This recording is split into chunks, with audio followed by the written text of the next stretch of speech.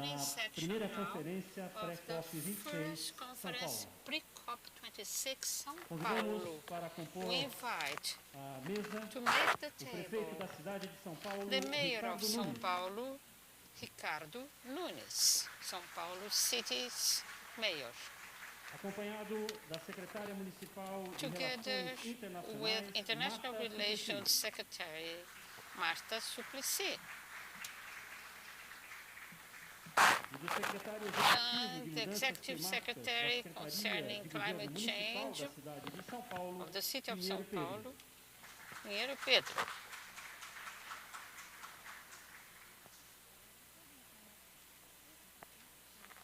Vocês podem tomar assento. Estão conosco Together no ambiente we virtual have in the virtual Anton environment chefe do Anton Departamento de Gestão Kubaszewski, de Recursos head Naturais e Proteção of Ambiental de Moscou. Management and Environment Protection, Inácio Ibanez, Inácio chefe da delegação da Ibanez, União Europeia no Brasil. head of European Union in Brazil.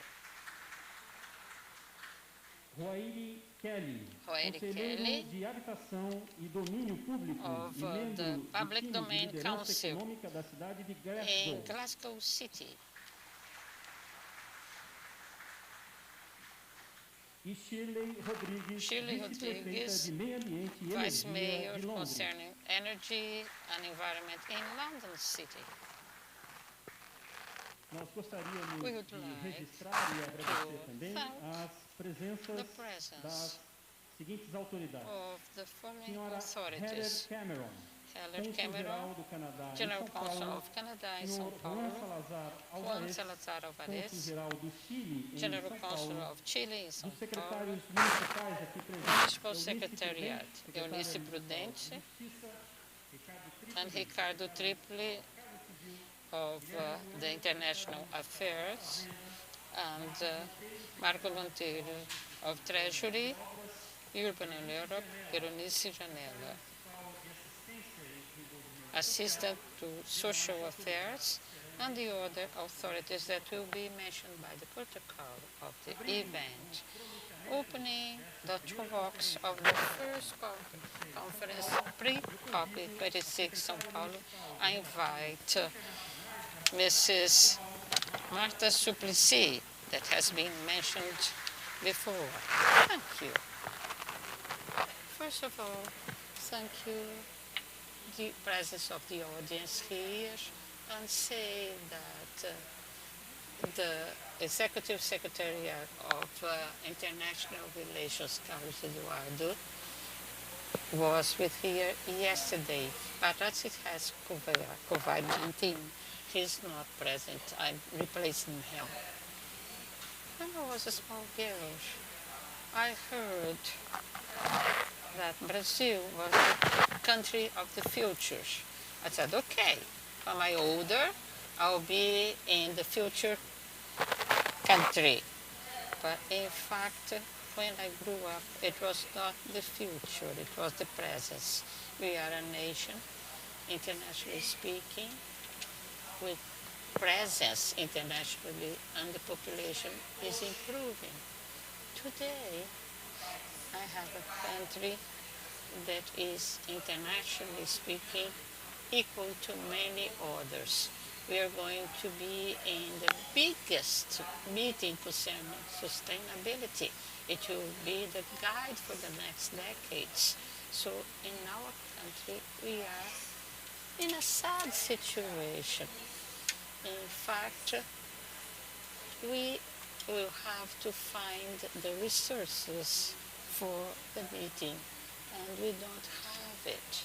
In 2019, when we had the head of the directorship in the subject environment, we had people being dismissed. So any information about the presence in Brazil is dubious. There are actions to be taken, and all that it says by São Paulo in this management under Ricardo Nunes. Why are we here today in this pre-COP? Why? Because we need it. We have to invest in it. We have to dialogue. We have to have dialogues, internationally speaking. So, and we have to talk about our policy concerning environment in Brazil. So we invited many persons which are so important internationally speaking in the subject sustainability and environment. You have to understand that São Paulo is defending the environment as many other states and cities in Brazil.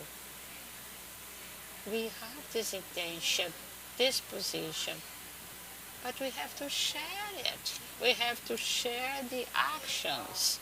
And okay, the federal government, we have to discuss with the federal government about it. But São Paulo has a 1/6 of the territory of São Paulo is completely under the rules of sustainability. So the mayor, Bruno Covas, passed away last year.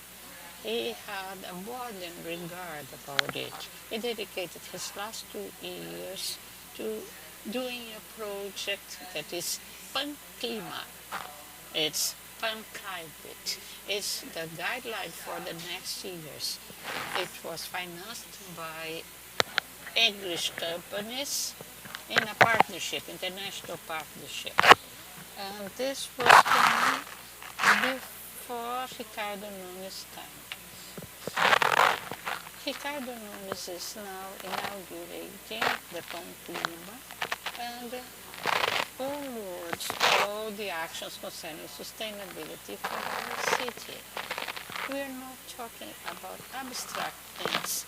The mayor is concerned about it. He wants to replace the bus fleet due to pollution in the city, 62% due to the buses. We are having problems in this sense.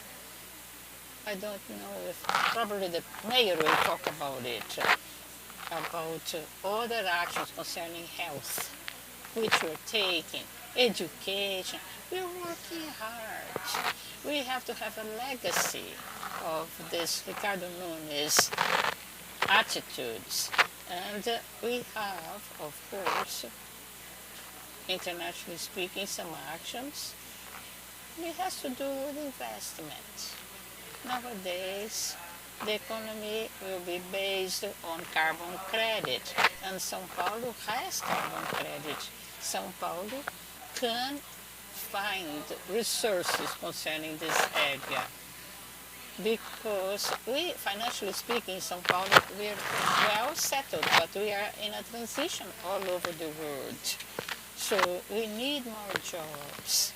Unemployment, no miracle to solve it. We have many unemployed persons. And in fact, we have to qualify, to skill people to new requirements concerning jobs. Our mayor says that we will change 20% of our bus fleet, that is 14,000 buses. The transition has to be done. Preservation of Atlantic area in São Paulo, and we still have it concerning the Atlantic forest. We have 55%. You see, it is here in the state of São Paulo. We have, in fact, a forest. And yeah, the Atlantic forest is here. And everything that is happening is that São Paulo has nothing to do with what we did in the past. We have new things to do. It's very clear. We will find resources for our city, especially for the city of São Paulo. Thank you very much.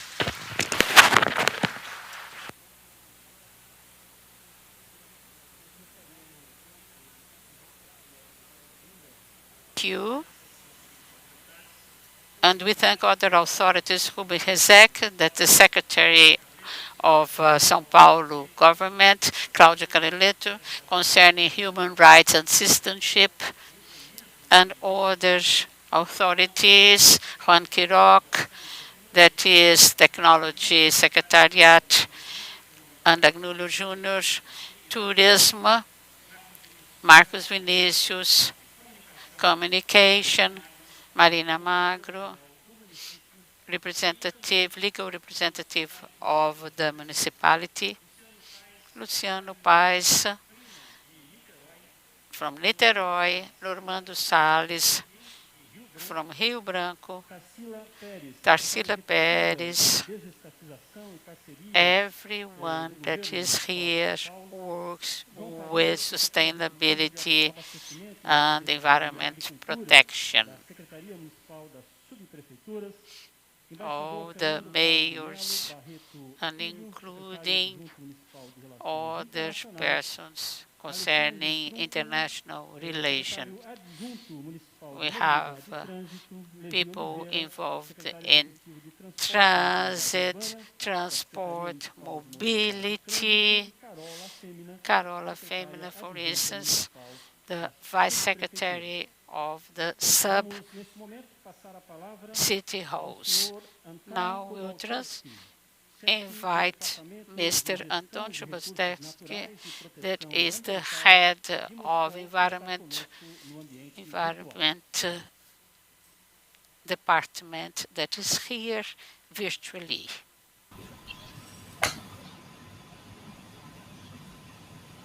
Здравствуйте, уважаемые коллеги.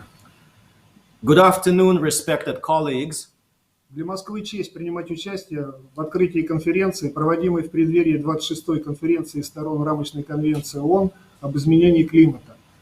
For the city of Moscow, it is an honor to take part in the opening of the conference held on the eve of the 26th Conference of the Parties incorporated into the UN Framework Convention on Climate Change. Цель конвенции – не допустить опасного антропогенного воздействия на климатическую систему Земли, сосредоточить внимание всех стран и городов мира на актуальной общей проблеме – проблеме изменения климата.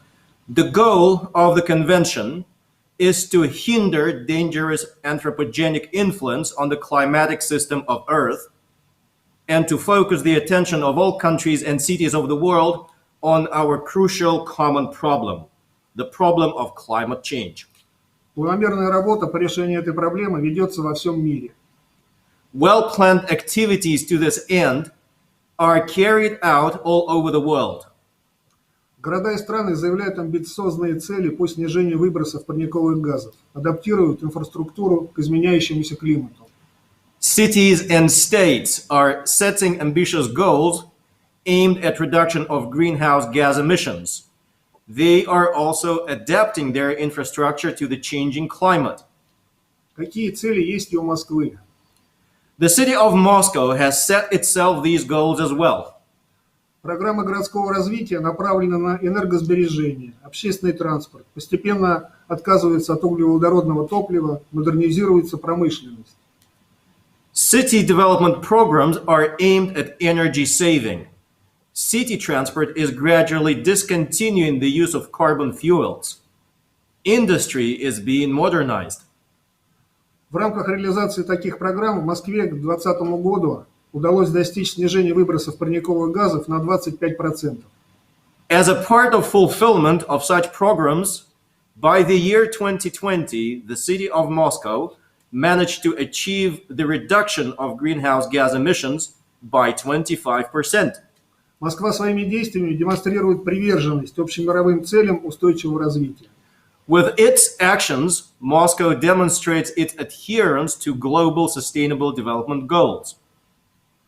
Один из показателей уровня амбиций города и уровня устойчивости его развития – это координация модернизации городской инфраструктуры многомиллионного города, включающая энергетическую и транспортные сферы, а также управление городскими территориями. One of the indicators of the level of ambitions of the city and the level of sustainability of its development is the coordination of modernization of city infrastructure for the multi-million megalopolis. This includes such spheres as energy and transport, as well as management of the city's territories. Так, в этом году Москва впервые выпустила зеленые облигации почти на $1 миллиард. Thus, this year, for the first time, Moscow issued green bonds which are worth almost $1 billion. Финансирование направлено на закупку электрического общественного транспорта и строительство новых станций метро. Financial support has been directed towards purchasing electric means of public transportation and construction of new stations for the city's metro system. В настоящее время по улицам города уже курсирует 750 электробусов, а к 2025 году Москва планирует полностью отказаться от автобусов с двигателями внутреннего сгорания на городских маршрутах. Now, there are 750 electric buses on the streets of Moscow, and by the year 2025, Moscow is planning to discontinue the use of all buses with internal combustion engines on its bus routes. Несмотря на интенсивное развитие города и преобразование городского ландшафта, важным приоритетом для Москвы остается сохранение естественных природных систем и биоразнообразия. Despite the intensive development of the city and the transformation of its urban landscape, preservation of natural systems and biodiversity remains an important priority for the city of Moscow. Сейчас половину территории города составляют озелененные территории, из них почти 20 тысяч гектар – это сохраняемая естественная природа. Now, half of the city's territory is landscaped areas, of which almost 20,000 hectares is preserved nature preserved in its wilderness state. В городе ежегодно высаживаются десятки и сотни тысяч деревьев и кустарников. Every year, tens and hundreds of thousands of trees and shrubs are planted in the city. И организуются тысячи гектар бывших производственных зон, в том числе под общественное озелененное пространство. Thousands of hectares of former industrial areas are developed, are reorganized, and some of these are being used as public green spaces. Меры, принимаемые Москвой в области климатической политики, полностью соответствуют целям международных сообществ, такими как СИФОТИ и У-20. The measures taken by Moscow in the field of climate policy are fully in line with the goals of international communities, such as the C40 and U20. Москва пока единственный российский город, входящий в их состав. At the moment, Moscow is the only Russian city that is a member of these communities. Мы также активно сотрудничаем со Всемирной организацией здравоохранения и Всемирной метеорологической организацией. We are also actively cooperating with the World Health Organization and the World Meteorological Organization. Помимо целей по снижению выбросов парниковых газов, цели Москвы направлены в том числе на улучшение экологической обстановки в городе. In addition to lowering greenhouse gas emissions, the goals of the city of Moscow are aimed, among other things, at improving the ecological situation in the city. Подтверждением эффективности принимаемых в этой области мер служит единая система экологического мониторинга города Москвы. The efficiency of the measures taken can be proven by the work of unified system of environmental monitoring of the city of Moscow. Система признана на международном уровне и учитывает профильные директивы Европейского Союза и рекомендации Всемирной организации здравоохранения. This system has been internationally recognized. It takes into account field-specific guidelines of the EU and recommendations of World Health Organization. В заключение хочу выразить благодарность организаторам этого мероприятия за приглашение Москвы и пожелать успехов в плодотворной работе, которая влияет и определяет направление устойчивого экологического развития. In conclusion, I would like to thank the organizers of this event for inviting Moscow, and I would like to wish them every success in their fruitful work, which really influences and defines the directions of sustainable environmental development. Последний раз был в Сан-Паулу в 2012 году, очень скучаю по этому городу, надеюсь, что в будущем обязательно еще раз приеду в Бразилию. Большое спасибо, коллеги. The last time I visited the city of São Paulo was back in 2012, and I really miss your city. I hope soon there will be a chance for me to visit it again. Thank you very much, dear colleagues. Os nossos agradecimentos ao senhor Anton Cop26, chefe do Departamento de Gestão de Recursos Naturais e Proteção Ambiental de Moscou. Passamos agora a palavra ao senhor Inácio Ibanez, chefe da Delegação da União Europeia no Brasil.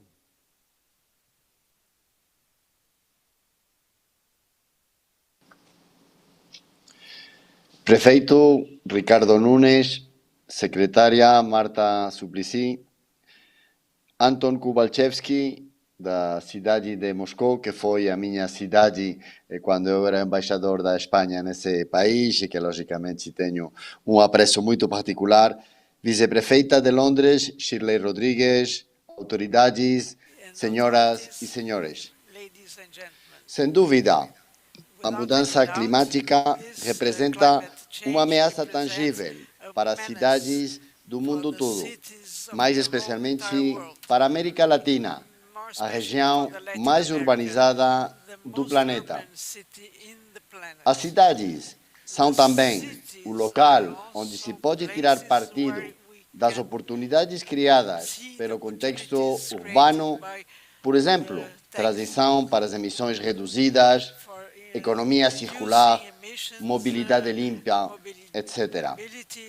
Caberá aos nossos respectivos negociadores elaborar resultados ambiciosos na COP26 em Glasgow. Um planejamento sólido dos governos e uma coordenação entre todos os atores relevantes serão indispensáveis para que cada país produza resultados concretos no terreno. Os governos locais têm um papel central de liderança para impulsar o cumprimento do Acordo de Paris e a Agenda 2030, numa perspectiva local.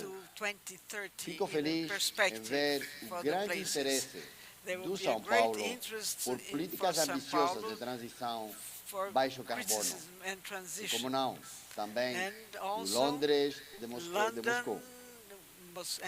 A União Europeia é líder mundial no impulso dos modelos de urbanização, a capitalização de conhecimentos, o desenvolvimento de capacidades e as redes criam vias promissoras para a cooperação bilateral. A União Europeia e o Brasil têm tudo para dar certo neste âmbito. Gostaria de dar dois exemplos. O sistema de estimativas de emissões de gases de efeito estufa, iniciativa do Observatório do Clima, lança a versão SEEG Municípios em março de 2021. Agora é possível saber quanto cada município emitiu, em quais setores, processos industriais e uso de produtos, resíduos de energia, mudança de uso da terra e agropecuária. Veja as listas dos mais emissores brasileiros e por sector. O SSG Municípios fora financiado pela União Europeia por meio do Programa Global Parcerias Estratégicas para a Implementação do Acordo de Paris, FIFA, junto com o Ministério do Meio Ambiente da Alemanha. O Programa Internacional de Cooperação Urbana na América Latina e Caribe, financed by the EU, 9,000 euros, supports cities and regions and connecting them to no desenvolvimento urbano sustentável urban developments, sustainable urban for climate changes. 52 cities and 14 countries of Latin America, Caribbean, and Europe made partnerships to accept these challenges, sustainable challenges for their cities, including private agreements, finance, and academic in this process. We hope that this partnership between São Paulo and Milan in Italy will be able to start again after the pandemic if both parties will agree in the same situations. And ending, I would like to point out this responsibility that generate new opportunities for businesses. The main challenges as an energetic tradition, there are investments for a sustainable energy in transport, sustainability in structures, also in the transformation and communication of innovation socially in this niche, in habitat and energy, for accessible prices, in the sanitary infrastructures, the air quality, adapting for the climate. The entrepreneur's action in our business action is a platform for development for nations, business to business, company to company. Companies in the European Union and Brazil that work with technology, with low carbon and sustainable solutions. This activity supports concretely the strategies with low emissions of carbon to maintain the climate situations. I would also like to thank everybody, and I would like to wish so that São Paulo and all the other Brazilian cities can reduce their emissions and greenhouse effects, and also contribute to give scaling for other situations with low carbon emissions in the country, going together to do ambitious agreements in Glasgow, in Scotland. Success and good luck. Thank you very much. We thank the European delegation in Brazil. Now also we would like to thank the presence of Mr. Alexis Vargas, Executive Secretary of Projects and Strategic and the Municipal Government of São Paulo. We will give the floor to Mr. Guaniri Kelly, Councillor of Habitation and member of Economic Leading of Glasgow. Hola, cidade de São Paulo e obrigado por me convidar. Apologies if my Portuguese was terrible, but it's been a few years since I visited São Paulo. Glasgow, like cities across our planet, is re-emerging from the unplanned and unforeseen crisis created by the global pandemic. And like our peers, in plotting our path to recovery for our economy, communities and public services, we do so standing on the precipice of another profound change, this time one that we've known about for quite some time. In a matter of weeks, presidents, prime ministers, mayors, CEOs, climate scientists and campaigners will converge in Glasgow for COP26. Their collective goal to deliver on the commitments of the 2015 Paris Climate Agreement, tackle the global climate crisis, and create a safer and more equitable future. This COP is a pivotal moment for our planet and for Glasgow.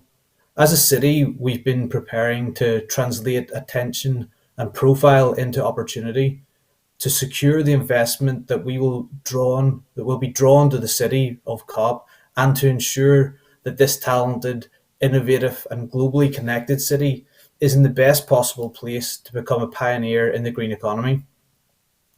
For much of my time as a councillor, the need to reduce our own carbon emissions and that of the city has been at the forefront of policy making.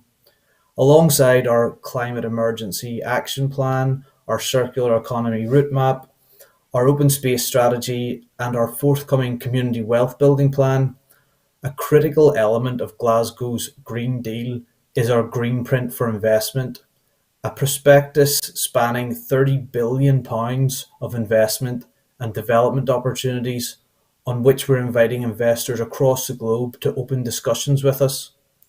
The Green Print underscores the connectivity between our overlapping priorities: reducing emissions, adapting to and mitigating climate change, modernising the systems on which cities like ours depend, and addressing social challenges from fuel poverty to poor transport, all while stimulating the city economy and recovery. The success of COP26 will be measured by how cities take the practical steps necessary to secure the future of our planet. In a few weeks' time, those gathering in Glasgow will include investors, and it will be our job as a city government to sell the idea of doing business with Glasgow. And a critical and prominent area for discussion will be the financing of the net zero transition. Our Green Print puts Glasgow at the vanguard of those discussions, a ready and willing partner for investment and change. The City of COP is the ideal demonstrator for where the solutions of sustainability can be found.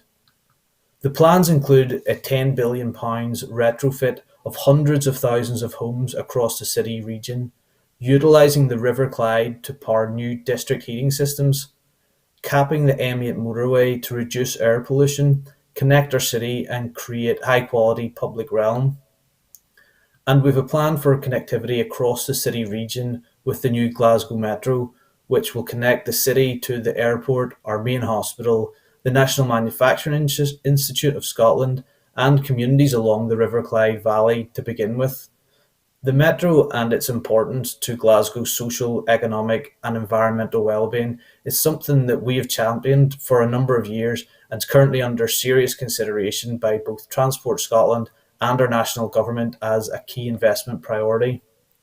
At our recent State of the City Economy conference, the word delegates most associated with COP26 was opportunity. And opportunities don't come much bigger than having the largest concentration of power and influence ever assembled in your city over the course of a few weeks.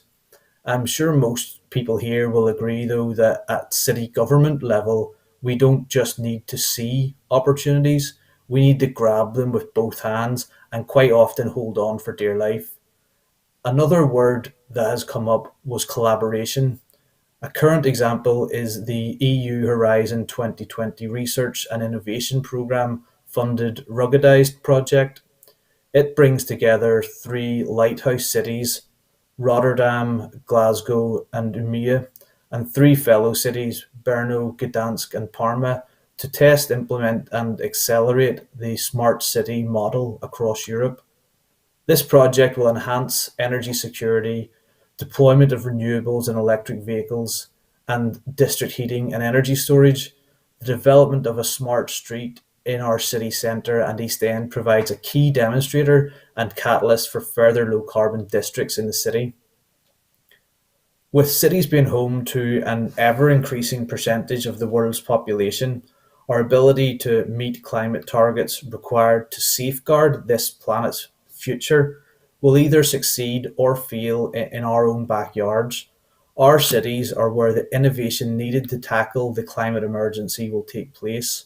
Our universities and businesses will develop the technology and we will rely on, and our politicians will have to have the bravery to implement policies required to steer us out of this disaster of our own making. But if we get these things right, we have the chance to be part of a radical overhaul of how our societies operate and who they work for. We can build communities without the air pollution and poor housing that can often go hand in hand with city living, and not only leave a livable city for our children, my first actually being due in 2 weeks' time, but create a better one for those that live here today. So thank you very much for having me here, and I hope to see some of you in Glasgow very soon. Agradecemos a participação do Conselheiro de Habitação e Domínio Público e membro do time de liderança econômica from Glasgow City, even clearly. Now we will give the floor to Shirley Rodrigues, Vice Mayor of London. Good morning, everyone. Bom dia. It's a pleasure to be joining you from É London for prazer Sao Paulo's estar aqui com vocês, falando de Londres. Pre-COP26 conference. I'd like to extend my thanks to Mayor NUNES and International Secretary MARTA SUPLICY for inviting me to address you today. The collaborative approach being taken today, with speakers from around the globe, Sao Paulo, Glasgow, Moscow, the EU, is so important. It's by sharing knowledge, including through networks such as C40, that we collectively improve actions that we are taking and send a really strong signal on the role that cities have to play in tackling the climate emergency. And I don't need to tell you how important the rest of this year is for the world. The findings from the IPCC last month show that current global policies and targets, if implemented fully, would still lead to a temperature rise of around 2.7 degrees centigrade by the end of the century. COP26 is our last chance to agree the global action we need before it's too late. At current rates of global emissions, we have a decade before we blow our global 1.5 degree budget. So the time to act is right now. The impacts of climate change are already being felt around the globe, and it's the most vulnerable communities, those least equipped to deal with the consequences of climate breakdown, that will face the greatest impact. And so that is why London, along with many other cities, are acting now. COP26 must kick off that decade of action, not a decade of words. The Mayor, Sadiq Khan, was re-elected for a second term earlier this year on a platform with an accelerated target to make London net zero carbon by 2030. He was one of the first mayors of a megacity to produce a 1.5 degree climate action plan compatible with the highest ambitions of the Paris Agreement.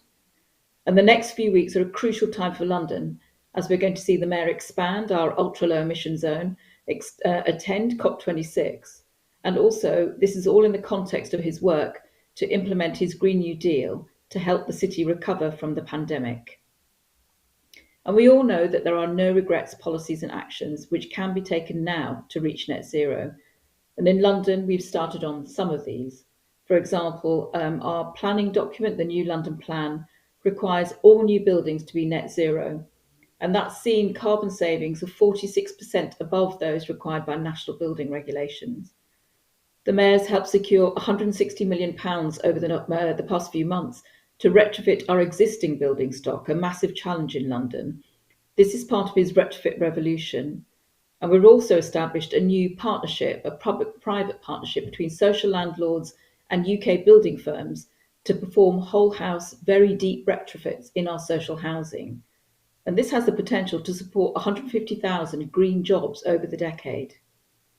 Through our Solar Together programme, we're supporting Londoners to purchase solar power through a bulk purchasing agreement, so it brings reduced costs. And we've signed up over 3,000 homeowners to do that this year. We have the biggest electric bus fleet in Western Europe, I know not as big as Moscow, at 550 buses. But last month, the Mayor announced that all new buses will be electric. And with our government support, we could make the fleet 100% electric by 2030, rather than 2034, as we're aiming for now. In terms of adaptation, we've recently published climate risk maps for London to identify and target areas of London that are most exposed to climate impacts, where there are high concentrations of vulnerable populations. We have a Good Work Fund, which is establishing skills academies to help train Londoners in those new green jobs, from engineering for installing heat pumps, retrofitting, digital and other skills, so that we can enable a just transition to the low carbon economy. And as I mentioned earlier, we're going to be extending our ultra-low emission zone that's currently in the central London area out to inner London, 18 times its current size. This is going to have massive impacts on air quality, but it will also help reduce carbon emissions. But of course, we can't achieve our ambitions alone. Around half of the emissions reductions we need to achieve are only within the control of the Mayor. And of course, we need funding to implement them. But the other half requires others to act, in particular government. So we've been asking government to devolve more powers to us and to other cities so that we can lead local approaches in our areas to tackle carbon emissions and ensure that just transition. But of course, this helps the government too, because without cities, they can't help to deliver national targets. And COP26 is the moment to showcase the role that cities are already playing. We're already making our people and infrastructure better prepared for climate change, and we're already helping to reduce the emissions they produce. So in conclusion, we need global action now. We can't say to future generations that we weren't warned or that we didn't have enough time to take action. And C40 gives cities an important voice, allowing us to make that case and to encourage our governments to unlock the potential of their trailblazing cities. It will take the efforts of all of us speaking at this event, in the audience and across our cities. I look forward to working with you in the run-up to COP and afterwards to ensure we meet those targets that we need. Thank you.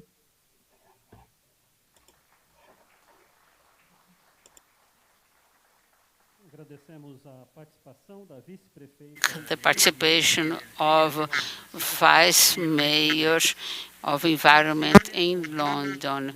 Now we have the Mayor of the City of São Paulo, Ricardo Nunes.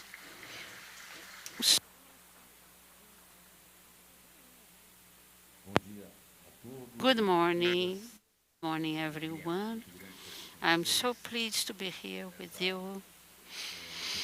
This is an important initiative. The head of International Affairs, Marta Suplicy, together with Pedro. This is the Pré Cop26, Pré Cop26 that we are launching.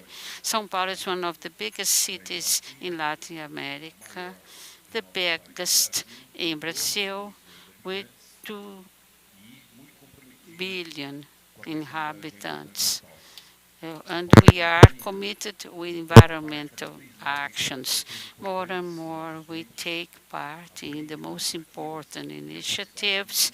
We learn with other cities all over the world.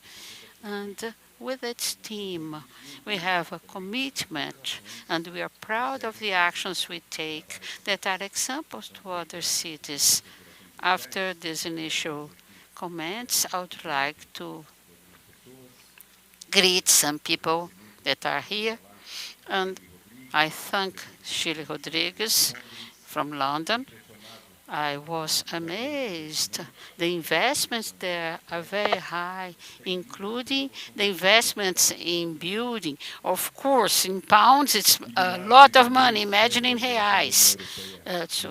And also the representative of European Union in Brazil, and Antonio Libevinsky, head of Department of Natural Resources and Environment Protection in Moscow, and Eric Kelly, Environment and Residential Sector in the city of Glasgow. Lots of people. I have to go quickly, and it's good, isn't it, Marta? So it's a very important moment. I have to greet people. It's important. It's a way of having people in São Paulo, a very good city that receives the guests very well. We have Mrs. Heather Cameron from Canada, Juan Salazar Alves from Chile, our secretary. So we want to show you how important it is for the city of São Paulo, the COP26. And it's not only talk. We talk and we act. That's what we want. We want to be effective in actions. Talks are beautiful, but we have to go farther. It's important to have this commitment. Covas guided us. We will have the talks, and to do the actions, I have to show you that the secretaries, people that are heads in the city with me, we emphasize the importance of the theme. Marta Suplicy, that is here, Juan Quiroz of Innovation Technology, Cedra Azevedo of Urbanism and Licensing, Secretary Professor Eunice Prudente of Justice Department, Armando Júnior of Tourism, Ricardo Tripoli of Governmental Affairs, Domestic Affairs, and Marcos Monteiro, Secretary of Works, Berenice Janella, Secretary of Social Development, Guilherme Burito, Secretary of Treasury. And we want to look for resources, haven't we? So, human rights representatives, communication representatives, our General Attorney, Doutora Marina Magro, and these are ours. So we emphasize the importance of the theme for the city of São Paulo with the presence of almost all secretaries of our City Hall in this important conference. Salles is of Environment Secretariat, and Normando, which is a very bright person, and is with his wife. They are from Rio Branco State. Thank you very much for the presence. Luciano Paes of Niterói, a pioneer city in the theme, a good example to everyone, and also our ambassador, Fernando Paulo de Mero Barreto Filho of International Relations. And now we have the Vice Secretary is also with us, Alexandre of Urban Transport, and other representatives of the City Hall, Carola Felina, that is here, that is helping. It's a very important work. And the Executive Secretariat, Tarsila Pérez, Piero Pedro, our Secretary, concerning climate change. It's important to know that in the city of São Paulo, we have a secretariat that's specifically for climate change. And João Farias, our Secretary for Food and Beverage Department, and also strategic projects representatives, transport and mobility representatives, everything very important in our goal concerning reducing the greenhouse gas. Elizabeth França, representative of residential department, very important, and also water source department, which is so important, and environment protection areas, and they work, and they used to work with Marta Suplicy, one of the best mayors we have had in this city, bringing now via the international relations her love for the theme and her love for the city. It's very important. A round of applause to Marta Suplicy.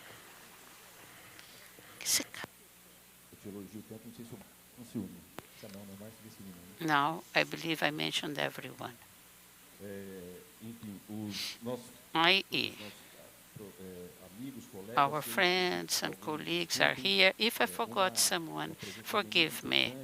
A very important person representing the Secretariat about management in the city of São Paulo, management of environment. We have representatives here. And we also have representatives from the community that work in this area, in the community, in the projects. We have a representative that is here with us, that is Rodrigo Goulart. His role is in tourism, leisure.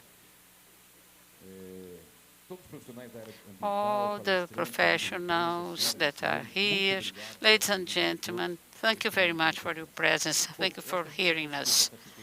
Okay, now we point out the importance of the city of São Paulo concerning the COP26, the environment theme.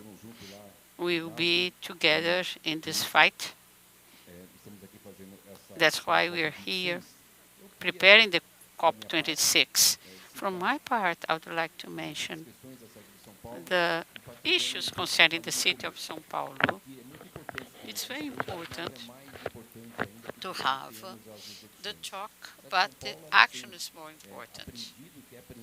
We learn that in order to have more cities around us with the same idea, we have to strengthen the partnerships, internationally speaking, as Marta has mentioned, but we can also contribute, and good examples are born here concerning climate change and greenhouse reduction. So it will take a long time to tell you about the city of São Paulo and its actions. But I would like to pinpoint that we will launch very briefly another invitation to bid that refers to several items connected to the theme. We will have new footpaths being built in São Paulo City in order to have a safe mobility. It's our goal to reduce problems, and we have to consider that traffic accidents in São Paulo have to be reduced. And when we give persons facilities and better mobility, you're helping the city. So we have to improve mobility. And a very important factor, Bruno Covas, the former mayor that passed away, worked personally on it to establish our climate plan. It is fundamental because it is inserted in the context of the theme we're discussing, bearing in mind that Bruno Covas was Secretary of Environment before being a mayor. So we have our background in terms of commitment with environment. And also Mr. Tripoli has also took part in that. So we have a commitment to reducing 50% of the greenhouse gas emission. So in this context, we have a bus fleet that's one of the biggest in the world, that we have to reduce at least 20% of that using electric buses. The quality of the transportation will be very good. So it's a competition, of course, with individual transportation. So you attract people to use the bus and you have less pollution in the city. Another action that is very important is another action that the state of São Paulo and the municipality are working together, even in the other environment departments, to combat the action to reduce the tree trimming that is unnecessary and the tree cut that is unnecessary. So you preserve the green in the city. This is an important role. This is one of the actions of the mayor of São Paulo. We have 109 parks in the city of São Paulo. We launched 2 others, parks, real parks, with 64,000 square meters. It's big. It will be inaugurated in the next weeks, another park that is fundamental. It's for leisure. And it is part of our commitment. This park, the name will be Augusto Bruno Covas. That's the name of the former mayor. And it is already to be launched. We will have even others, 2 units of preservation. Another issue that Marta has mentioned and I emphasize is the solar energy, sun use, solar energy, and it's used in education and health departments. So solar energy for facilities concerning education and health centers. So I would not call these measures small, but they're not that big. We have our rain gardens. What do they mean? In the middle of asphalt, you have small areas that are gardens. It's 1.5 square meters, but it's a garden. It's a garden with the right environment, the right temperatures. So we're doing parks with that. Rain gardens. We have 153 already. And we will have a lot more people are answering. 400. You see? Okay, it's an objective. So it shows what the city of São Paulo is doing. To change 20% of the bus fleet is gigantic. Is an enormous change. But since the gardens of rain that our mayors have this to amplify these areas to cover the vegetation. You remember people from São Paulo, all of you that are not from Brazil, you will be astonished by this improvement. We have 48.3% of covering for vegetation. We have two challenges to maintain so that these areas that are vegetation covered, that they are permeability. And it's a very important number for the rains. And the goal is 30% for each city. We have already 48.13, and we're going to amplify this. This is very important. Cycle-wise, we're going to do 300 kilometers for cycling. It's a very high number. It's going to help a lot in mobility and also for competition for transport against vehicle transport to incentivize even more cycling in São Paulo City. Our company will start in the next weeks renting scooters.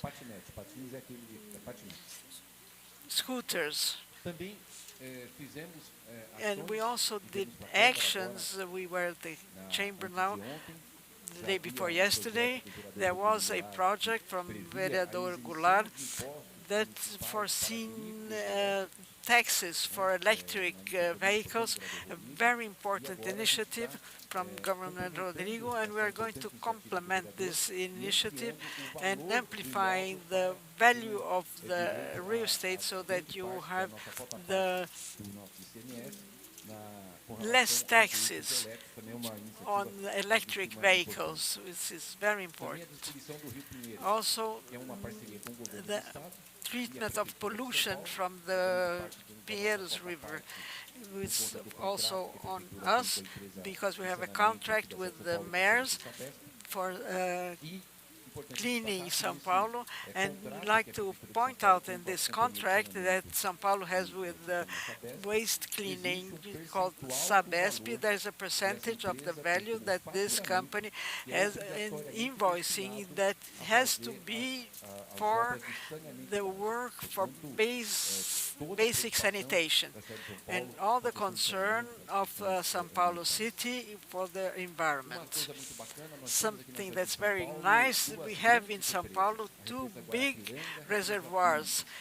One is Billings, the other one Guarapiranga, enormous reservoirs that have also gives water for Rio Pinheiros. We're going to implement a model as beginning for hydroviary transport.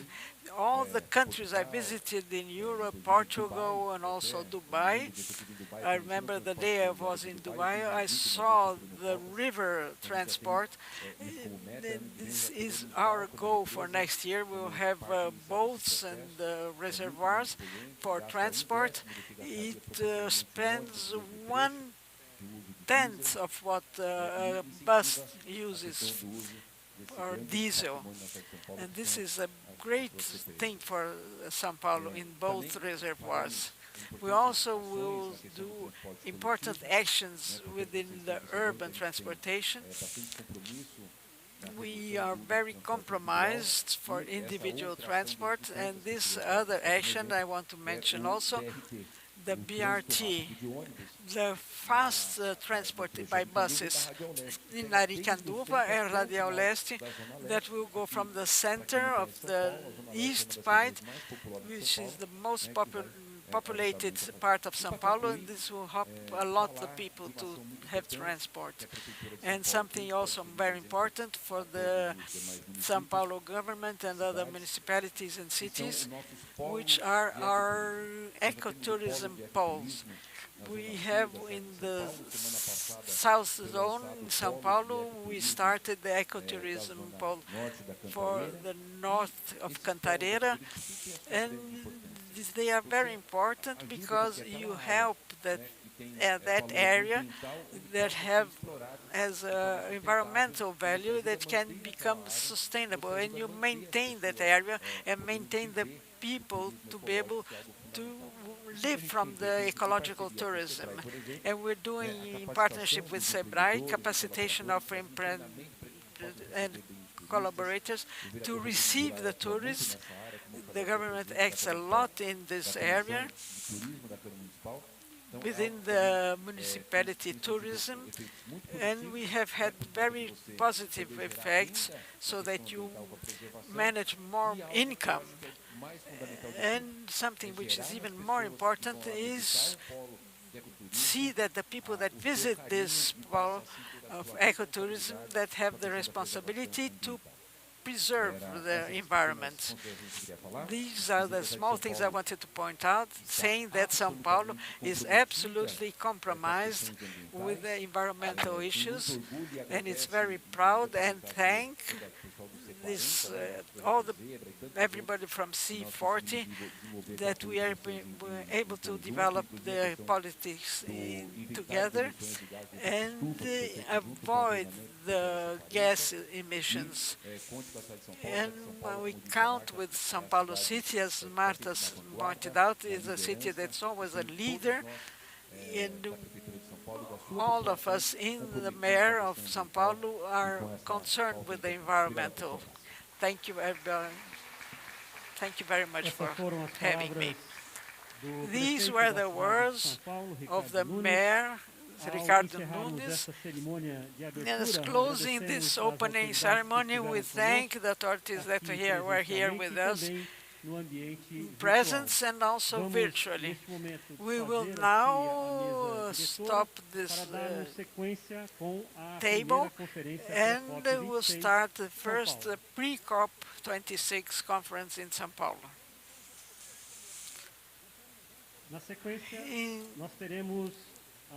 Now we will have the works being conducted for the Pré Cop26,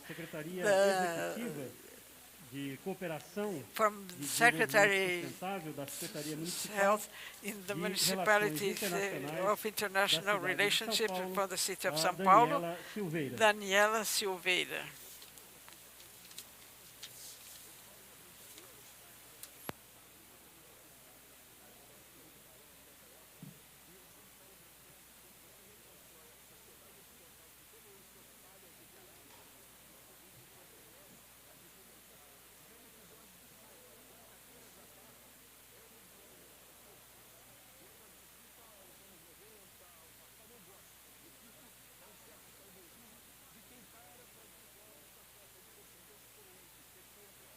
Peço então a presença I ask for da the presence Secretaria of Executiva de the Cooperação Assistant of Executive Desenvolvimento Secretary Sustentável for Sustainable da Secretaria Development Municipal de Relações from Internacionais da cidade de São International Paulo, Relations in Daniela São Paulo, Silveira, Daniela para Silveira, que dê então início aos to trabalhos open the work da primeira conferência of Pré the Cop26 first São Paulo. Pré Cop26 conference in São Paulo. Olá, bom dia. Good morning. I would like to thank you for all that are here in person and those that are virtually with us. We have more than 200 people online on Zoom, YouTube, and I would like to thank everybody who are here and virtually. Thank you very much to be here with us online and in presence. And here we're going to start with the city environmental policy, and who will be doing this is our Rodrigo Ravena from São Paulo, and I would like to call you now. I give the floor to Rodrigo Ravena from São Paulo City.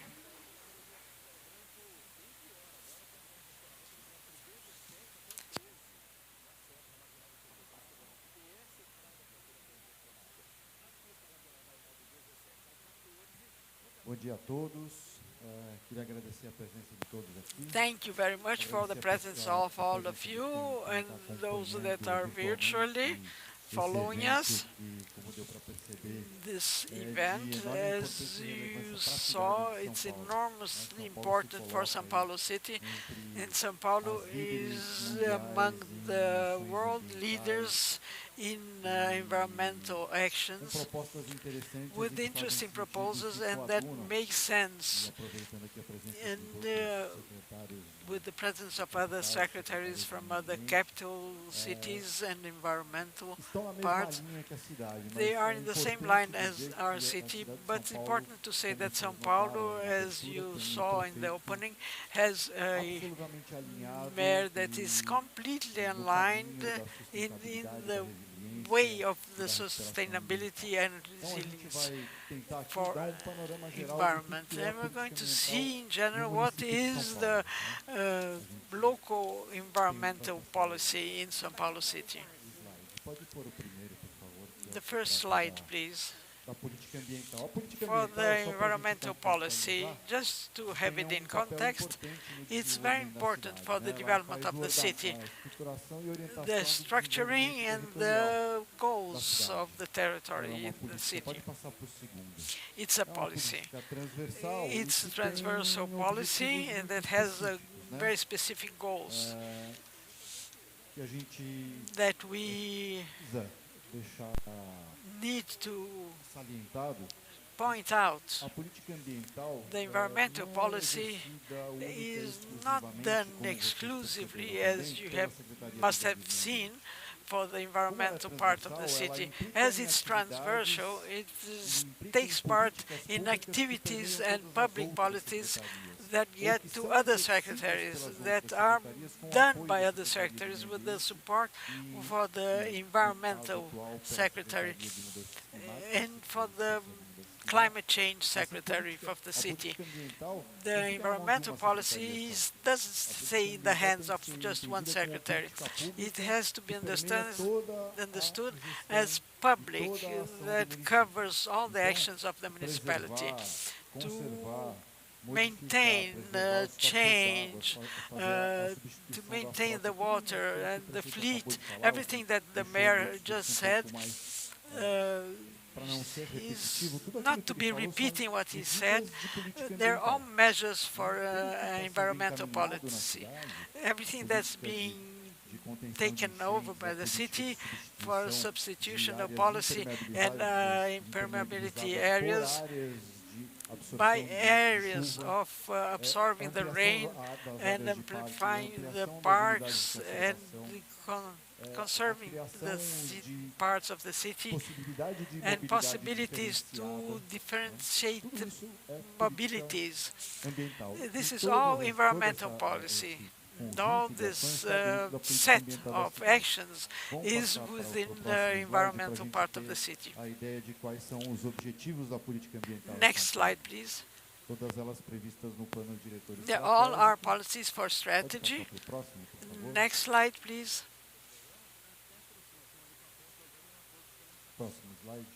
Next slide.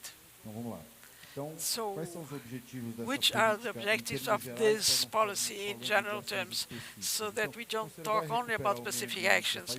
You want to recover the environment and the landscape, to protect the waters and financials, to impermeabilize the soil diversity, improve the green areas by inhabitants, minimize the areas of heat, and protect the environment and sustainable economic environment for the population. Looking to the objectives, all were mentioned by the Mayor Ricardo, and they are related with this objective. So I'm going to repeat, environmental policy is for the government, not for secretary. The environmental policy is transversal, that covers all the actions of the mayor and of the state, and should cover also all the actions of the federal government. So it's a set of objectives, and in case of São Paulo, they are within the law of the master plan. What's the challenge? Next slide. The great challenge of the environmental policy of São Paulo City is to share, to make a set of developments for environmental, to be sustainable for the growth of the city. We have to have the notion that being the second largest city in the Latin America, the first one is Mexico City, we have in São Paulo 39 sub-mayors and 39 cities within one only city. We have parts of the city that are from the 21st century, which are absolutely covered by mobility, transportation, information. And there are areas of the city that are still in the 18th century. So the challenge for the environmental policy of the city is to make this become the same for everybody, or mostly equal as possible, and to guarantee that the city will grow sustainable for the whole city. We cannot talk about the environmental policy for guarantee of policy for the persons. As a consequence of the pandemic, we have the increase of people in the streets, administration of income, and policy of the people. And this has an environmental impact, and then the relationship with the people in the city causes this impact. This has to be taken into consideration so that we can applying this policy to overcome this challenge, to do the integration, preserve, and grow. This is a great challenge for the environmental policy. Next slide. So the master plan for the city and this management of Ricardo Nunes, Mayor, to recover the environment together with the other actions I mentioned. So for that, we have the green plans of the city, which are already published, and one in the final phase. Next slide. I will try to go fast as possible because we are a little bit late and the secretary still has to talk. But going through all this, so the master plan foreseen the green plan for the environmental secretary and the city. No plan, green plan foreseen is done or implemented exclusively by the green secretary. All have actions for other secretaries. I will repeat, it's a transversal actions for everybody. The first plan that we have to deliver until the end of this year is for the green areas protected that we call PAMABEL is the plan that foresees the set of green areas and open areas for private and public people. What's the guideline of the city for taking over these spaces to preserve them and for public use, being public or private? So we come to the issue, as an example, to incentivize the creation of protective areas, private protective areas, to take away the weight from the state, to have a goal to increase these areas within the municipality, but we can incentivize based on this plan to manage these protected spaces, to incentivize the areas, usages which are private and should be preserved to maintain sustainability. It's an example to be able to overcome this policy for growth of the city. The other important plan is the arborization, gives a new way, a new look for the urban part of São Paulo, coming out of parameters of 1984 and going to a modern parameter for the 21st century, integrating the Green Secretary and the Sub-Mayor Secretaries to be specific and a qualification for the mayors. They already gave the project to go over this plan. So, recovering the municipality's conservation plan, preservation, we call it PSA. It's linked to environmental services. It's a tool to implement the environment policy in the city. I have to guarantee minimally in the areas that have to be preserved the possibility of having resources to preserve the area. The natural movement. When I have an extreme point area that is under real estate pressures, I have to guarantee that the owner of the area has ways to use that area as its own resource. So it's paying for environmental services. An idea, the first invitation to bid is ready.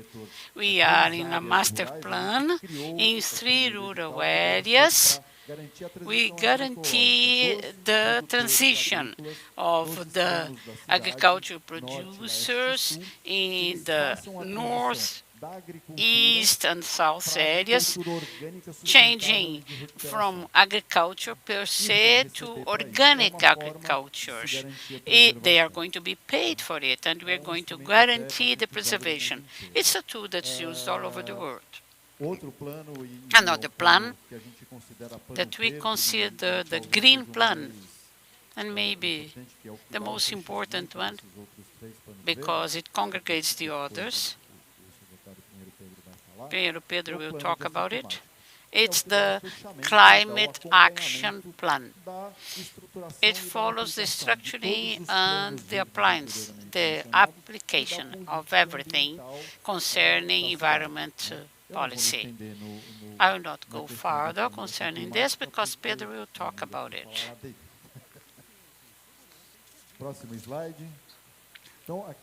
So, very briefly, concerning the secretariats involved in the regain and preservation of the biodiversity in the city.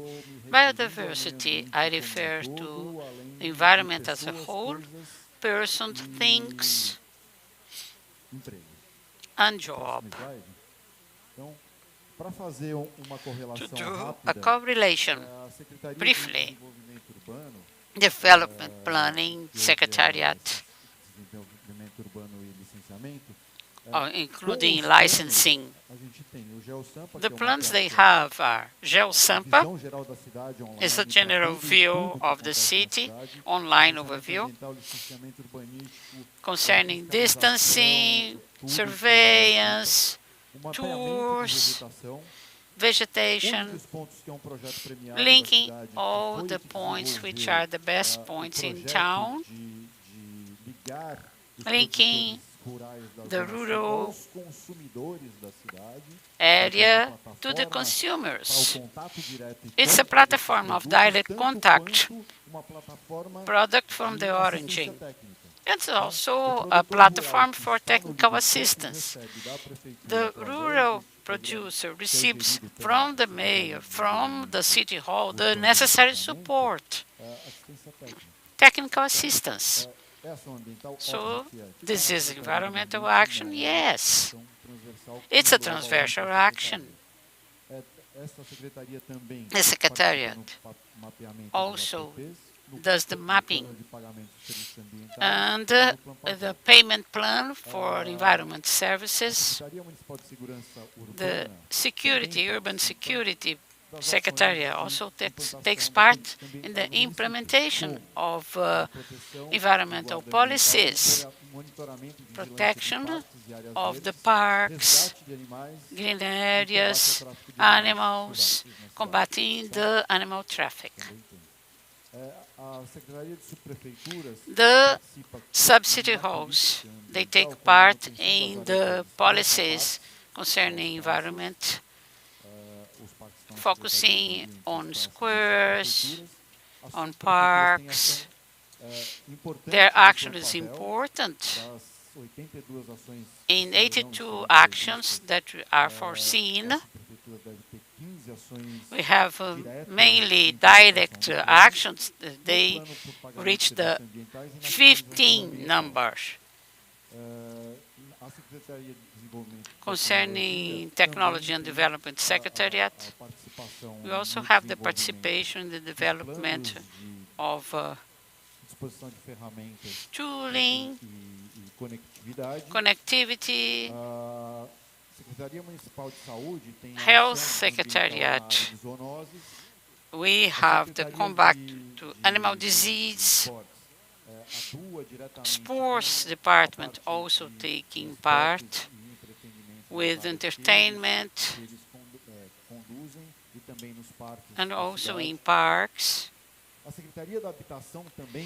Residential Secretariat takes part with the project of recovery of water source areas. There are residences around that have to be moved, and also the Sports Department.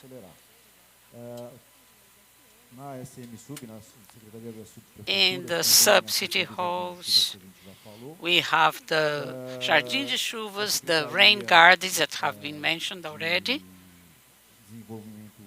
and the Urban Development Secretariat has a restructuring program where we have the water source together with the water trap in order to have water pools in the city. Two plans together. We have the first hub concerning green business in a park. The partnership, the Secretary of Leisurement with the parks, and the other Secretariat implementing new business, green business. And there is another program which I consider so important. It's a program that brings the activities of the City Hall together with the situation of squatters that sometimes are in the parks. Now the next slide shows the actions of green area departments.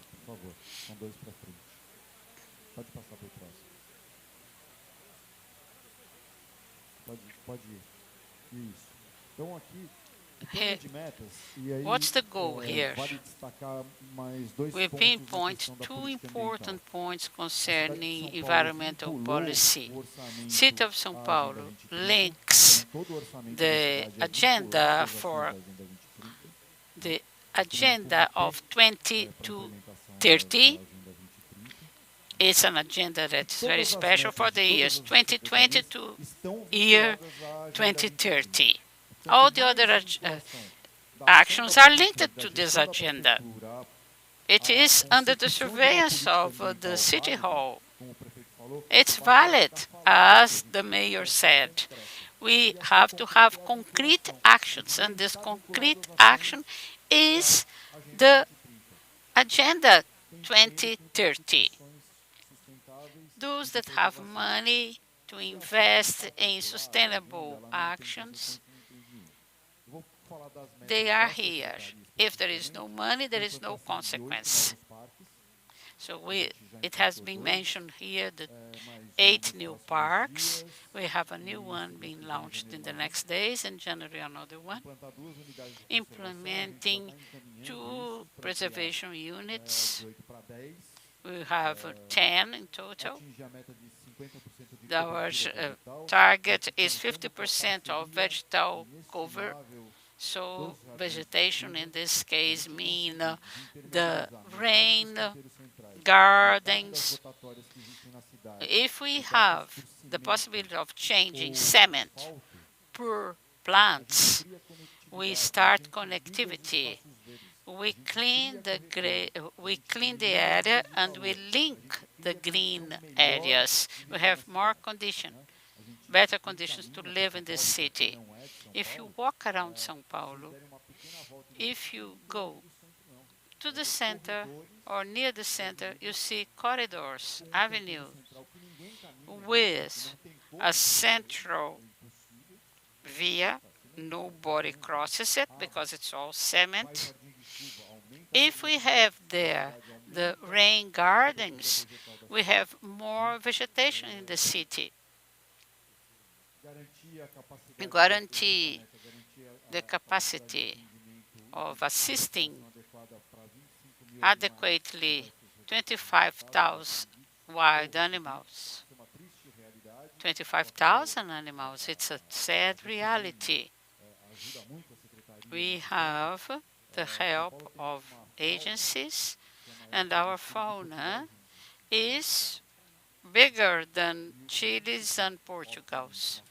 Obviously, if it's so big in a city that's so big like this, we have accidents, and we have to assist animals, and we are, in fact, every year increasing the number of animals that we have recovered and have assisted correctly.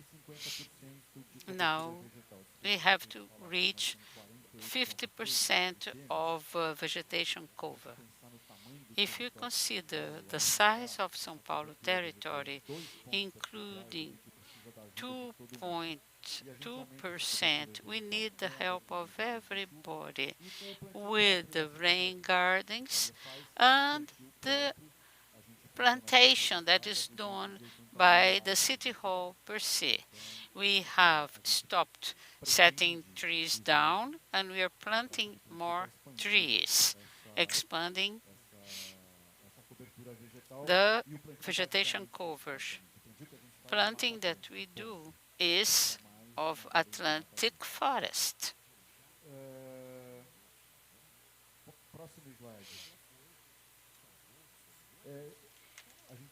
We will have a specific panel in this Pré Cop about environment, but I want to pinpoint that one activity is understanding that we are part of a program of sustainability, implementing of measures of environmental agenda, preparing people, education and information concerning this environment plan is essential. We have already trained 3,000 teachers, and now we have the expansion of that in the municipality. It's an implemented policy in the Secretariat of Education together with the City Hall. and the Secretary of Environment. People that are graduating believe in what you're doing. And believe me, before doing anything, you have to believe on that. It's important that we have ruling, support, concrete actions. If we do not have our mind and heart, and the people's mind and heart, understanding a city as São Paulo that is as big as any others, that we have green, we have beauty, we have forests, so we have more than other cities. This city can grow and will grow, of course, in terms of vegetation. It's natural. Migration from rural area to city, 75% of planets are in cities, so that's where the environmental policies are done. And we have to face the climate changes in the cities. And of course, we will do the foundation of the recovery after the pandemic with cities that will bring to people the capacity to live in a city like São Paulo or any other big city. We are in the same boat. We have the same objectives, regardless the side of the city. So it's important to indicate that environmental education is key. It makes sense. It guarantees that the future generations have this understanding in their minds. They live that. They don't have to learn as we are doing, because I was born over the 60s, so very few people talked about the subject, and it was not well understood. Because the idea was setting trees down, having more buildings, and sky high, etc. Of course, it's part of the urban environment, but we can put that together with an integration in the environmental policy, with solutions that are human solutions, putting in mind, bearing in mind the nature as well. So we can do linear parks that are new parks with the function that they have in this new century. Permeability, first of all. Leisure is second. Preservation in fourth. So having areas, units, parks that we have greener cities, less permeable, with a better future. That's the view of the mayor, the view of the city. We are not in line as the negationism. We understand that climate change is here. They affect the city of São Paulo and all the other cities in Brazil. If we do not go ahead with what we are already doing, as our EVTs, international EVTs said, we are already doing, but we have to tell people that we are doing, and they will have to count on the participation of people. We need the population with us. We need the understanding that the environment policy changed the city for better, present to everyone. Thank you very much. Thank you for your presence and attention. Okay, this was the talk of our dear Rodrigo Ravena of Environmental Secretariat. And now we are with time constraint, but we will go, okay, over lunchtime, okay, that's the problem with the program. We have another person here to talk about the climate plan. It is a person of the International Secretariat. It is Secretario Pinheiro Pedro. Good morning, everyone. I would like to invite you Secretary Antônio Fernando Pinheiro Pedro, Secretary of Climate Change. I invite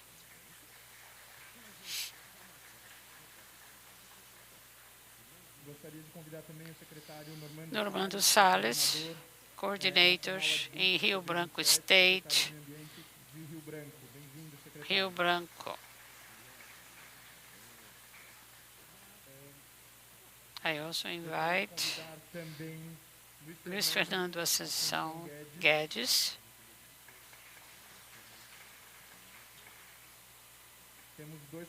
we have two virtual invitees, Ilan Cooperstein, Vice Director for Latin America of Rede C40,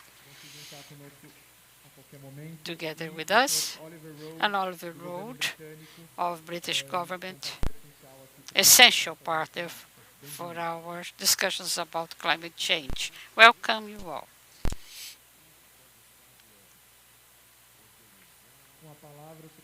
Taking the floor, Antônio Fernando Pinheiro Pedro, Secretary, Clima.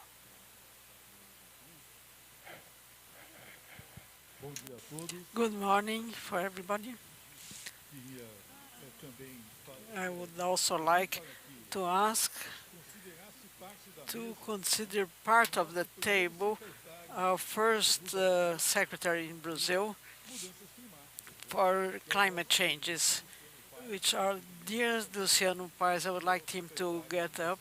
He is the Secretary for Climate Changes from the Niterói Mayor. Welcome, Secretary. He will also take place in one of our panels.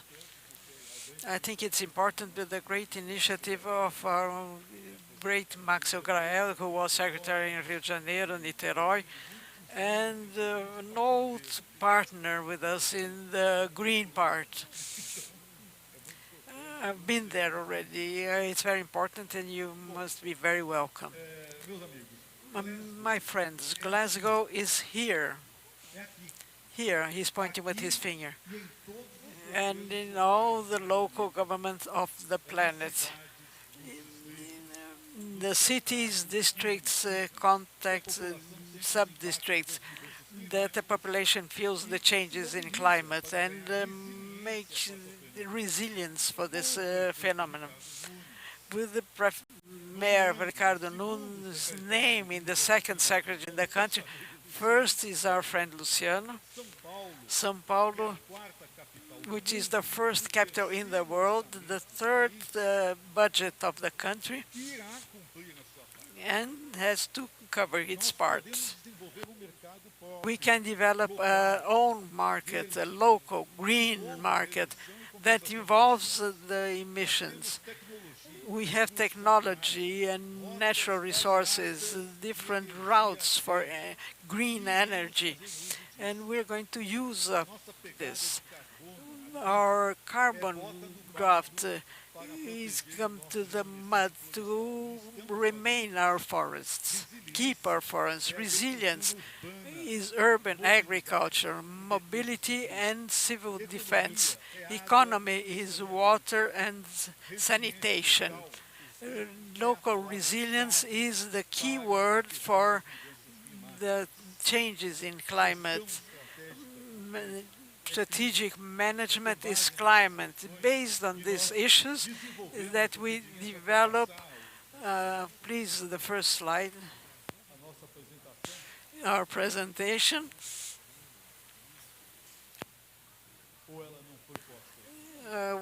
Where is our presentation, please? Oh, there we go.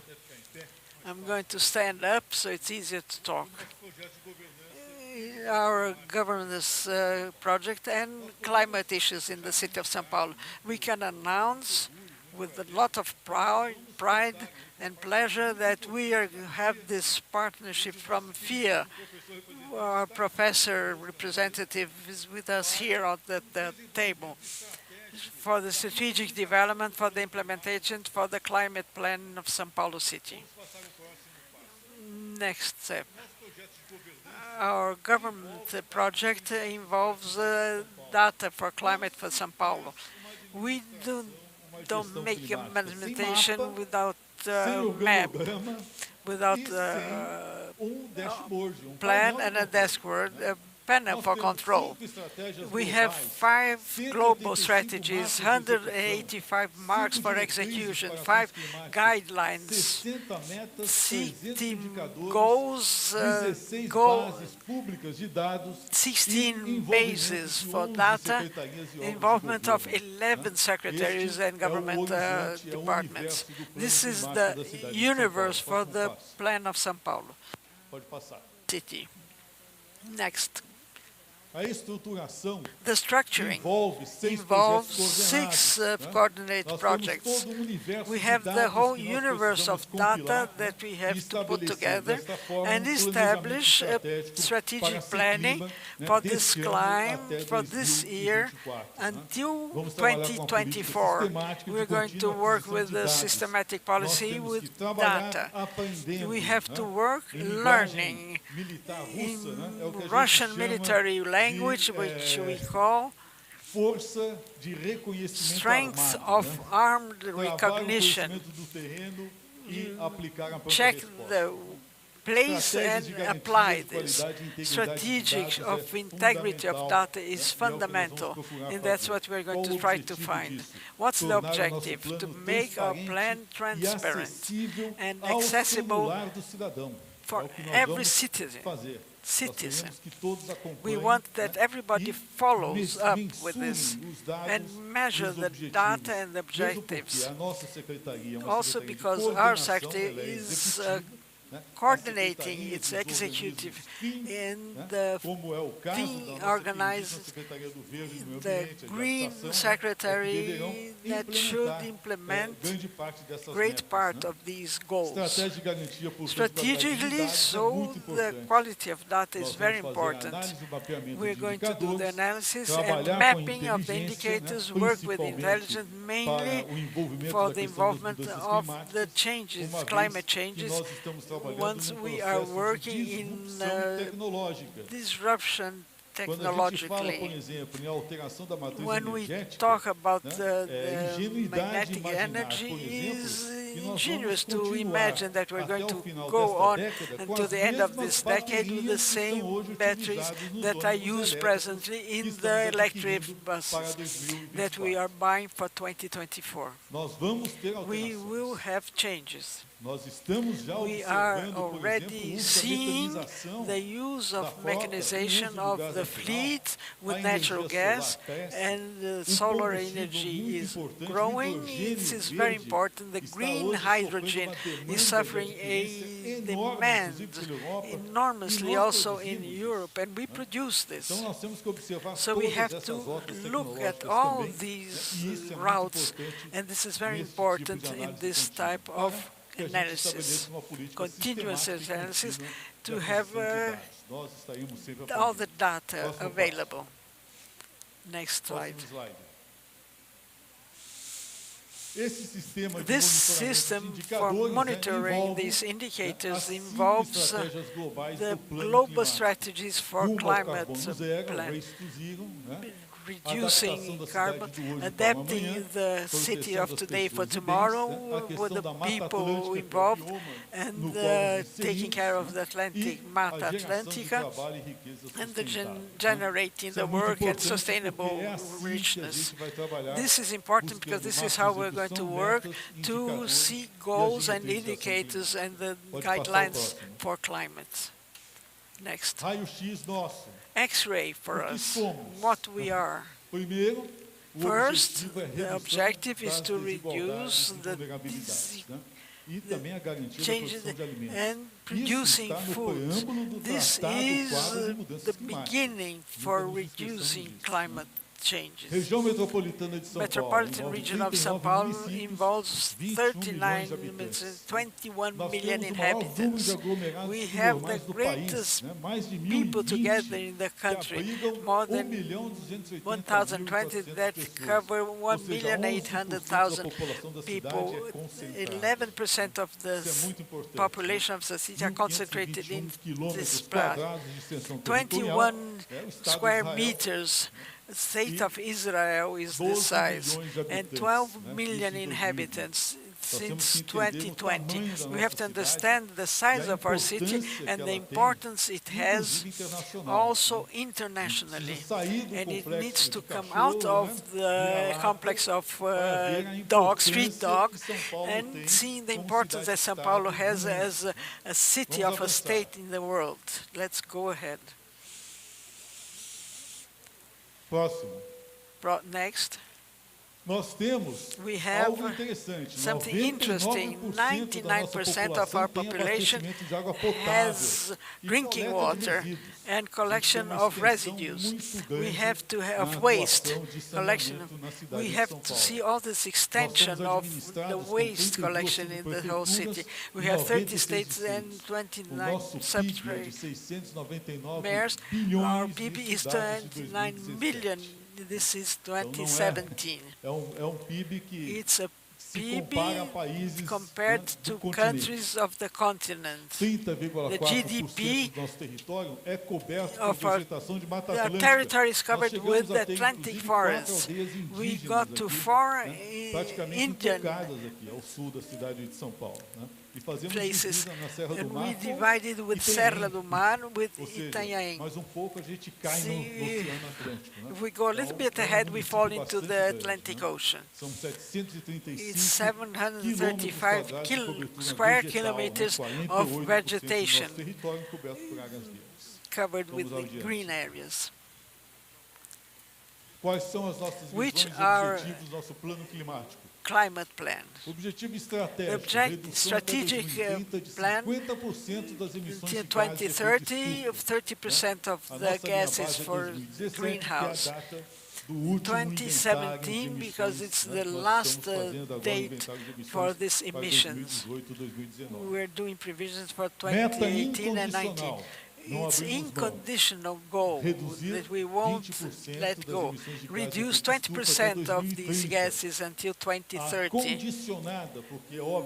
In condition, because it depends on the factors of the whole city, to reduce 50% of the emissions until 2030. This is what we are going to try to achieve.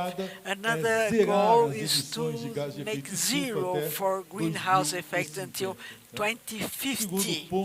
Second point, which is very important, to obtain the resilience of the municipality, reducing the social vulnerabilities and environmental vulnerabilities. To adapt all this also needs the development of urban agriculture within the city. Next slide.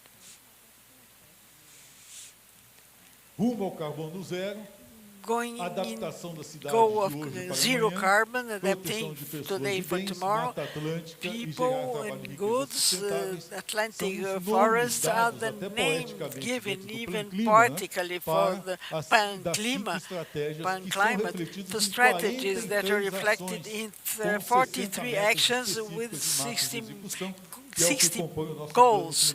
That is our climate plan that is accessible for the site of the Secretary for Climatic Changes. And I invite those that want to understand what is this to access it and analyze the plan. Next. Our guidelines are always working with abordagem coverage in various programs going on in São Paulo.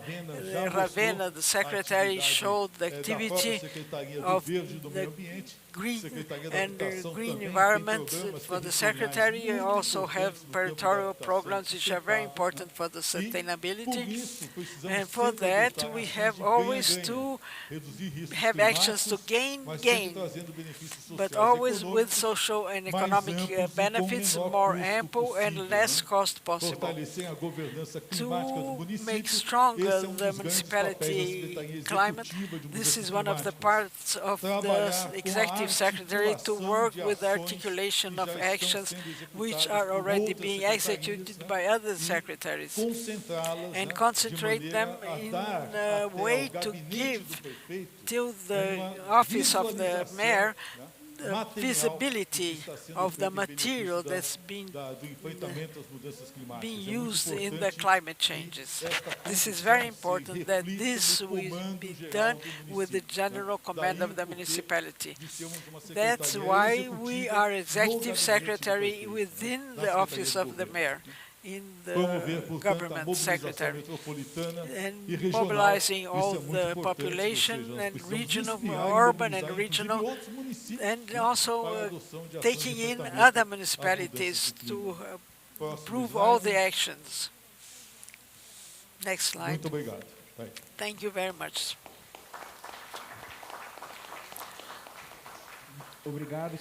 Thank you very much, Secretary. I would like now to give the floor to Armando Salles, Secretary.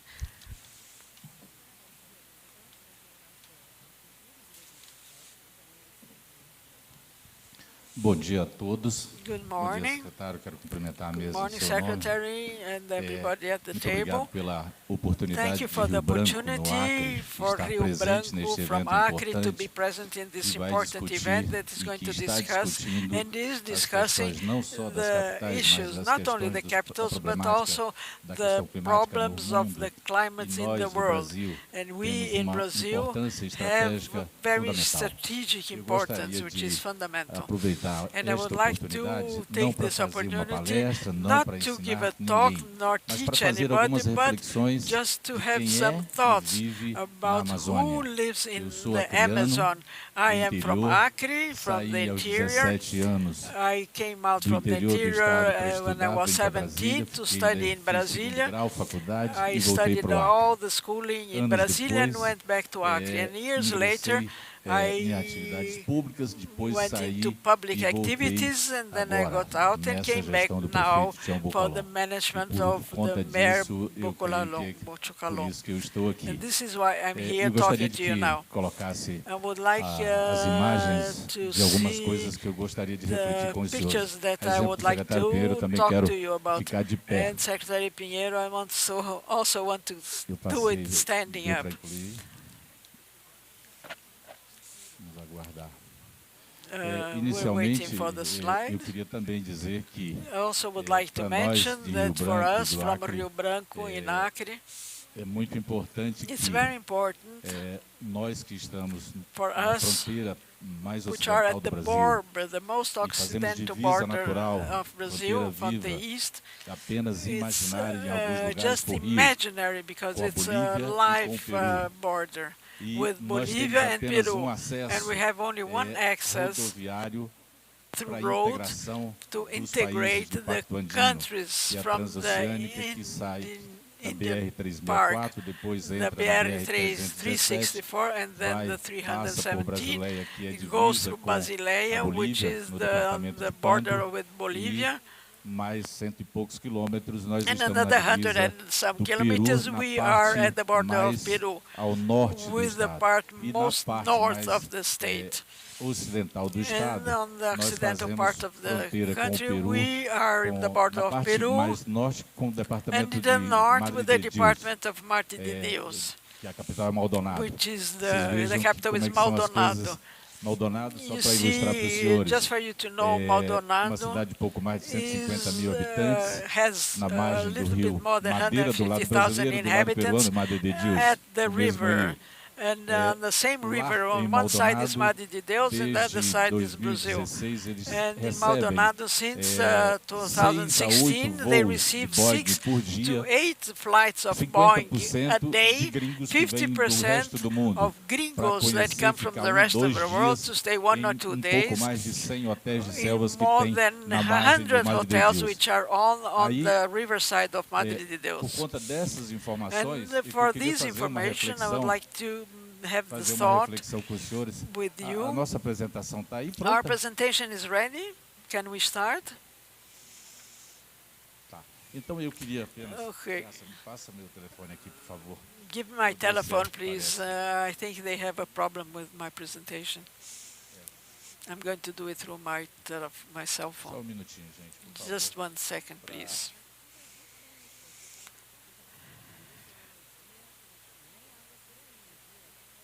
Bem rapidamente, então. So very quickly.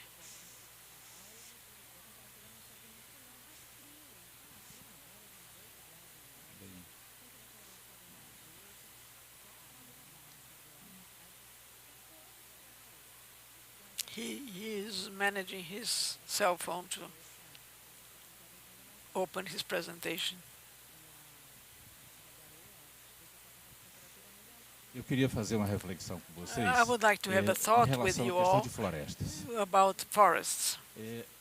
E eu queria me referir I would basicamente like às to florestas refer públicas. basically to the public A Amazônia forests. inteira, The whole ela Amazon has em torno de around 114 unidades de conservação nos seus mais 114 diversos units of conservation in their most objetivos e diverse definições objectives and de definitions atividade. of activities.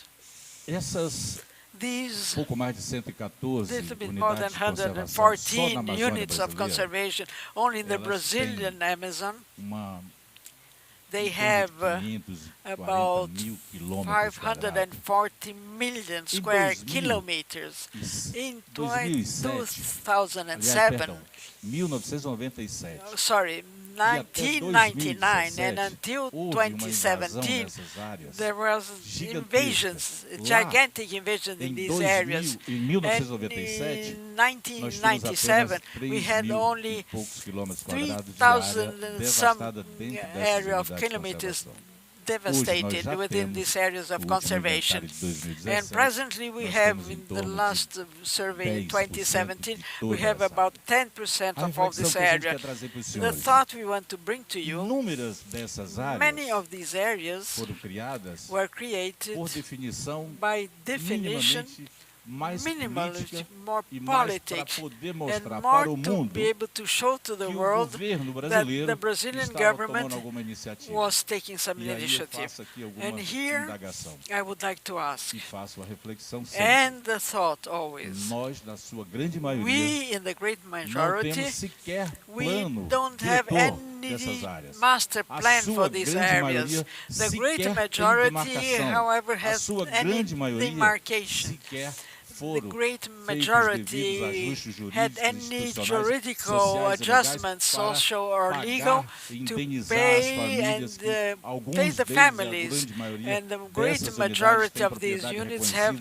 reconhecida, recognized principalmente no property, Acre, especially só in para Acre. ilustrar para os senhores e as This senhoras. is just to show you Aqui all. em São Paulo, a cadeia Here dominial in São é Paulo, vintenária. the dominion is No Acre, a vintage. cadeia dominial In para se Acre, registrar e dominium obter um is to CCIR register a no INPE para CCR, poder averbar a matrícula do to imóvel, be able to uma register propriedade the acima de real 5.000 estate, hectares, você tem que buscar a more cadeia than dominial dela 5,000, you have to dos see últimos 100 dominion anos. in Então the vocês last vejam 100 a years. complexidade So e a imagine the magnitude que complexity isso and the tem. greatness Por of isso, this. e aí, secretários And that e is senhores, why senhoras secretaries presentes, and eu ladies and sempre gentlemen, digo, sem I nenhum always say, constrangimento e sem medo de errar, without a situação fundiária being rural afraid do to Acre make a é mistake, talvez a that mais the tranquila latifundiary e a mais place of Acre consistente is e the mais more, viável da Amazônia the brasileira. oldest and more viable in the Nós whole temos também, Brazil.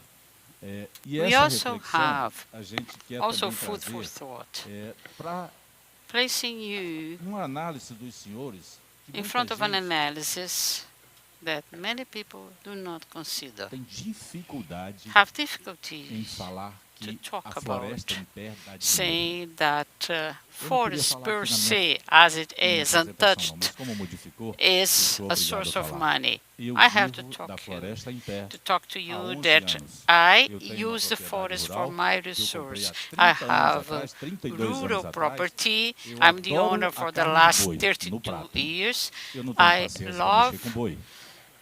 E nunca working with pensei cattle I na don't minha like, vida em transformar but minha I propriedade love numa fazenda. beef. I've Em never 2011, considered transforming my nós property conseguimos into a farm. fazer a certificação, We have validação, the e certification, já desde validation aquela of our data, há property. 11 anos, It's a gente forest per tem uma se, receita significativa and the só revenue da geração comes dos from créditos it, carbono verificado, only validado from e carbon comercializado, credit registrado em registradora that internacional, are que não é mais recorded a Marta, que é a Vera. internationally. Então, tenho So, aqui com toda franqueza we muita, have to be very eu sincere me to sinto you. muita vontade para falar aqui. I feel very Por comfortable to exemplo, os discuss the planos de manejo subject. madeireiros. Os planos de The manejo madeireiro, wooding na legislação, companies, the ele, quando te handling, liberar o the TEX, management ele, of wood. você recolhe, o You know empresário how it recolhe um is. valor The X entrepreneurship para o governo is ou o done órgão like licenciador that.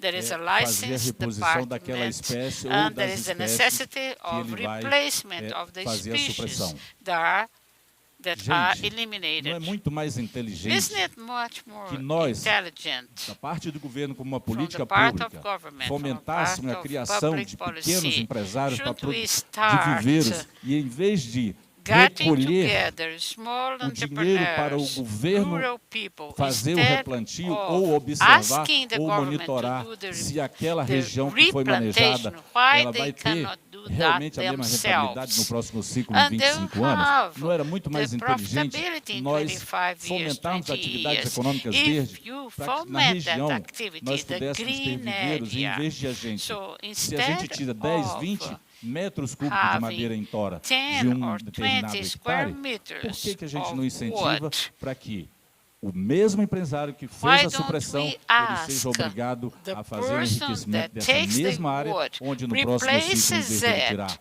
in 20 the metros same cúbicos, ele place, possa and tirar in the 100 future metros cúbicos da they'll mesma have madeira. 100 Com isso, ele square meters aumenta of wood, a sua much capacidade de regeneração da floresta, production ele for aumenta wood. a sua So capacidade there de is the geração e de increase absorção of da capacity, limpeza da and they atmosfera, have enfim, more isso possibility é um of exemplo. having carbon Se você vai credit. This is an pouquinho mais example. para frente, If se you você go também quer farther, fazer um trabalho com if you enriquecimento want de to floresta, work nós temos concerning muitas enriching the espécies forest, na Amazônia e a we mais have so conhecida many delas é o species in açaí. the Amazon. 2 Açaí anos is atrás, very well eu known. estive em Berlim, I was in Berlin 2 apresentando years algumas ago, questões lá da área and do I nosso projeto, represented our e um project colega there, na área, and a um colleague, pintor lá, que ele é muito conhecido da a ex-Alemanha person Oriental, that me is levou very para well conhecer um known in dirigente da Germany, Federação took me Alemã de Futebol. to speak to Depois da Copa do Mundo de a 2014, football eles não tomam mais no person. treinamento do grupo They A do the ou da Série A do training campeonato alemão, of eles não usam mais o football energético por conta da questão do matches. antidoping. Eles estão, Of sabe o course, quê? they have to Eles mandam consider the buscar açaí do antidope and Pará, other que eles subjects. usam no So treinamento, they não no dia do use jogo, mas no açaí to treinamento, give o energético energy deles é o to the açaí. Por que players. não se incentiva? Why don't we give incentive to No that Pará, plantation of tem muito açaí investimento. to E nos sell outros it estados da Amazônia? to Por que isso não é uma política companies that nacional? deal with Tem players, biomas que dá para se plantar to essa teams? espécie. E aí So você you tem can o cacau plant nativo, that. você tem And you also o have cajá, tem a cacao, cajarana, tem a you have graviola, tem uma cajá, série de espécies que and você many poderia other fazer o species that you enriquecimento. can Da do the mesma forma enrichment. que a gente também Same way, faz uma defesa we hoje, can defend the idea quando nós temos a oportunidade de when you have the conversar opportunity com to algum talk grupo to que discute essas groups questões, that discuss this é a subject. questão da política dos Is resíduos nas the cidades. waste policy céu. in the A cities. despesa que isso dá para os It municípios gives é a gigantesca. lot of Nem todos os trouble. municípios It's very têm o capital expensive. humano necessário Not para every fazer uma boa gestão. municipality has people De to deal modo with geral, no that, with país, the right nós management. não temos In a general também sense, grandes ou in uma Brazil, variedade de we monitores do not para have orientar os many municípios que monitors eventualmente to give têm guidance to dificuldade. the E aí o municipalities resultado é o that quê? have more Os difficulty with the lixões. subject. So the result is to open them. Em Rio Branco, In nós Rio estamos Branco, trabalhando for com instance, possibilidade, secretários, we're working, colegas, senhoras e senhores, our da colleagues are possibilidade da working with the gente possibility já of eliminating trabalhar nos aterros de inerte, por working exemplo, com on o setor privado that e a with the prefeitura, private quem sabe, sector. ser também um Who usuário dos knows, seus inertes the com essa municipality atividade. will Na área de be a unidade de partner resíduos here, sólidos, nós just temos to uma estrutura have that relativamente unit boa, of eu diria. solid E aí, waste que nós estamos controlled. otimizando e We are diversificando, optimizing and diversified na sua gestão interna, in para a the gente ter internal receitas dela. management E uma to delas que nós use estamos recebendo as duas that propostas de waste geração as da revenue. energia a partir do That gás is e do energy, for instance, hidrogênio que a gente possa using ter gas dessas and unidades. hydrogen Então nós that temos we can obtain in perspectivas these no units. Brasil We have e nós da perspectives in Amazônia, Brazil a gente and pode in ter muito, Amazonia porque area we na can nossa have região, it. além de In ser our uma region, região besides enorme, being an baixíssima enormous densidade demográfica, region nós temos, por with exemplo, no less município de Rio people, Branco, in Rio Branco we 8.800 have quilômetros quadrados, 8,800 square urbana, meters, and the urban de modo geral, population urbana e rural, corresponds, even the rural 420 mil included, habitantes. Desses 420, nós temos aí 420,000 inhabitants, aproximadamente and approximately não menos de 20% na less área than rural. 20% in the E, rural para area. finalizar, nós também Just na to Prefeitura de Rio Branco, a complement, partir we in Rio da gestão do Branco prefeito Tião City Bocalon, Hall, nós with estamos Jean implementando Bocalor. dentro We are dos projetos de implementing assentamento do INCRA, in históricos que os the governos project, anteriores that is our botavam forest as control pessoas department. dentro da floresta e faziam um mapa We imaginário have apenas a e botava map lá e era uma luta para that fazer o is acesso que a done gente chama today de ramais lá. accordingly. Então o prefeito tem In the feito um past, it esforço was para, not done dentro well. de 5 So áreas de the projeto de mayor is assentamento having completamente 5 abandonadas, areas a sua taken fonte that de were renda principal abandoned, hoje and nesse projeto de assentamento é o in boi. this project E we lá have people nós estamos fazendo na living Prefeitura there de Rio and Branco uma having recuperação de áreas cattle. degradadas.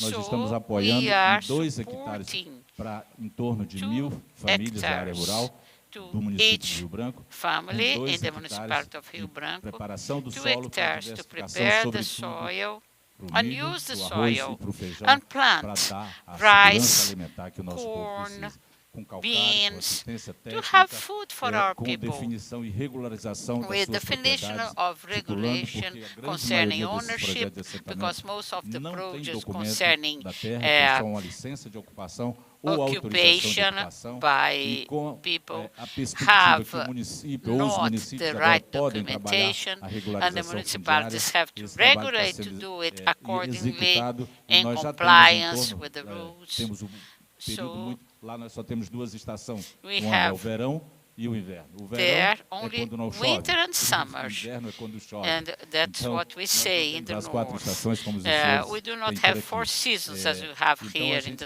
aproveita south. para trabalhar os So 4, we 5 work meses que não chove during para the fazer a 4 reabertura months de that we ramais, have no abertura rain, de ponte, to fortalecimento work da on educação, da assistência da bridges, saúde, on mas assistance sobretudo to agora no setor health, produtivo, para and calcarear, other gradear e sectors preparar para to que prepare esses próprios people moradores for the e winter. esses antigos parceleiros And do INCRA não tenham for mais the necessidade de fazer as persons suas derrubadas that para have their poder own cultivar ownership o seu roçado, and they que é o have termo que eles license usam lá, to carry para on a sua with the agricultura land de and work subsistência. with it Nós já and estamos have food for the potencializando family esses and produtores para work eles on it terem and a live sua on garantia it. alimentar, mas também So eles it's terem um próprio guaranteeing the excedente food for para the family, poderem and the poder excess ter of that a they can possibilidade sell. de ter So outras that's the coisas e não possibility ter mais of a necessidade de income. vir para a cidade. So they E don't essa é a have to história do leave êxito the rural. rural area De um modo and geral, go to the nós city, estamos também which is already with too dizendo many que, people. para So reflexão de todos os too senhores, many persons. todas essas So ações all these elas só terão actions possibilidade will de be serem possible to implementadas be se implemented nós tivermos if we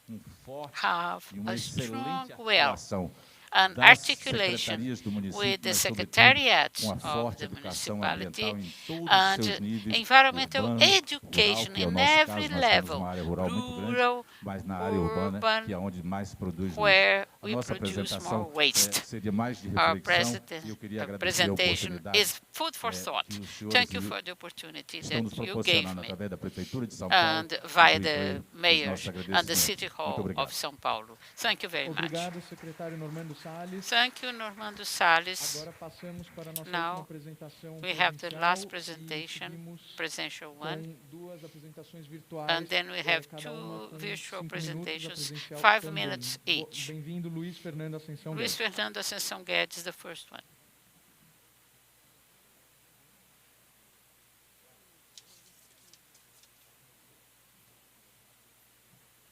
Agora sim, muito bom dia. Good Secretários, morning. é um prazer estar aqui. It's a Eu pleasure agradeço being muito. here. Entendo que Thank esteja you for entre the os senhores e o almoço. invitation. Então, Okay, eu vou I'm procurar ser bem breve, bidding porque eu tô you sentindo uma to certa go pressão. to lunch, Sim. and so there is some pressure here. Senhoras e senhores, vivemos num mundo We live in a marcado pela world incerteza, that has uncertainty, a não linearidade, a non-linearity, densidade de conexões density entre os atores. of connections Se between the pensarmos players. com a If we população, consider the population, the o setor government, industrial, the o industrial adensamento das sectors, conexões entre the esses atores connections provoca between the efeitos players não that are lineares, getting o que a teoria stronger and chama stronger, de they are not complexidade. linear. It's Vivemos num complex. mundo complexo We live in a marcado complex pela world incerteza, that is pela ansiedade. characterized by Todos anxiety and As relações de uncertainty. causa e In efeito every são difíceis point, de serem cause estipuladas, and effect o que é típico de um actions. sistema It's a complexo. difficult and complex task. Porém, não há dúvida, Of assim, course, os there is sistemas no doubt. assim chamados de complexos complex systems and chaos theory, we heard a lot about it, was conceived over the 50s in the United States, looking for better climate with forecasts. Okay, activities. When are we going to have rain? When are we going to have sunshine? So climate per se is a very sophisticated system, chaotic and complex. In such magnitude, in terms of complexity, solutions are not simple. Complexity demands complexity. There's no alternative, intellectual alternative that's viable, different from it. No doubt, or hardly anything, the average temperature of the Earth is increasing, and geologic dynamic of our planet, as well as the human action. It's unfolded, as we know, in activities like energy generation, fuel, use of soil, vegetation being destroyed, cattle raising that's excessive, so waste not dwelt properly, mainly in a city like São Paulo. We have 20,000 tons of waste per day, 12,000 per industry and people, and 8 by sweeping the streets. Is it possible? No, we cannot continue with that. Hoping for the best, as Americans say. Hoping is not enough. Concrete actions that we heard this morning, our Secretary, President, of course, we have to look for and take responsibility. Those that have more responsibility are those that have more actions to do. I call the role of people and the sector's role and the government's role all together. What we have here is the possibility of elaborating public policies with legislation and also the governmental purchase and the power of localization. The government, in a democracy like Brazil, we have the capacity of localization. People listen to the government, so they spread the word. In few words, what I hope from the part of the government concerning climate actions, humbly, I say that we have to have the management of the system, of the risk systematically. And which are the risks? The risks of adverse events are various.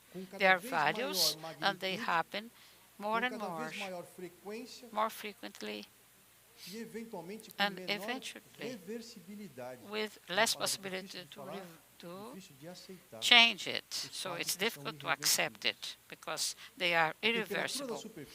The temperature of surface, extreme heat, precipitation, drought, the increase of consequences, climate changes caused by human beings.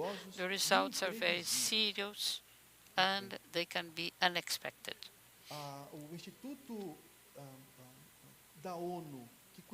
UN Department focused on climate change elaborated a report 2 months ago, August 21st, and I read it. I was sorry to say that 95% of deaths generated by severe events due to climate change happen in developing countries. So Brazil is there. So losses that are human beings. The biggest loss, economically speaking, in the GPD is referring to developing countries, currency as well. Of course, regaining of currency in developed countries always bigger.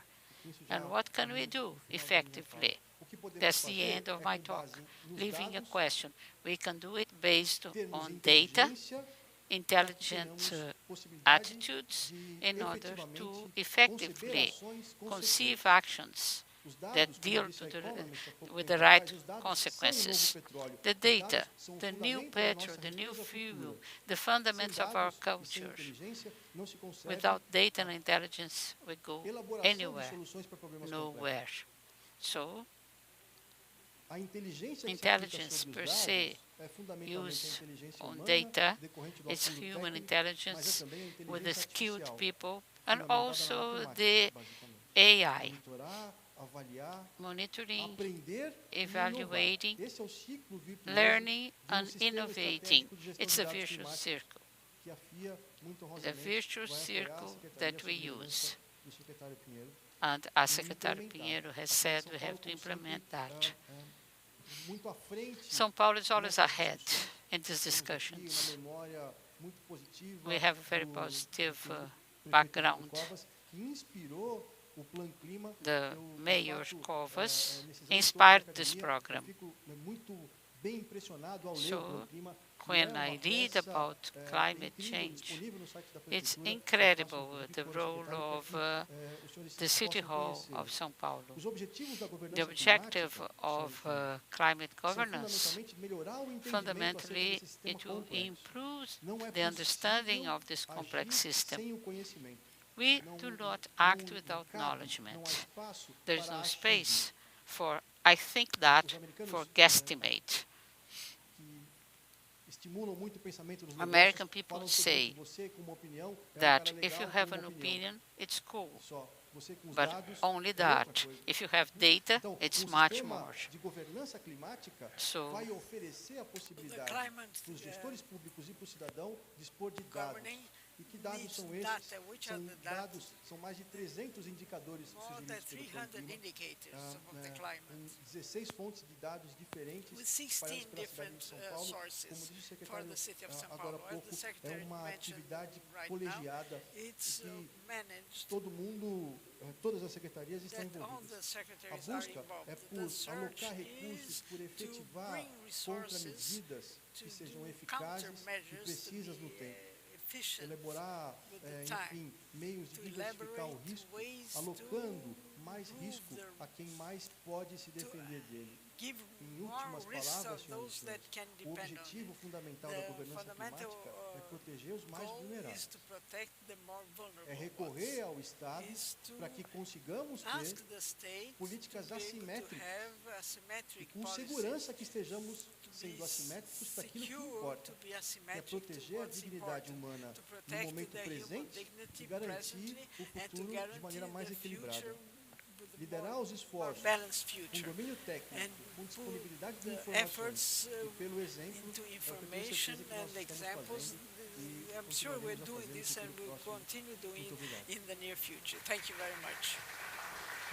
Muito obrigado, professor, pela sua apresentação. Agora, se Thank you very much, Professor, for your presentation. And now we will hear Oliver Road from the British government. Também.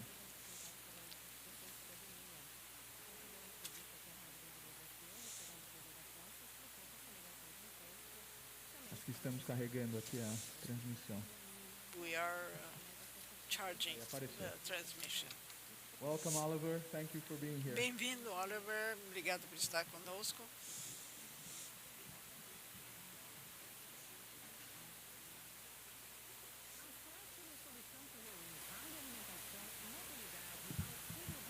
I'm also very conscious that it's nearly lunchtime.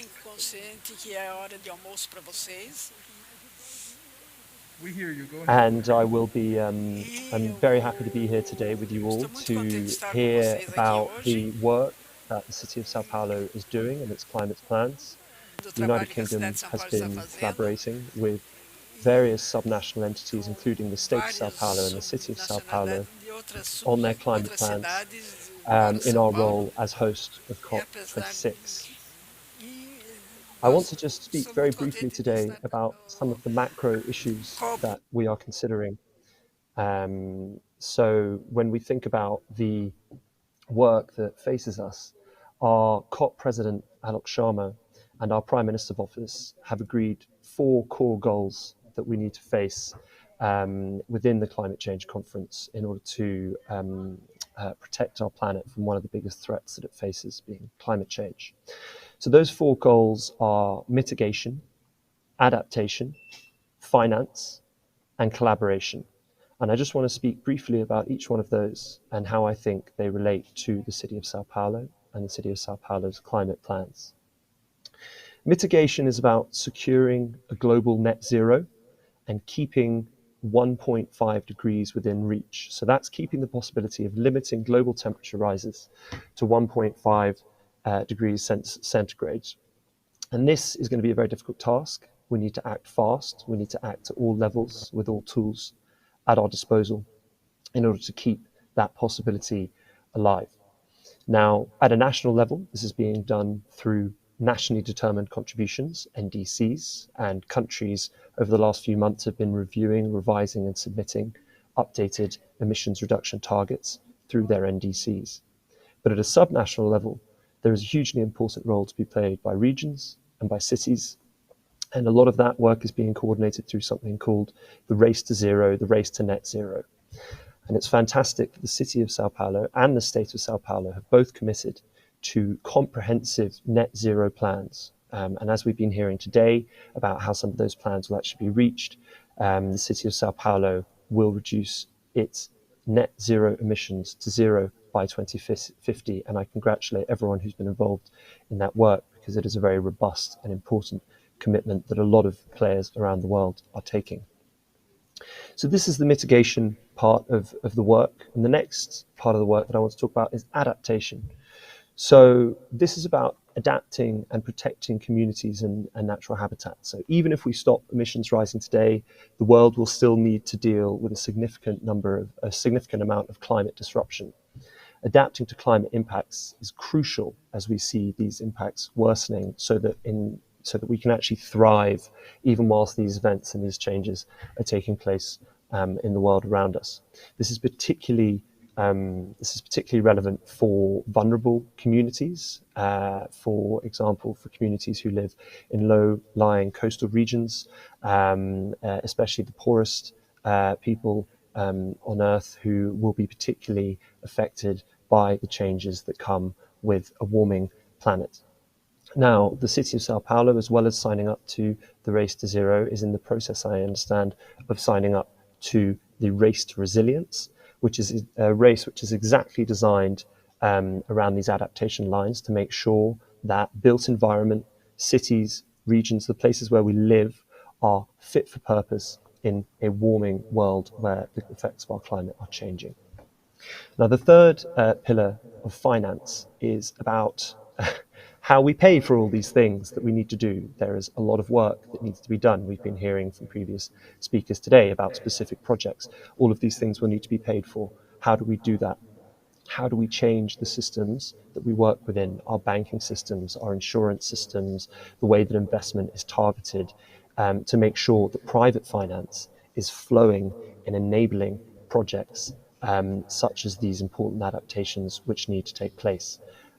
This is going to be a long process. It will not stop at COP26, which is taking place in less than a month in Glasgow, in Scotland, in the United Kingdom. This process will be going on for decades to come. And we need to make sure that our financial systems are geared in such a way and incentivized so that that private finance flows where it is most needed. And finally, my fourth point is on collaboration. So working together, which is why I'm here today, because the United Kingdom government and our diplomatic network here in Brazil have been working closely with the city of Sao Paulo, with the state of Sao Paulo, as well, to share experience. There are plenty of things which happen here in Brazil which we need to learn about in the UK, and we hope that some of our experts in the UK can share useful information here in Brazil, as well, as we all look to meet these challenges together. So, considering that we are quite close to lunchtime, I'm going to stop there. I just want to say thank you again to Secretary MARTA SUPLICY and Mayor Ricardo NUNES. I want to say congratulations for all the work that is going on. And as a resident of, a current resident of Sao Paulo, I very much look forward to visiting the Augusto Bruno Covas Park when it should be opened. So thank you very much again for having me, and back to you.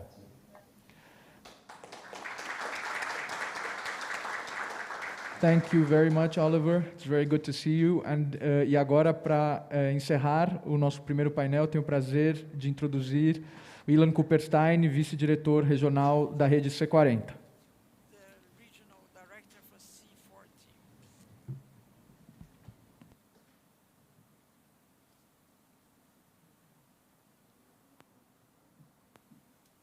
Microfone, Ilan.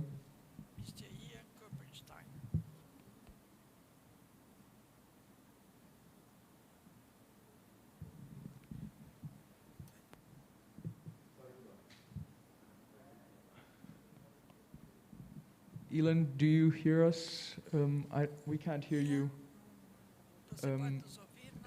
Só um minuto, eu vou ver ali.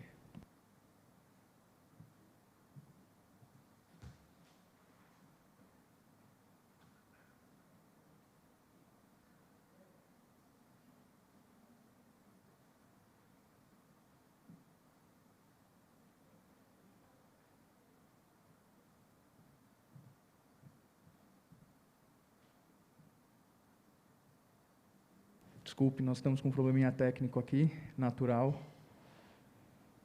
das conferências virtuais.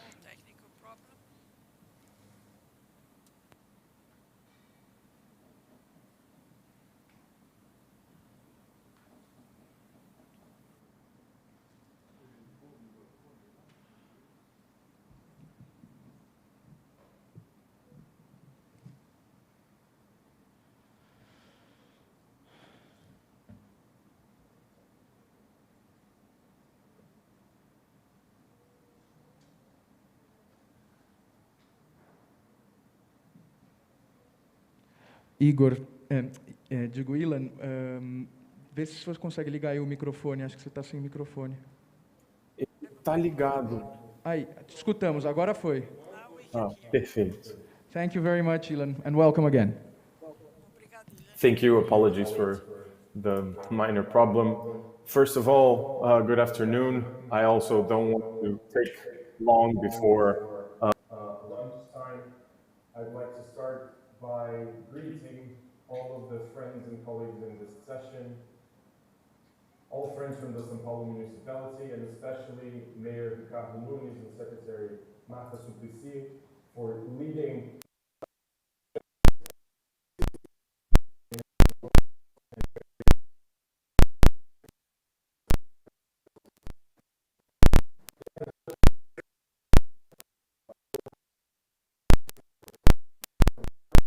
São Paulo for the past almost 15 years.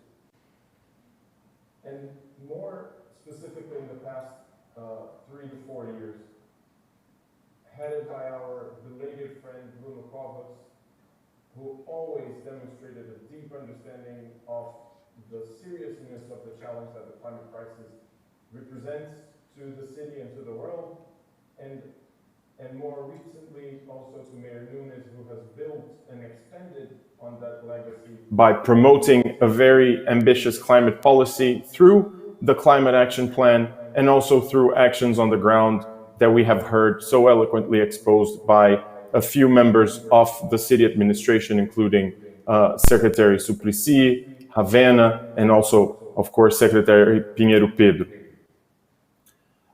C40 worked very closely with the city for the Climate Action Plan that was launched by Mayor Nunes about 4 months ago. This process took more than 2 years, and it included more than dozens of events with several secretariats and agencies that worked together, also with stakeholder consultations with the public to really launch and get to the climate action plan that we have now, the Plan Clima of the city of São Paulo. And this robustness is evident in the text, in the goals, and in the data that was, of course, the basis of this plan. This plan was following, or better, followed the methodology that C40 created for all cities in the world. So over 80 cities around the world followed a similar methodology to the one that São Paulo also did. And this had 4 components, which I think are interesting to mention, and also to see how São Paulo really drove home those 4 criteria. So the first one has to do with governance. A real climate action plan that is consistent and compatible with the Paris Agreement needs to have very clear governance structures, meaning that the administration needs to be clear about who will implement and plan those actions, how they will be monitored, and how they relate to other policies and plans in the city.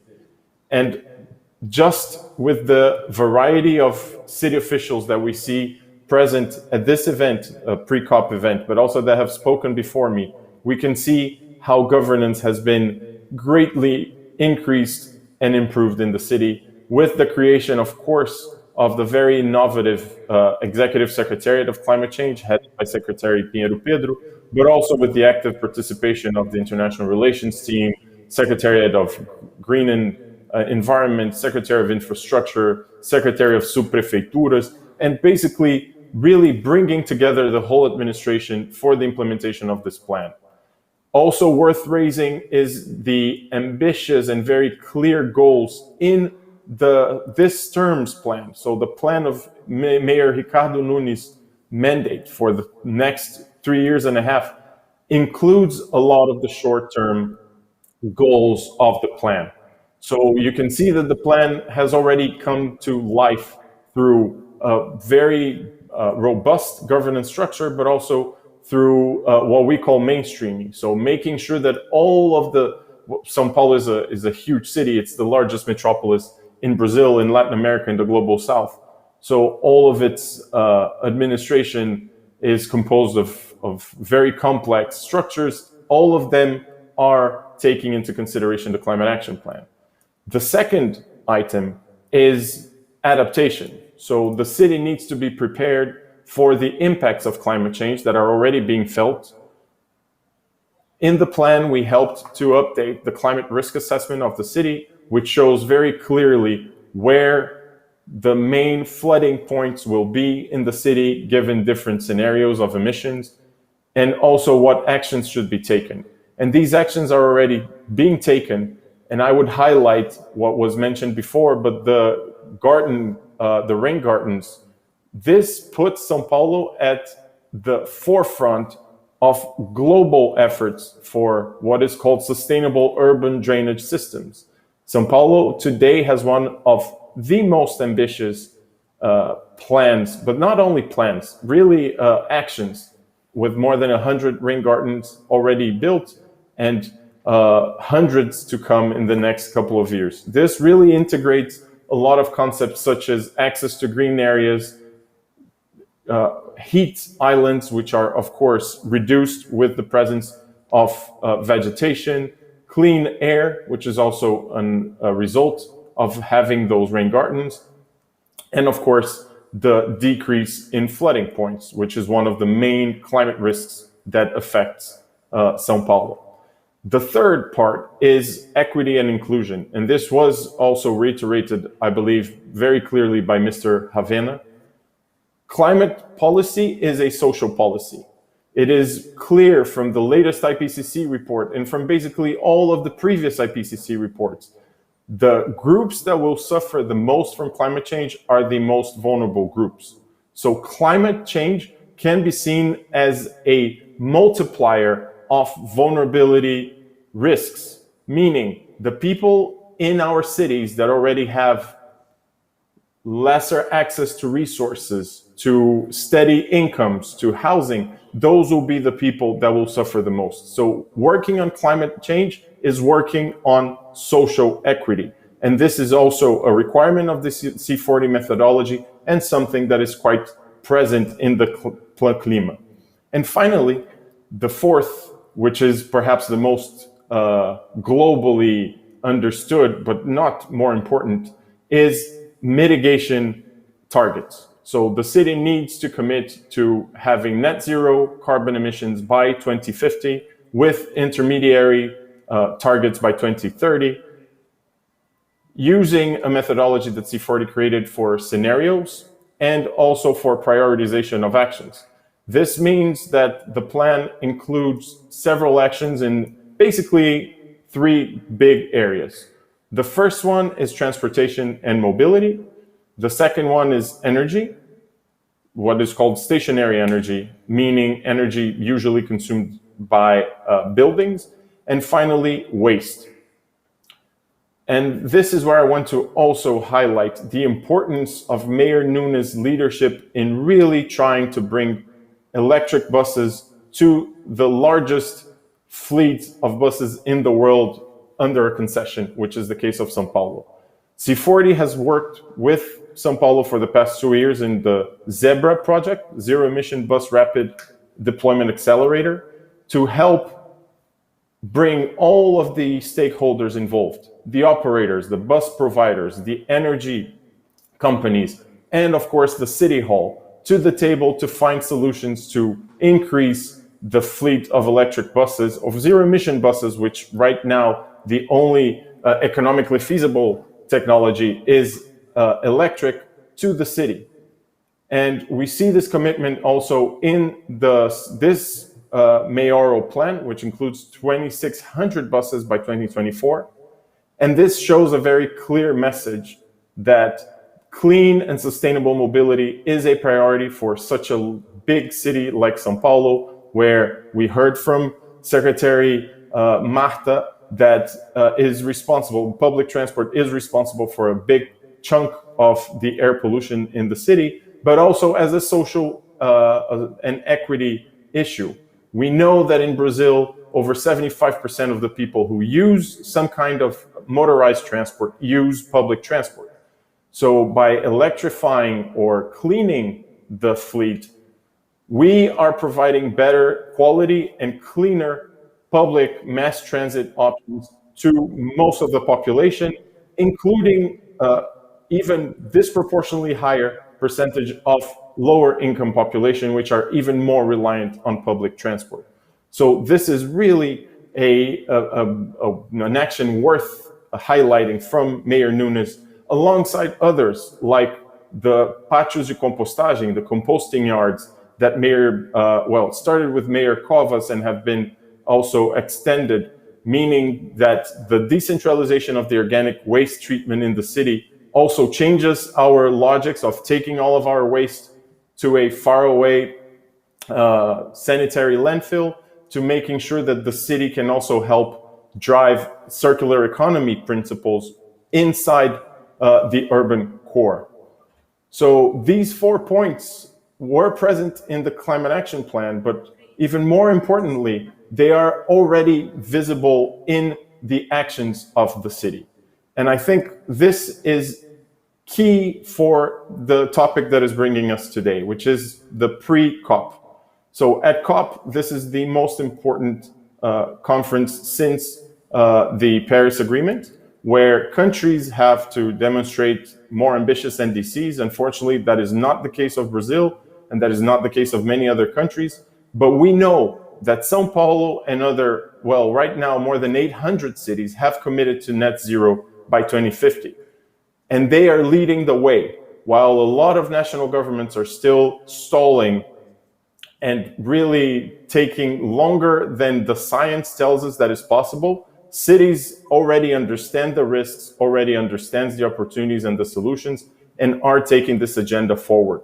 And having São Paulo demonstrating its leadership is key to motivating other cities to take similar actions, but also to bring partners, financiers, national and state governments to this alliance to make sure that we can keep the global temperature safe for human existence. Because at the end, this is what we're talking about. We're talking about ensuring that the world is safe for everyone, and especially the next generations.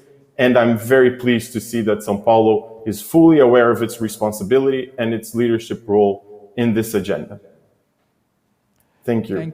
Thank you very much. Obrigado, Ilan, da C40, nossa parceira muito importante aqui de São Paulo. Obrigado a todos. Nós vamos voltar para o terceiro painel de mobilidade urbana às 14 horas.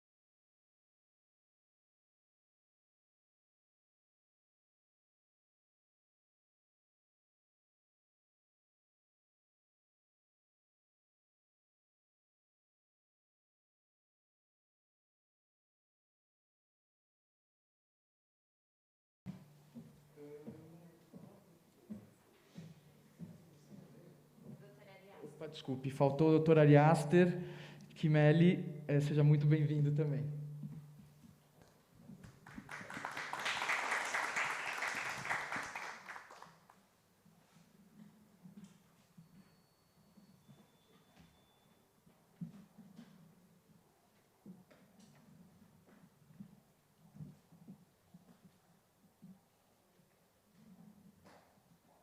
O painel tem previsão de ser mais ou menos 40 minutos, com perguntas podendo ser enviadas ou aqui pela plateia ou pelos nossos canais no final. Obrigado.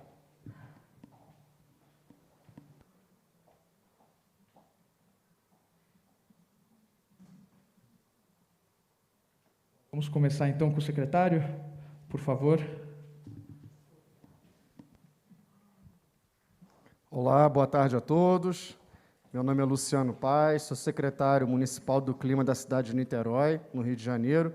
Primeira secretaria de mudanças climáticas a nível municipal do Brasil, né? Então, isso nos traz uma responsabilidade muito grande. Esse pioneirismo, né, da gestão do prefeito atual, Axel Grael, também traz muitos desafios. E que bom que a cidade de São Paulo está aqui hoje trazendo essa pauta, nessa discussão, nesse esquenta para a COP26. Queria agradecer aqui esse evento em nome do prefeito Ricardo Nunes, a secretária de Relações Internacionais, Marta SUPLICY, que vem desempenhando um papel importante nesse debate, nessa discussão.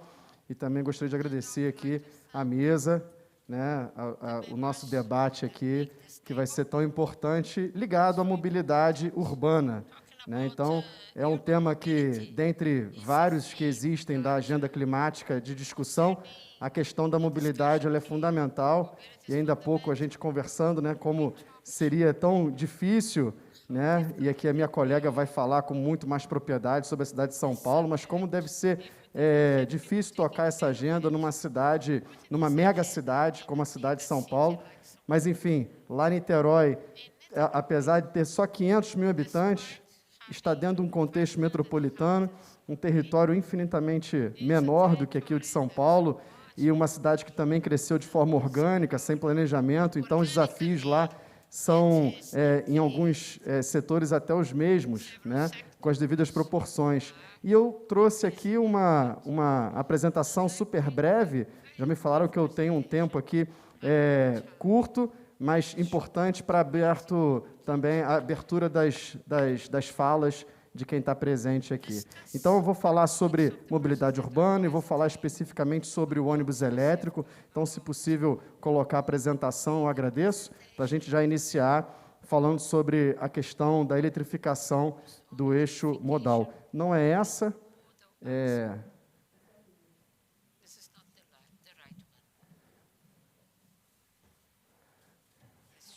eu sou professor de geografia também, né, de formação. Então, falar de mobilidade é uma característica que é normal nas aulas de geografia.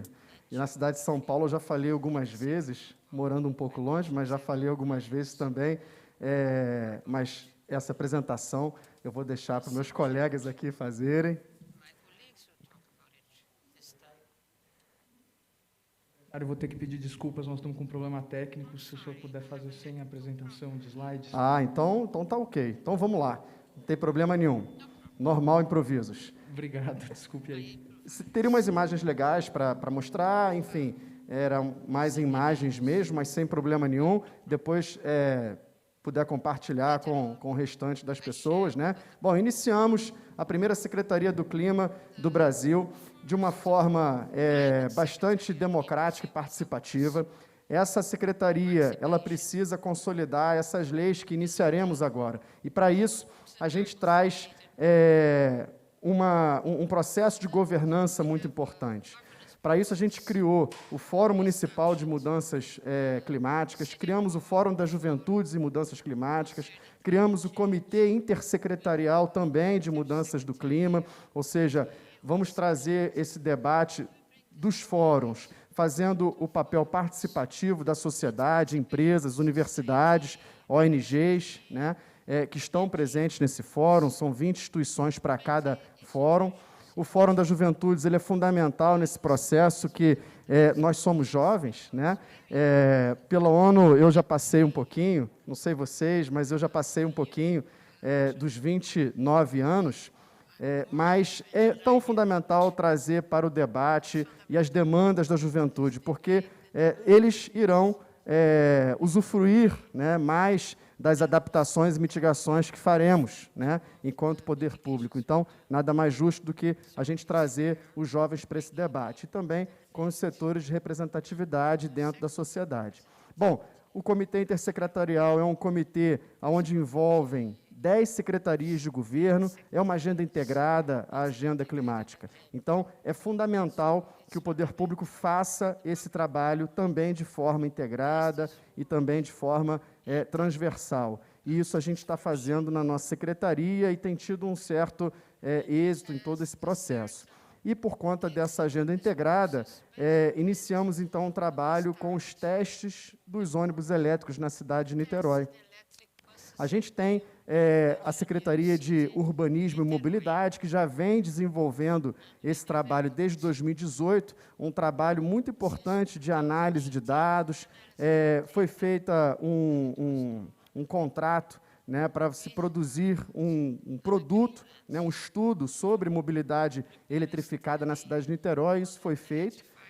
E aí, a partir de então, começamos com os testes. Iniciamos no mês passado um teste pela empresa BID, né, uma empresa chinesa, que está colocando ônibus à disposição, e durante 60 dias a gente vai fazer esse trabalho tão importante para a cidade. Eu acho que não preciso aqui, pela plateia qualificada que temos, pela audiência nas redes sociais, falar da importância do ônibus elétrico para reduzir gases de efeito estufa, né? Tinha na minha apresentação alguns gráficos, depois vocês podem ficar à vontade em pegar, alguns gráficos que mostram comparações entre diesel e ônibus elétrico, né? Então, é importante a gente entender isso. É óbvio que o ônibus elétrico, pela tecnologia que possui, o valor de aquisição ele é mais elevado, mas facilmente pagável, né? Não só pela questão do abastecimento energético, que essa é uma discussão que tem que ser feita. Não adianta a gente investir na eletrificação da frota se a gente não tiver, por exemplo, uma geração de energia também eficiente. Então, conforme a gente estiver planejando a questão da ampliação da frota de ônibus elétricos, é também fundamental que, concomitantemente a isso, a gente também faça um investimento na geração de eletricidade. E a gente está fazendo já isso também em Niterói. Lá existe a Enel, que é a concessão pública de energia, né? E a gente está já conversando com a Enel X, já fizemos algumas reuniões com a Enel X, que é a subsidiária internacional, e eles estão à disposição para fazer essa ampliação através de matrizes renováveis. Isso é muito importante para nós, sem o combustível fóssil tendo aí como garantia de um processo de geração de energia, né? E também saindo um pouco da questão da energia hidráulica, que para nós, crise hídrica é uma coisa também muito cara, também tem a ver com mudanças climáticas. A cidade de São Paulo, a cidade de Niterói, a cidade do Rio de Janeiro, todas as grandes cidades e regiões metropolitanas do país estão passando por uma crise hídrica muito grande. O Brasil, hoje, é o país que tem a maior quantidade de água potável do mundo, perto de 15% da água potável do mundo está aqui no nosso país, e a gente está passando uma crise hídrica, né? Então, isso tem que ser discutido de uma forma muito forte aqui dentro desses fóruns tão importantes. Além da questão da mobilidade elétrica, a gente está fazendo essa operação de teste. Existem mais 3 empresas que também estão, a gente também está articulando, né, esses contratos de teste. É a Mercedes, a Volvo e a Mercedes, Volvo e a Volkswagen. Também são empresas que estão querendo, né, se colocar à disposição da Prefeitura de Niterói. E aí, a partir desses testes, a partir da análise, não só através da técnica ambiental, mas também de viabilidade econômica, a gente vai identificar qual vai ser o melhor veículo, qual o melhor carro, né, para a cidade. quais serão as condições de aquisição também. And what would be the possibilities of acquisition? We'll discuss that in the forums that we started with the society. And it's so important. Climate issue has to be discussed and it has to be legitimate. Compliance is key. It's good to discuss with you concerning Niterói City. The visibility is national. In São Paulo, the visibility is bigger. So bringing Niterói situation here is important. Climate change have to change the mind, the culture of people. Not only the public power, but the society. The society does not understand how to look for actions and adaptations in the city. The public power has to do its role. And well, it's fundamental to alter the model. We are seeing some issues, and we are pushing this alteration. We started now, end of this month, a platform, a digital platform, with investments and data to qualify the actions, and also to have education of the youth in Niterói to do this alteration. We will start a project concerning neutralization of carbon in governmental schools. We will start a pilot plan, and we will repeat that later on. We are starting. You have an invitation to bid. The first hospital that is neutral in carbon. When you talk about energy in hospitals, it's a very serious issue. We will look for issues concerning mobility.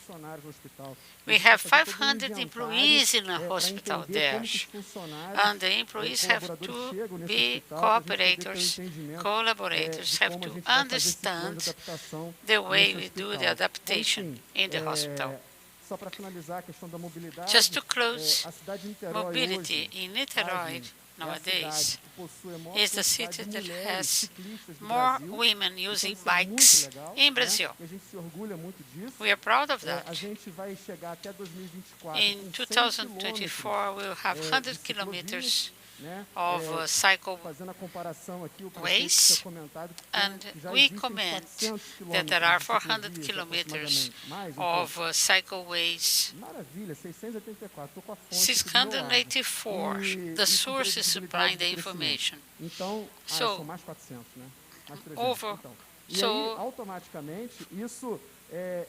automatically, it's fundamental for the city to consider competition of the models. The use of automobile as the main transportation. Is it because it's safe, comfortable? Not less expensive, mainly with the price of oil. But there are new ways. Of course, the highway was the principal way to transport things in the last century, but now we have to interact with the society to look for more pleasant ways, and we have to invest on bike and cycleways. And in Niterói, it's strongly seen that people prefer to use bikes. I do that. I travel 30 kilometers per day on the bike. So we have to carry on with this work. Thank you again for the opportunity to talk here with the audience. I'm here at your service to discuss the actions we are taking. Thank you. Thank you, Secretary, for your presentation. If you want to interact with the others, it will be good. Carlos Fernandes, our executive secretary, he also uses his bike every day. And we encourage you to do the same more frequently. Thank you. Now, Maria Teresa.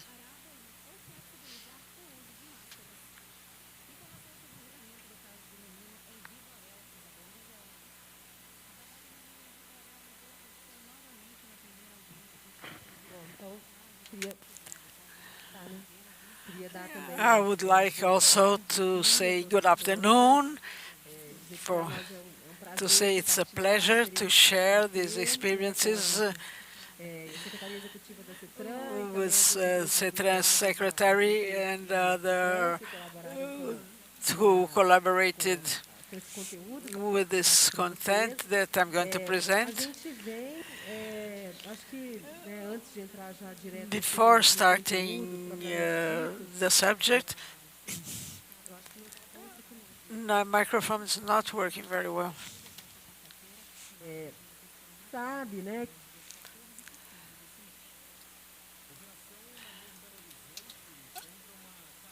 Não estou ouvindo. I cannot hear her. Okay. Oh, they changed the microphone. Yes. We know that the great challenges we have in climate is the transport, public transport. We're responsible for that. It's more than 70% of the emissions of greenhouse effect. It's a great responsibility, and we have to see this in an integrated way, as you mentioned before. We know that this balance is done as if it was a web. If they are not connected, they do not work in the practicity. I think there was a lot done in that, in climate changes.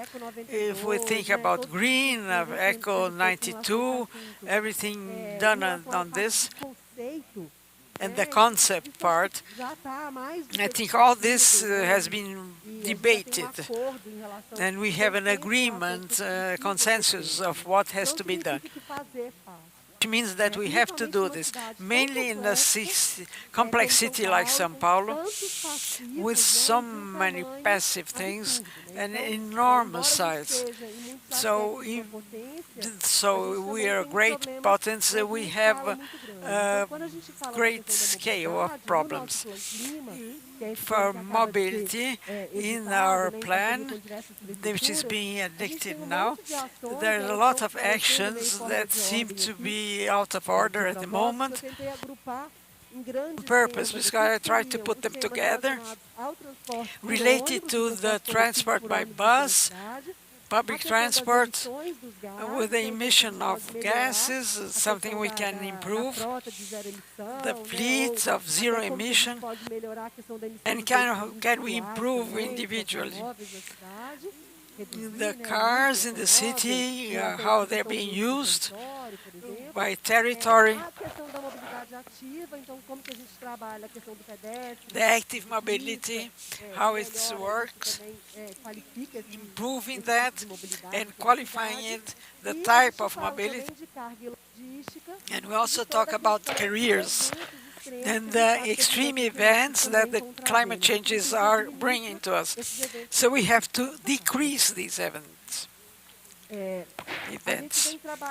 We have been working in a more present way for the active mobility and a lot of action for the people that walk, pedestrians.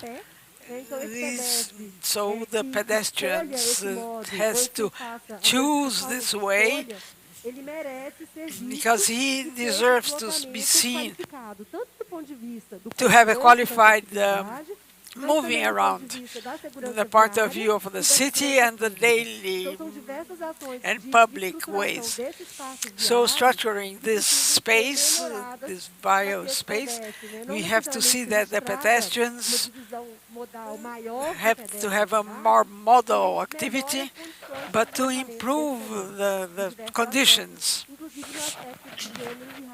Also in the aspect of gender and race, which is very important for mobility. When we are studying all this and see in the secretary.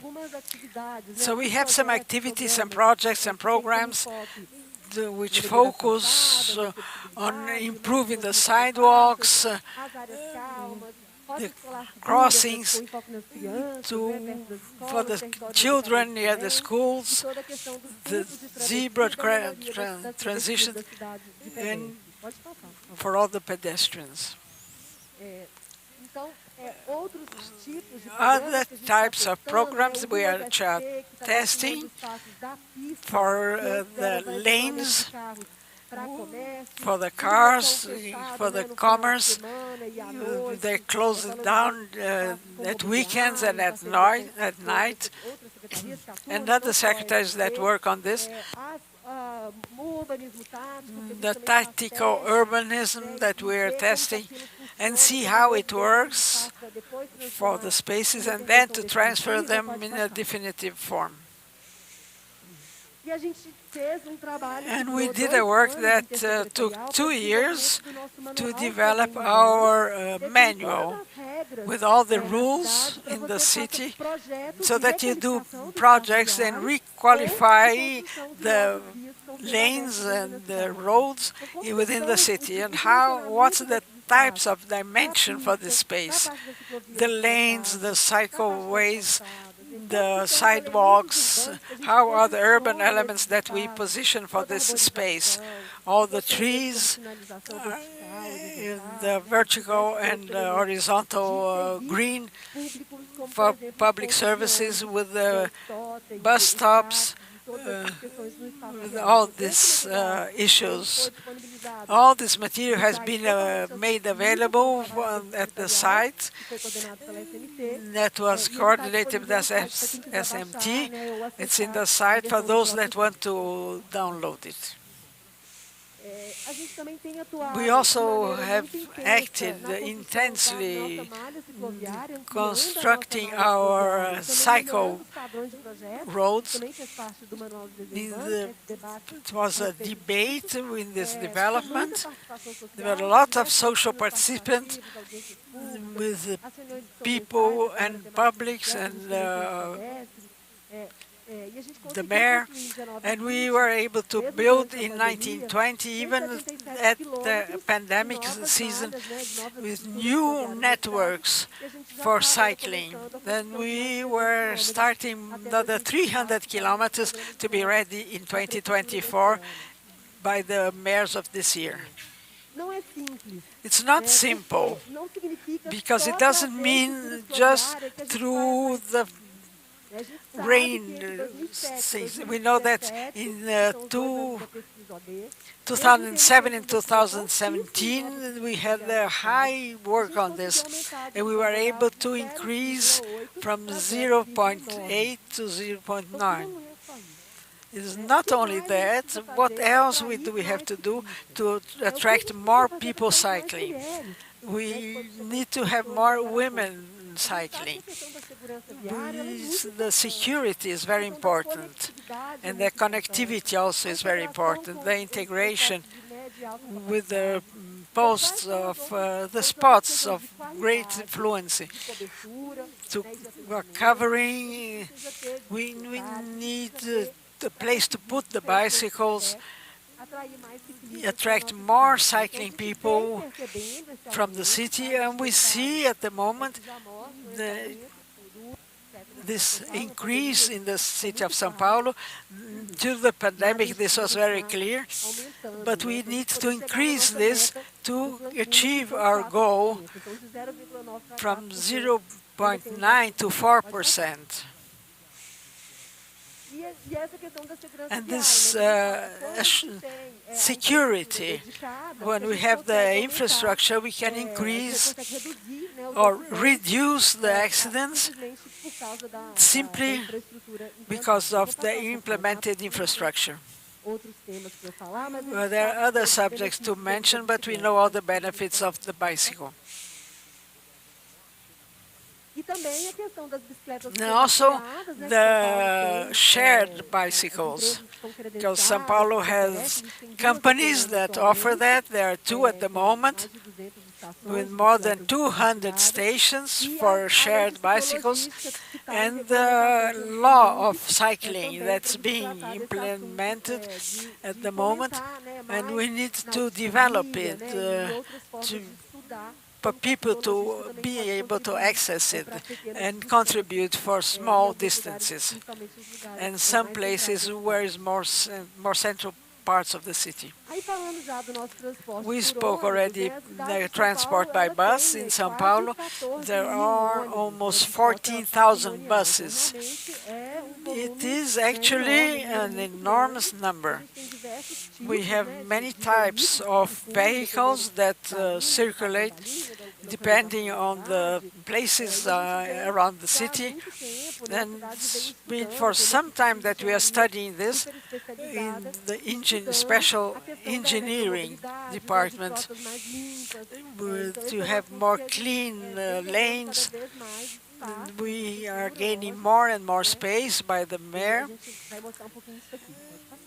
by the city hall. Now we have our 201 trolleys, electric trolleys. You can notice that by that connection with the trolley buses with electric current. And we have some with batteries. We had some time for tests, and they're all working now. And it's these cars that we want to increase in the fleet. And this increase for electricals and by battery is which are more used in the country presently. In São José dos Campos, there will be implemented, and some other cities having less, but they are all starting to use this type of transport, public transport.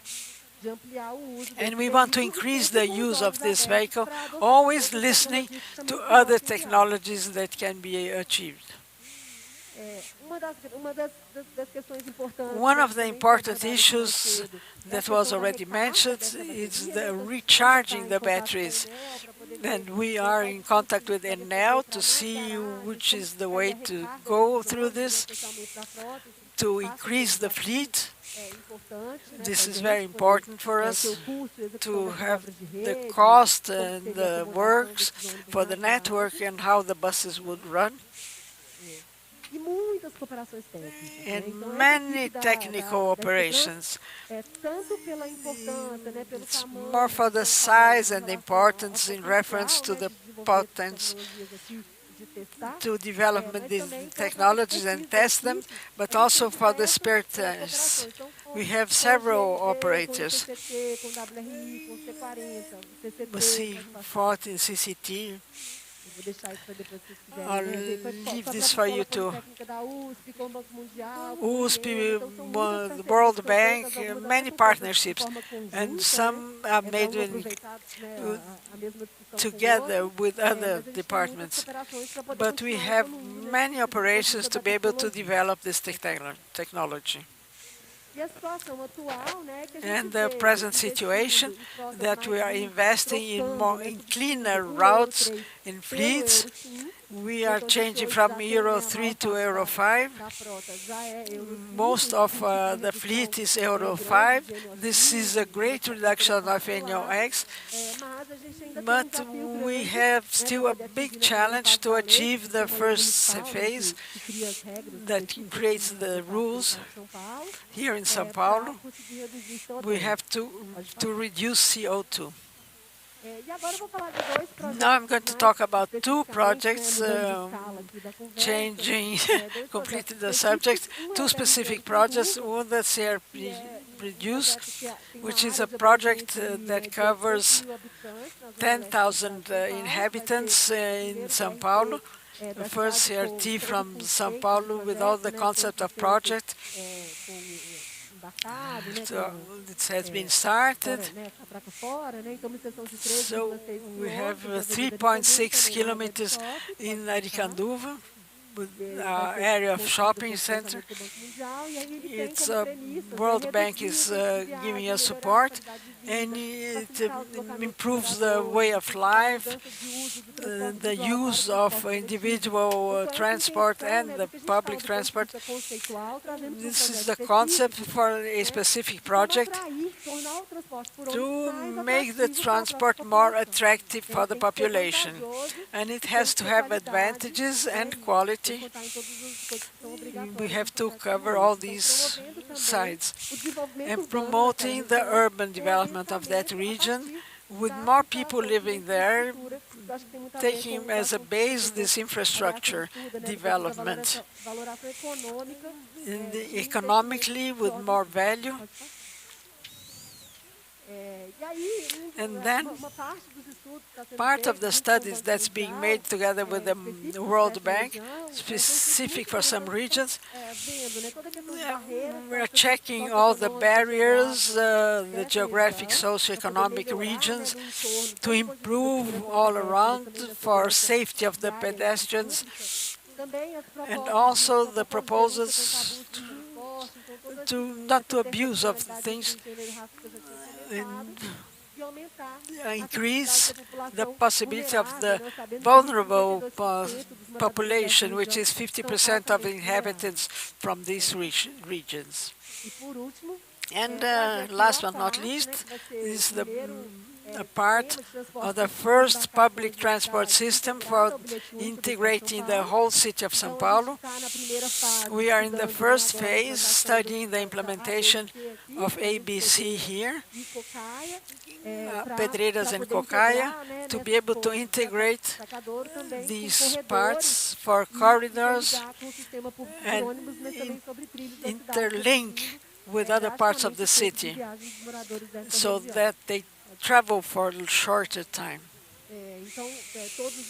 So all these studies are being performed now by the technical committee to be able to achieve and define which are the transport, how this is going to be navigated, and all the other interventions that are necessary to implement this system in the city.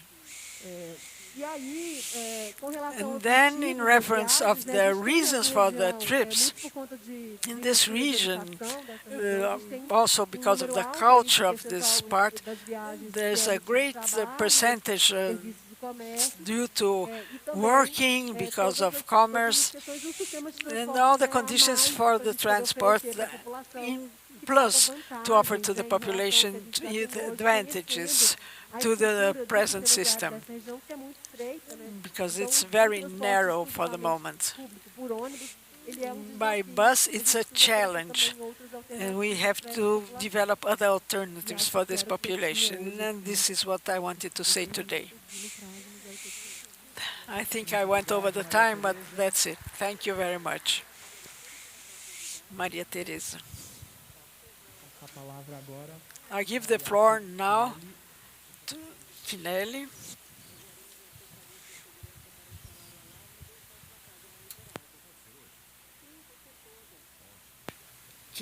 Aliaster Kinelli.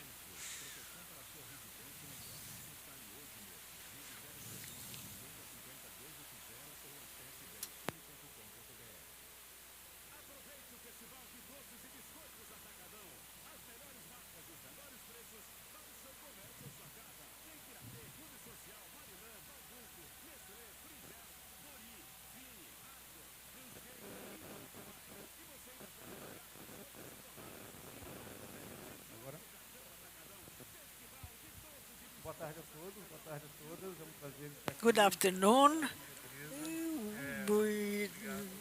Thank you, Maria Teresa, and I would like to thank the Secretary, Marcos Principio, and Roberto Nunes also, for opening this discussion forum, which is so important and transforming. It's a great pleasure for me to be here. I had some slides, but for a technical problem, I'm going to be the most convincing possible with my arguments to show graphs and numbers of reference. But if somebody wants to access them, you can contact me. My name is Chimeli, C-H-I-M-E-L-I, and you contact me and I'll clarify some doubts. If you check for Ariaster Chinelli in the internet, you will reach me. I will change a little bit the point and talk about public policies that might affect effectively our life. We live in the cities. Most population lives in cities, and we feel the changes, climate changes. The urban mobility is very complex, so I'm going to touch 2 points especially. One is recognizing the importance of the transport with the greenhouse gases, and the other one is the need to assess universally the city through transport. So these will be my 2 subjects. And then we'll talk a little bit about challenges. We'll look at the history and see what incentivized us to get away progressively from fossil waste, looking at oil, and see some lessons that might be useful for us in respect to emission of CO2 or gases for greenhouse effects, and the challenges we have ahead of us, and opportunities. I think I'm going to go very fast through this by the idea that the transport section is extremely important in the emission of greenhouse gases. This is very well known. Let's see the data of energy data from the International Energy Department. It has increased much more than any other sector. It has diminished the consumption, looking for alternatives, and there is a stable level. So it's very important to consider that. Seeing it may bring some problems, depending on the way we use energy nowadays. That's the case of Brazil. Other countries where you have income inequality, you have lower brackets, and so it's very expensive concerning the income of the house, the energy bill. What lesson has been learned with petrol, with oil? If you consider GDP consumption of oil up to the 70s, the GDP going up, cost of oil going up, in parallel, pari passo. So how can we calculate how much oil do we need, referring to every $1,000 produced worldly? We, in the past, used 10.8 barrels of oil. Over the 70s, it was still growing, so 1 barrel per $1,000 of the GDP worldwide.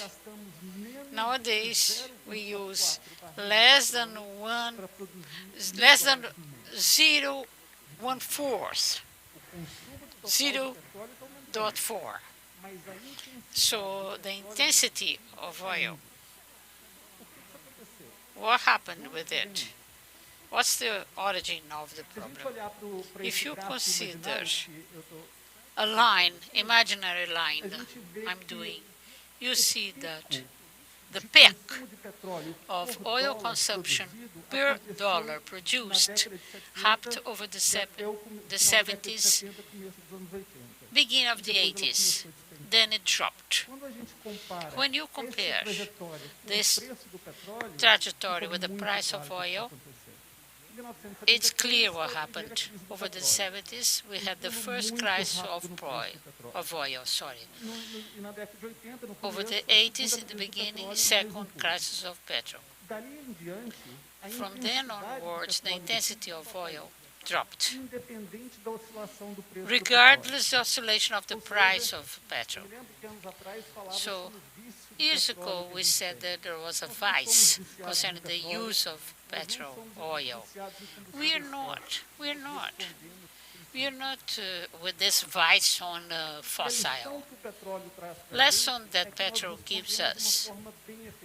We respond very effectively. When something is very expensive, we put aside. Consumption of oil was high, price was high. So what happened? It triggered the development of new technologies and products, especially in the industry. This was not the case of highway system. Over the 70s, enormous big cars, like the American ones.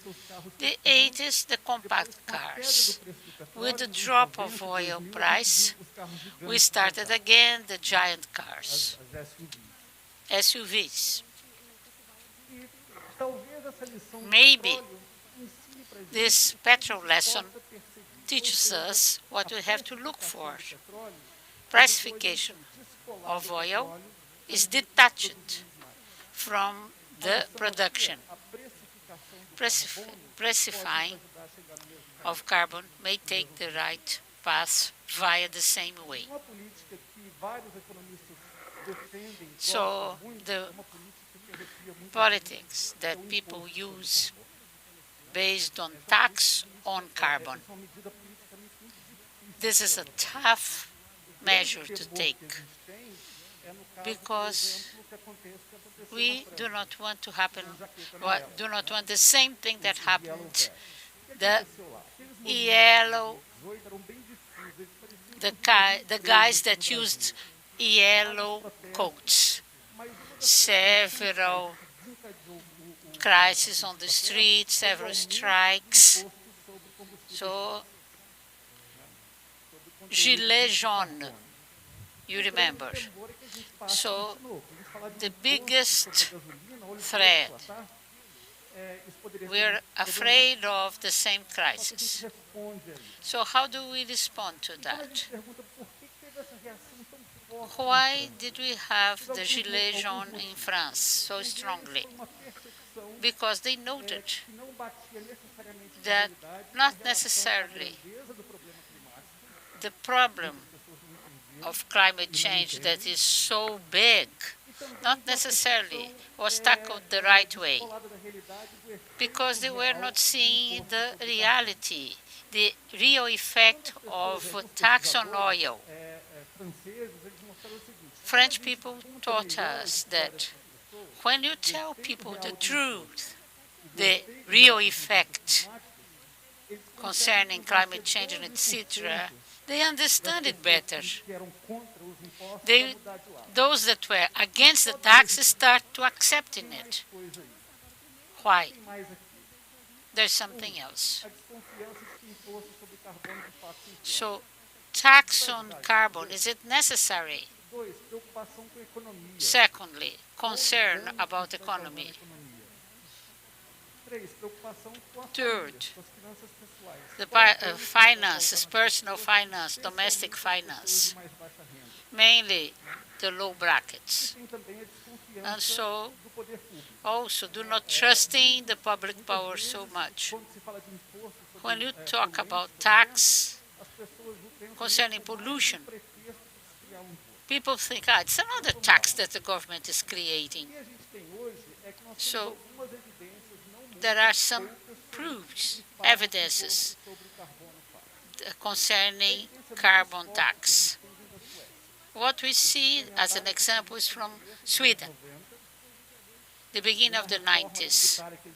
In the tax reform they had in Sweden, and from then on, it was clear there is a detachment of the issues that were imagined, projected, and those that were real. They've done that in a very assertive way and balanced way to tackle competition in the institutional industry. They had a schedule that was more articulated, a program that was more articulated. Other exercises that European adopted. There was a drop in carbon issuing emissions. So now we're seeing the evidences. Last year we had 2 articles in US talking about countries that required carbon and what was its relation with GDP and employment.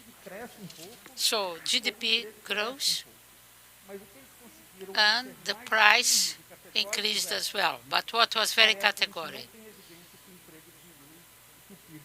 We could not find any evidence that the GDP would drop or the employment would change. So we could eliminate other taxes. Which are the more perverse ones? What's bad for the producers, for the employers, for the employees? Let's look for it. Tax reform is necessary for the society. We have to recover income levels. Surprisingly, we should take it more serious than we are when it refers to pollutants. We have to correct a distortion that we have in society.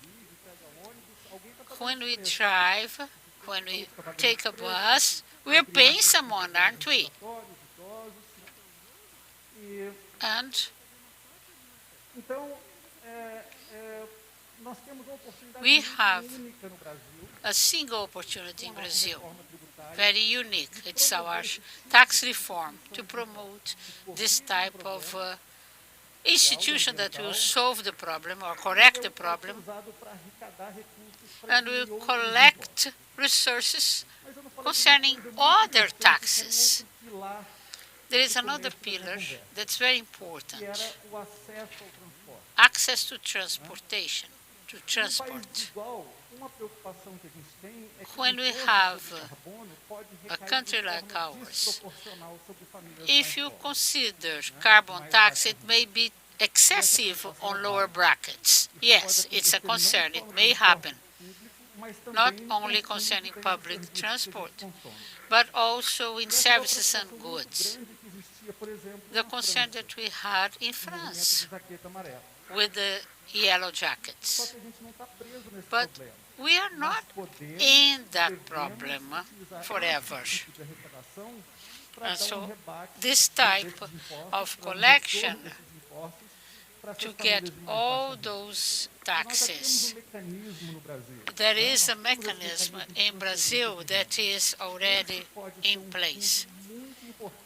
Something very important that gives return on investment to the families, protecting them from the impact in transport and consumption of goods and services, solving the problem, giving incentive to people to be creative, change the type of model they use, and promoting technologies that are cleaner, with better transportation. That's what I wanted to present to you. Thank you very much for your attention.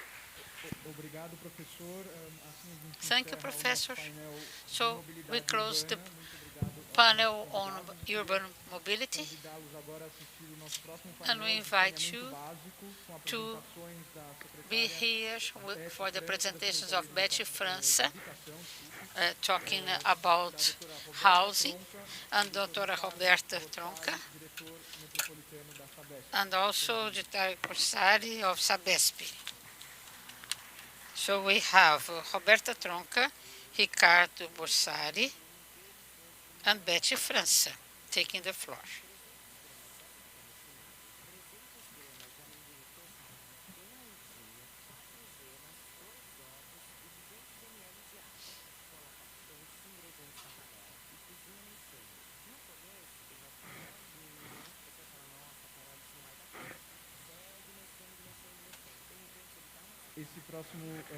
Essa próxima mesa vai ser Next table will be headed or shared by Professor Ivanildo.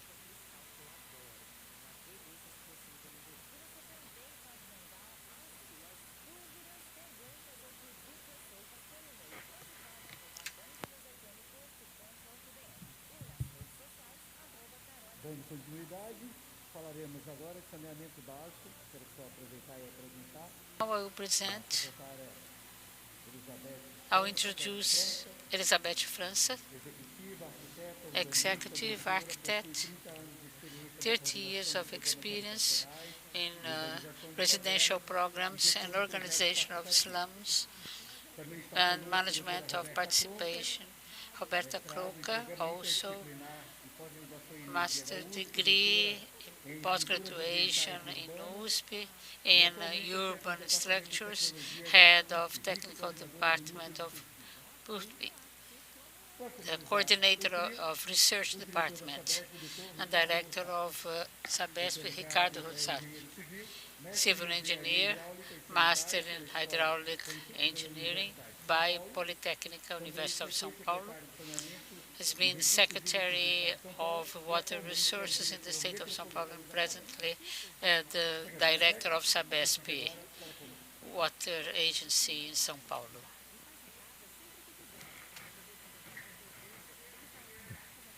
O som dela não está muito bom, gente. Melhor. Thank you. Taking part in this panel is an honor that Borsari and Professor Roberta working wastewater resources. We're talking briefly about a program in the City Hall that I am heading together with other sectors, and it refers to one of the biggest programs concerning works in the city, and we'll talk about the importance of discussing this subject in Pré Cop26. We have several environmental problems in the Brazilian cities, but I believe that due to social inequality, which is increasing, wastewater treatment is key.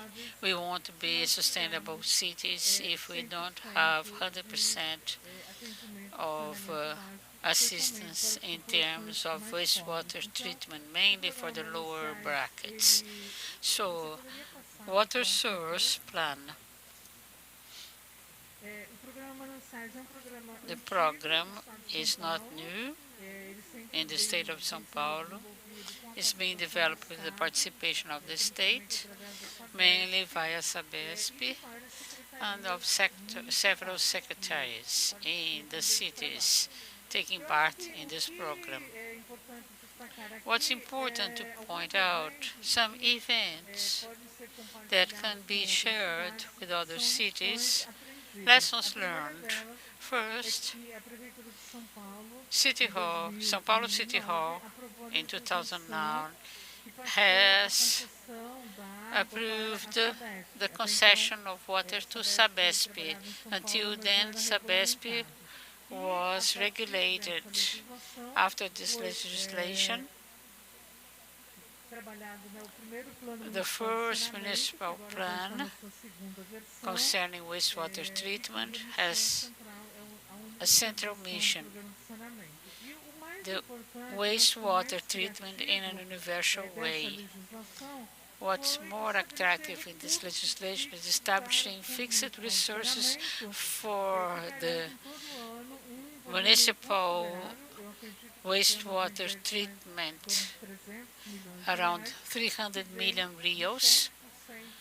That comes from the 7% and 13% of Sabesp in the funds that the municipality has to use mainly for the lower brackets to implement the water and wastewater treatment. So this program means that in the south area of Brazil, of the city, Guarapiranga and Bilim, the municipality is having the slums urbanized, having draining systems. Due to irregular use of the soil, we have to do that. And there are families that have to leave the risky areas and stay elsewhere with the help of the city hall. And presently, with the state government and Sabesp, some actions are taken to protect the region, mainly of the areas along the rivers, i.e. the dams, where we have public spaces being implemented. This is the area of action of the program. On the right side, we have Guarapiranga Dam, left side Billings, and this is a set of interventions that are foreseen in the region. To give you an idea of the volume of investment that we expect in the 4 years with Ricardo Nunes is 4 billion Rios investment. It's significant. Just to illustrate, I have some photos. This well-known Cantinho do Céu. It's irregular dwelling, 15,000 families in the region. And the idea is caption, having all the wastewater treatment individually taken care for the houses, and implement this park with 7.5 kilometers of linearity, which is a very important park for the city of São Paulo. This is a vision of the park. You can see they're very simple interventions, great projects for engineering. The park is implemented so that it belongs to that neighborhood. This is the former situation, very bad by environment. Imagine that all the sewerage runs freely. So this situation, this is the present situation. And here you would have the environmental base. You can go on, it's just pictures just to have a better idea. This is during implementation. 3.5 kilometers of park until end of 2024 it will reach 7 kilometers. And here we solved the issue of the basic sanitation, and we had special care for this project to actually make it become a better neighborhood so that people feel inside the park. This is another image, next. And just to end, the areas that we have where the new units were built, This foresaw 16,500 units for 2024. We are taking care so that the environment be integrated to the park. So this is this set of houses called Chácara do Conde, 1,000 houses. For the Secretary of the Green wants to preserve all this region and the Cocaia Basin, which is close to the Billings Reservoir. This is just an image of what is dwelling for resetting people. And it's going to be inaugurated by the mayor. There are 1,000 units for families. Thank you very much for your attention.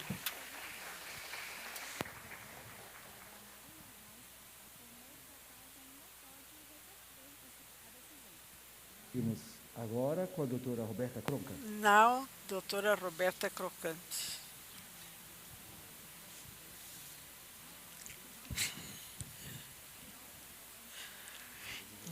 Dá para ouvir?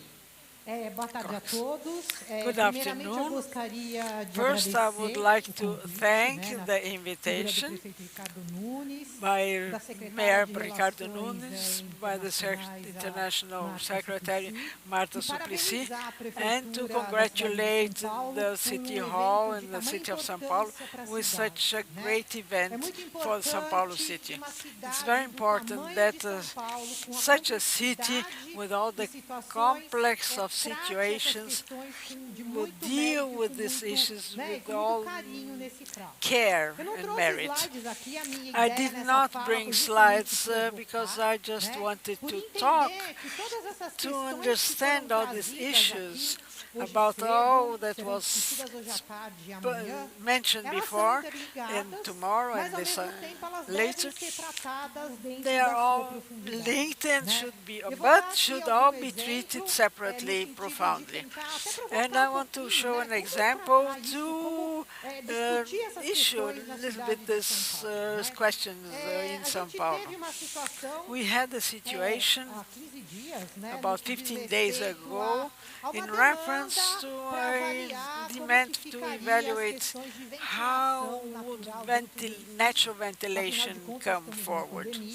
We are in a pandemic, and the people saw it was important to ventilate outside, more pure air, cleaner air.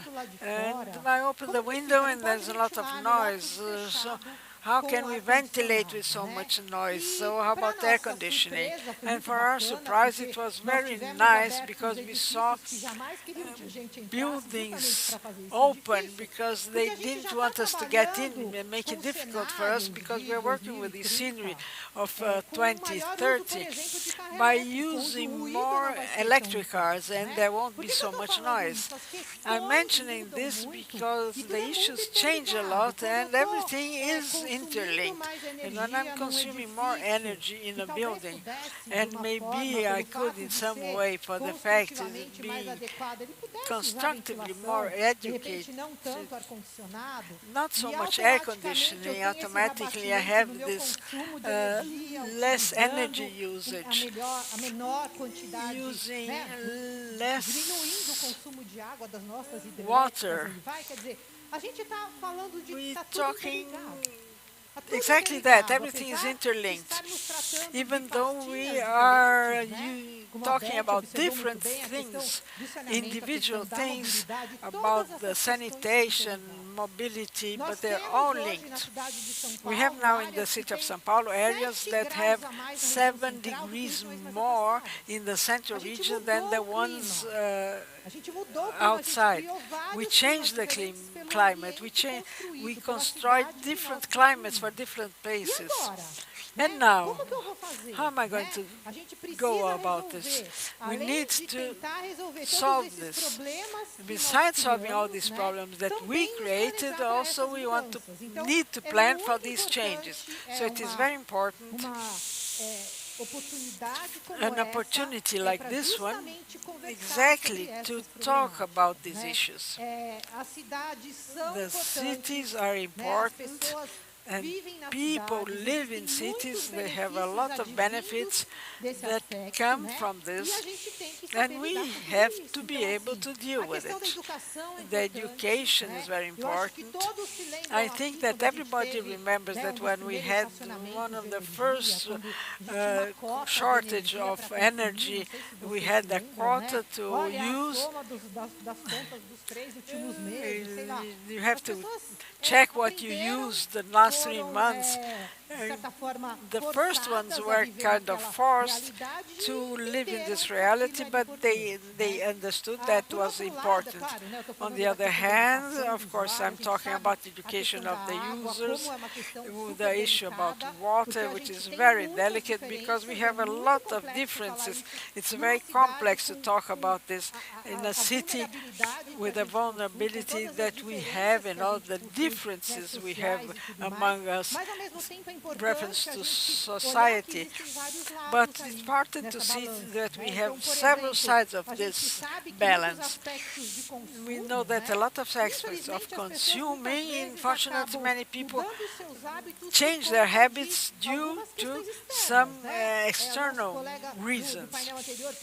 The previous panel, they talked about income, about taxes, and we have knowledge of researches in some areas that you're going to charge individually the water individually in buildings that people used to pay privately each thing, and now you want, I mean, it was all paid in the bulk, and now they are dividing it by apartments.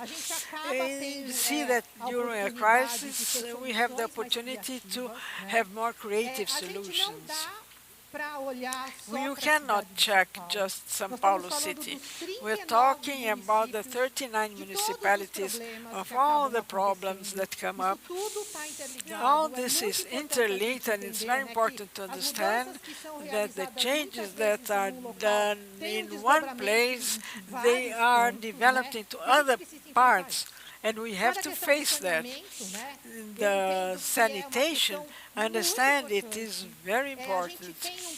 We have a detailed plan from Sabesp that deals with the resilience of the states in detailing all the aspects of actions that were taken and things to be done, and understand that the greatest challenge we have is exactly to understand that we have to deal with some emergencies, like important actions, very short-term actions, and some are long-term actions.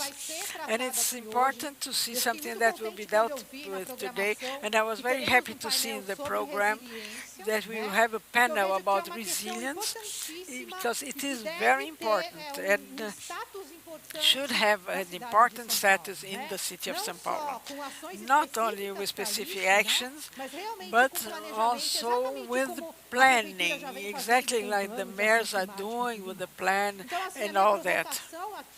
Era nesse sentido de, apesar de a gente ter que olhar, né, conforme a gente viu agora na apresentação da Beth, como a gente vai ver nas próximas apresentações, que é importante a gente, ao mesmo tempo que a gente olha para os aspectos relacionados com aquele tema, entender como isso tudo é interligado, e a gente, no fundo, está falando de uma cidade que tem várias complexidades que precisam ser tratadas dessa forma. Era isso que eu tinha para falar. Tá? Obrigada. That's what I had to present to you. Antes da terceira fala desse painel, the third talk of this panel, we thank also the audience of the internauts and other people. Hundreds of people credentialed. The floor now with Dr. Prochat. First, I want to thank the invitation and the colleagues Betty and Renata for the opportunity which is the basis of an environment, healthy environment. It wasn't me. Anyway, it's the idea to present a new look, a new program. I'm going to give myself the right, not talking about what was already said, but a new look for the sanitation of a region which is so bad, like the region of the mananciais of water sources in São Paulo. I would like to show you an idea. It's just an idea. It's not consolidated as a program, as a metropolitan area from Sabesp.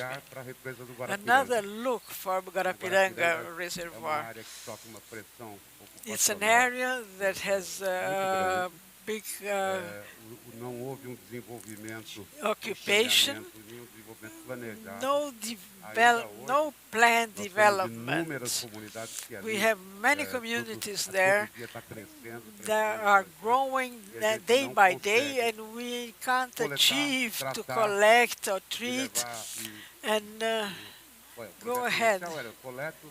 The wastewater. We're talking about the Barueri. We don't know if we can take the water waste and go treatment and go through São Paulo with it. This is an idea that seems to me, from all I've seen, it has a beginning, a middle, and an end, and it aims for the complementation of this sanitary plan to collect the waste and collecting the water source and invest in the management of this reservoir with all the management and the waste and deal with the improvement and make it become drinking water. 25% of the water that I distribute in metropolitan region from São Paulo comes from Guarapiranga Reservoir. So 16 square cubic meters by second, and you can evaluate what's the meaning of this. So 16 cubic meters by second for São Paulo. São Paulo is at the head of Rio Tietê. It's in the beginning of the river. So if you look up there, its potential by number of inhabitants, it's a drought. How are you going to supply water for everybody? We have to bring more water from the neighbor basins, the São Lourenço system and others. We have to treat this water supply, not only because it's important for Sabesp to bring the water in and distribute it, because there are millions of people that live around this water and they have to deal with it. The project Pinheiros that everybody knows about it, it's innovative. It's absolutely new in the farming, not because you collect the waste and treat it is new, but the way it's done. I think this is the great difference in this whole process. And we're importing from Pinheiros project, when it's continuity, the concepts we learned there.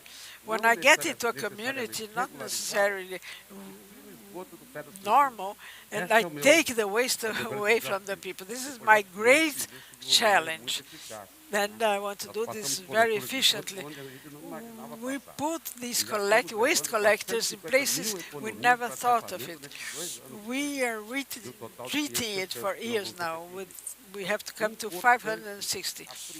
It's very important to learn this experience and take it over to other places. Next, please.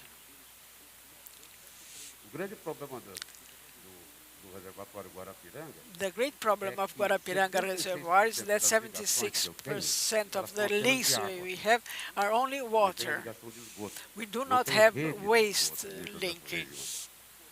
They don't have in many regions, and some places we are forbidden to implement it because they are not regulated.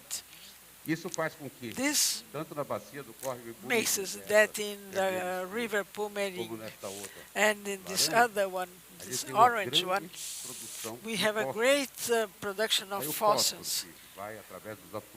Then they go through the rivers, the fluents, and they come to a reservoir and cause the processes with algae. Then you have odor and color of the water, and the treatment is much more difficult. The objective of this project is not just collecting, taking it out, the fossils out of the reservoir, but to treat the manancial, the water treatment. And then we were surprised, but it happens in the same moment when you have very efficient issues that we come with a program of this size and to give this region a better living condition. Basically, 650 kilometers of green in this project and more linkings of sewage. And we're going to bring something like 450 liters per second. And the waste will be treated. We will see how.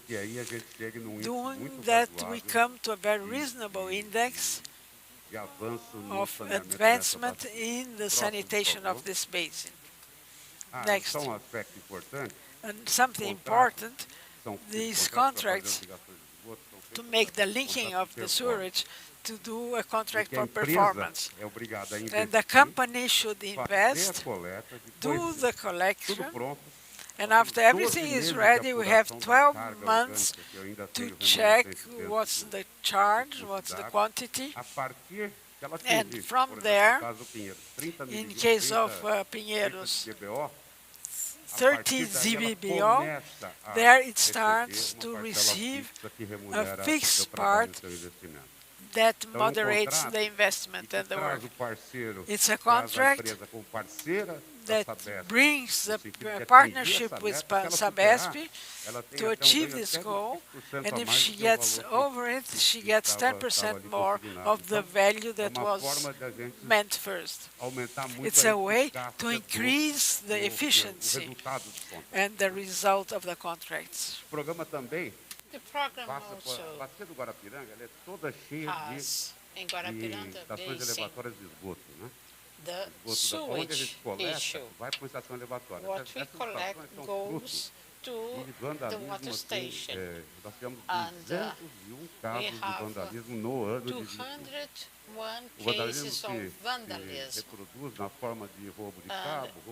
There are stealing of cables, of engines, electric engines.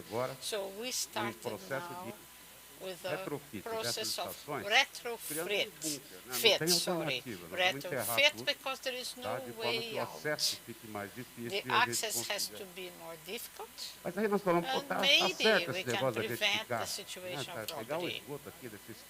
So, in the wastewater treatment in the extreme south corner of the city in Barueri, it doesn't make sense, because the rivers have to go to water source Sorocaba City.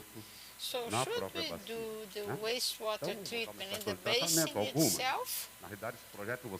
So in this project you'll see we have 4 new wastewater treatment stations, and I'll be able to eliminate some water stations because I don't have to take the water up there.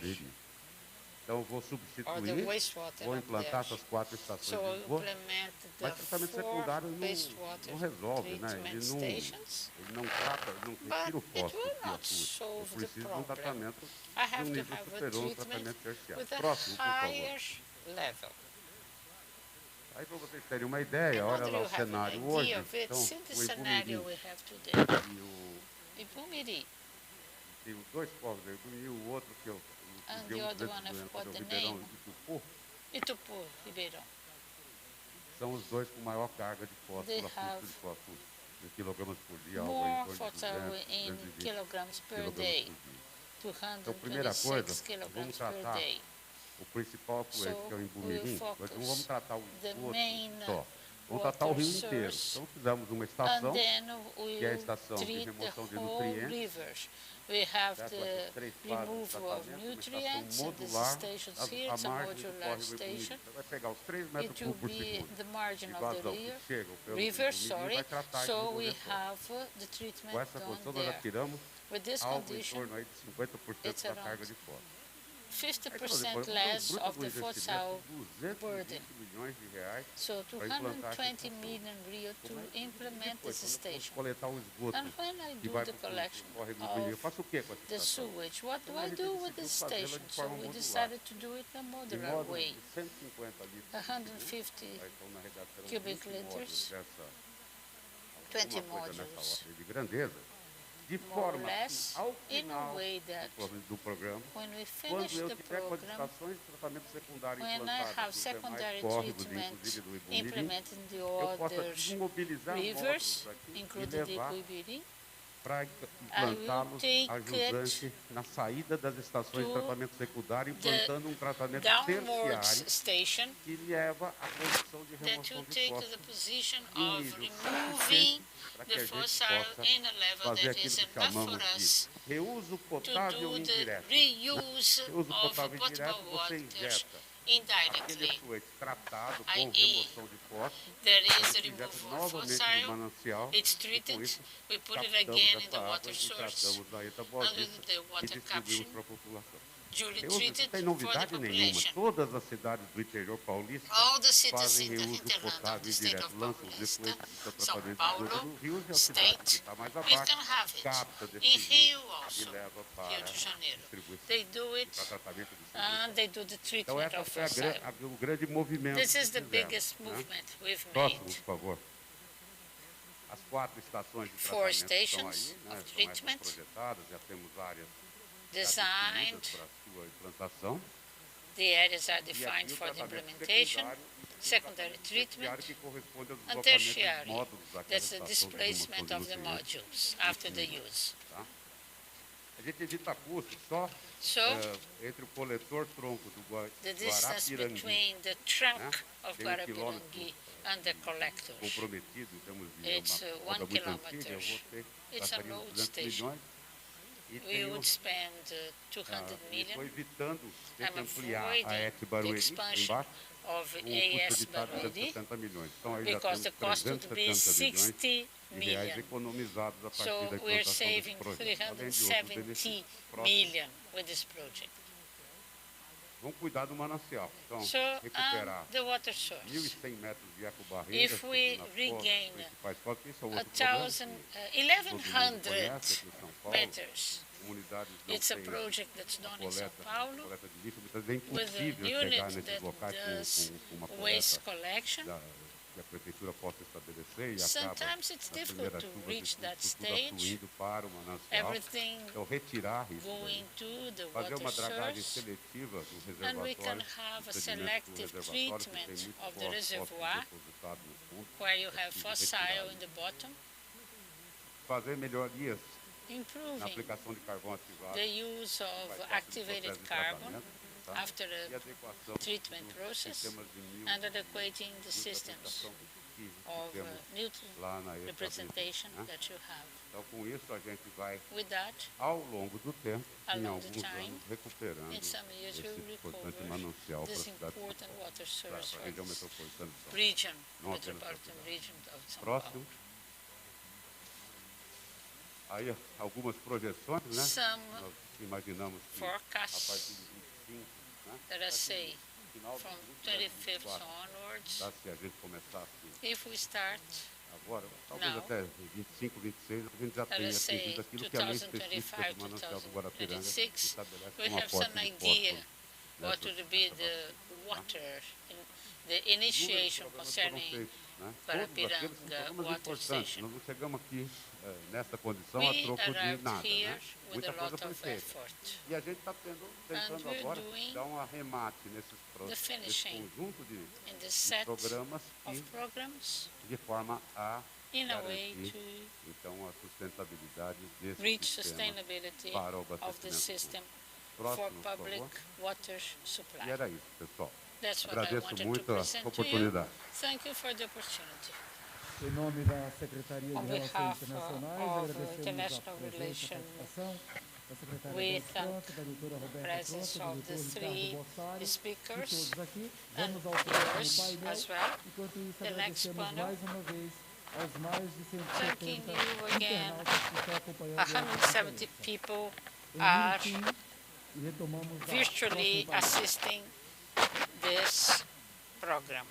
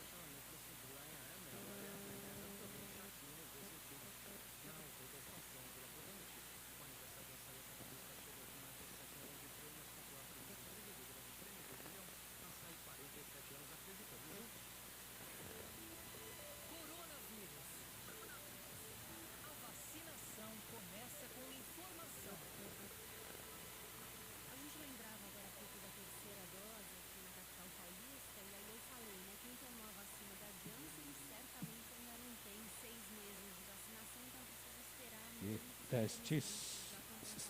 Som 2 e...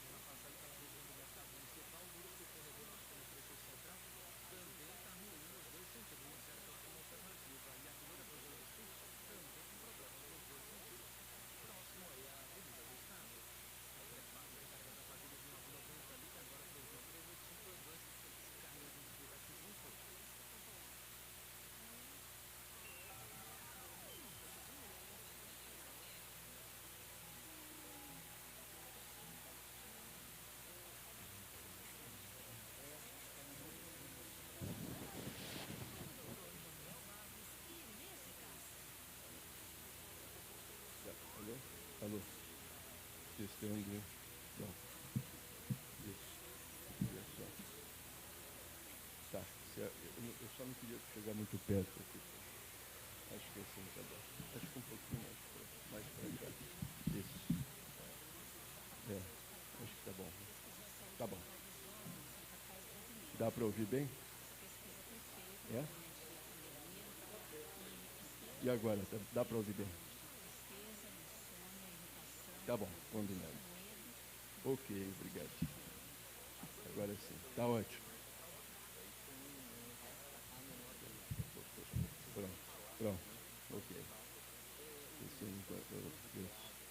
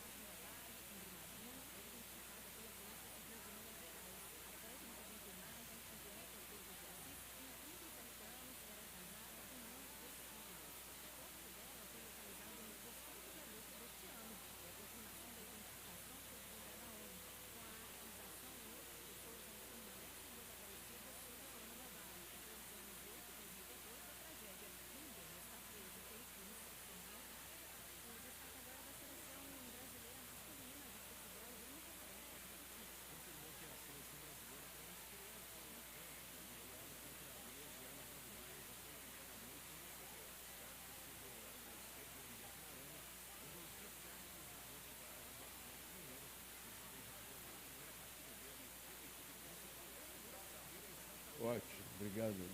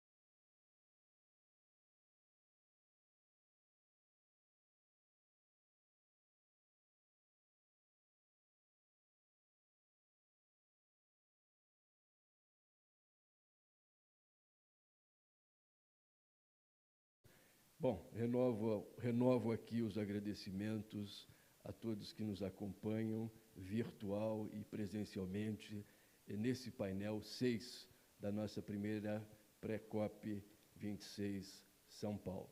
Bom, o tema do painel é sustentabilidade.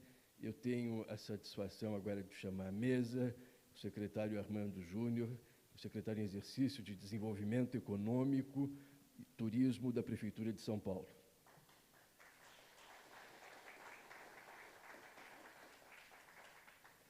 Obrigado, secretário. Chamo também o Antônio Ademir Stroski, secretário do Verde e Meio Ambiente de Manaus. Por favor.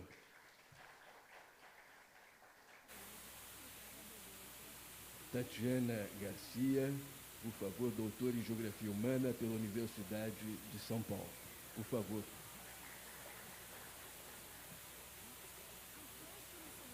Marcos Poiato, diretor-presidente da Poiato Recicla.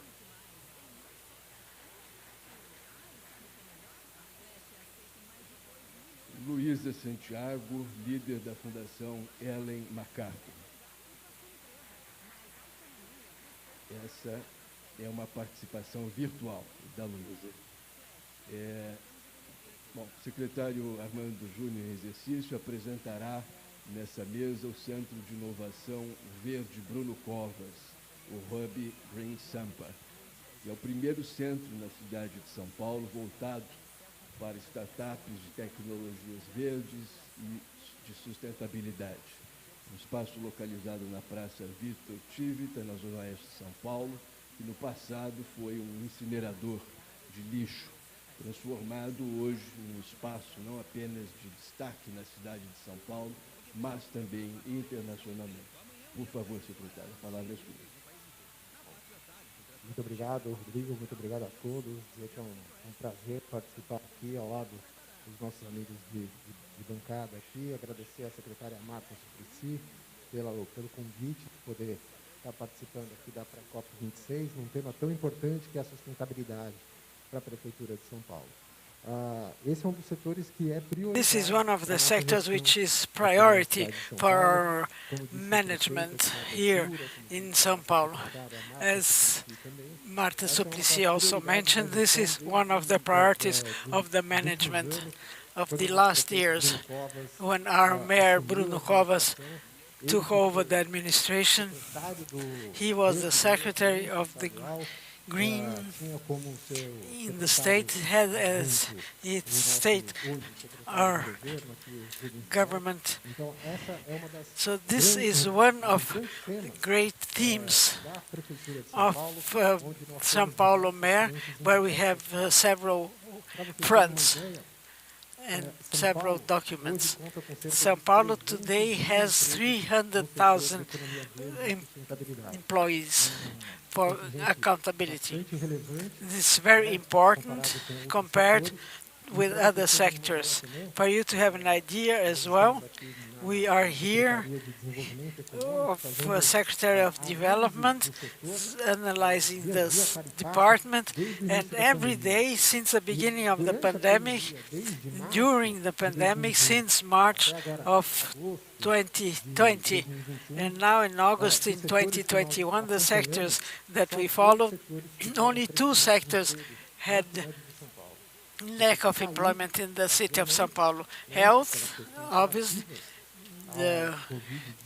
due to COVID-19, and sustainability and green economy. This is a sector that grows in comparison with the other employers, other jobs. And this was dealt with in our secretary, the Green Sampa. It's a program where we support the technology sector of sustainability in the more different fronts, acceleration, administration, innovation, entrepreneurism, and in its many departments, water, energy, mobility. It's a program that's very transversal, where we act together with other secretaries so that we can activate more and more these sectors here in São Paulo. In one of the great points that we did in the INSAMPA program, besides the accelerations and startups in the green technology, we did the great mapping in the startups in São Paulo. We did courses of acceleration and monitoring and finance resources of the startups so they can develop. And today we created the Center of Green Innovation of Bruno Covas, which, as Rodrigo said, the Hub Sampa was conceived initially as one of ours. The idea was one of the public co-workers in the city of São Paulo, that we have already 14 public co-workers, and each of these co-workers, they have a theme. And we wish to do a co-working of sustainability to support entrepreneurism and startups of technological innovation. And we started to identify the sites where they had this. And there is a prerogative of the theme. This co-working became a hub, a green center of innovation. We did a square, a place in town. Many people who are watching us, which are not from São Paulo, there is a square, which is Praça Itcotílica, next to Editor Abril, Vitor Civita, close to Rio Pinheiros, one of the main points of São Paulo. It's a place, the square, well, it was a great dump place. It was an enormous dump place where the waste was put in a building. There was a building incinerator where all the waste was incinerated. Inside this building, we did a partnership with the Green Secretary, took the building for our secretary, gave it to Abrisampa, which is our agency who supports the entrepreneurs in São Paulo, and the square, we gave it to a private people. So this square is a place of leisure for São Paulo, and we remodeled the building completely. It has 3 stores. It's 3-story high. The first one we do the meetings and events. About 100 people. It takes about 100 people. The second floor, the startup of innovation, which are accelerated by São Paulo's mayor, the city hall. It goes through all the sectors of sustainability. And these startups are receiving acceleration for 1 year. And at the end of this year, we'll do a new calling for new startups can be started.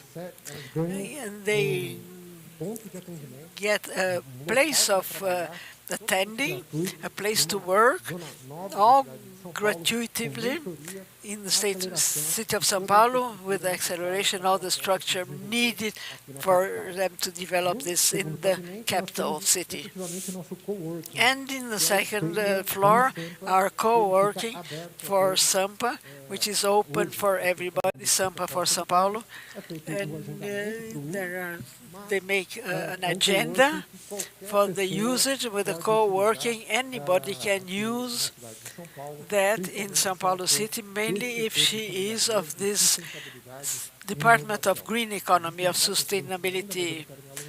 There are more things to say, but I don't want to be so long. So once more, thank you for this invitation, and we are open for debate.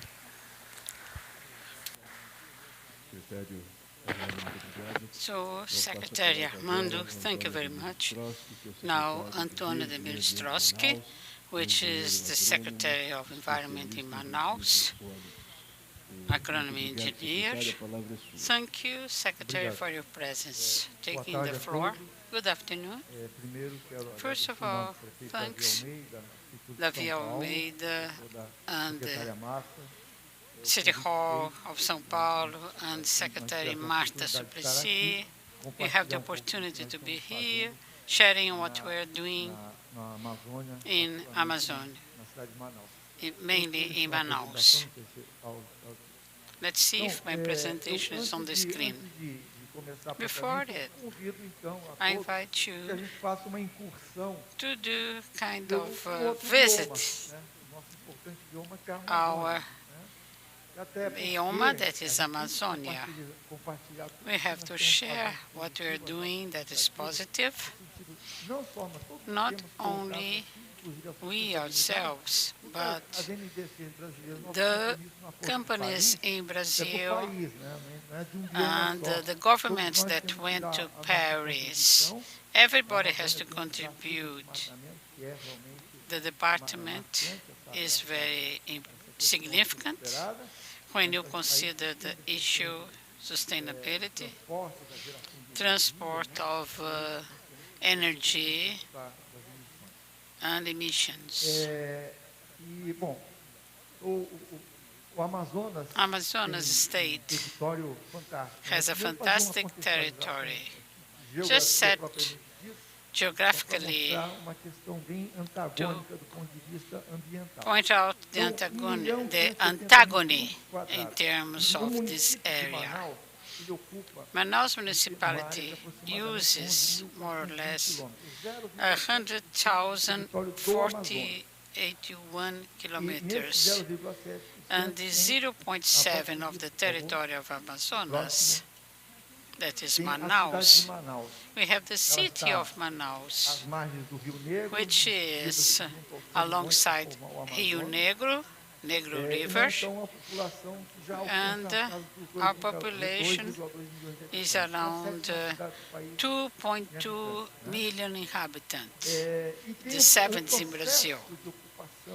The process of occupation and use of soil, the growth of the city, mainly horizontally, was not planned.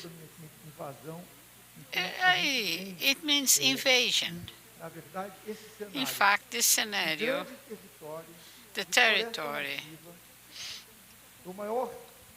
the biggest state with the governance of tropical forest, and the use is like that. In the middle of the state, we have a big city with not organized occupation. What do we do? The planning of division of soil in Manaus, it started centuries ago. And when we started with the free zone, the things progressed differently.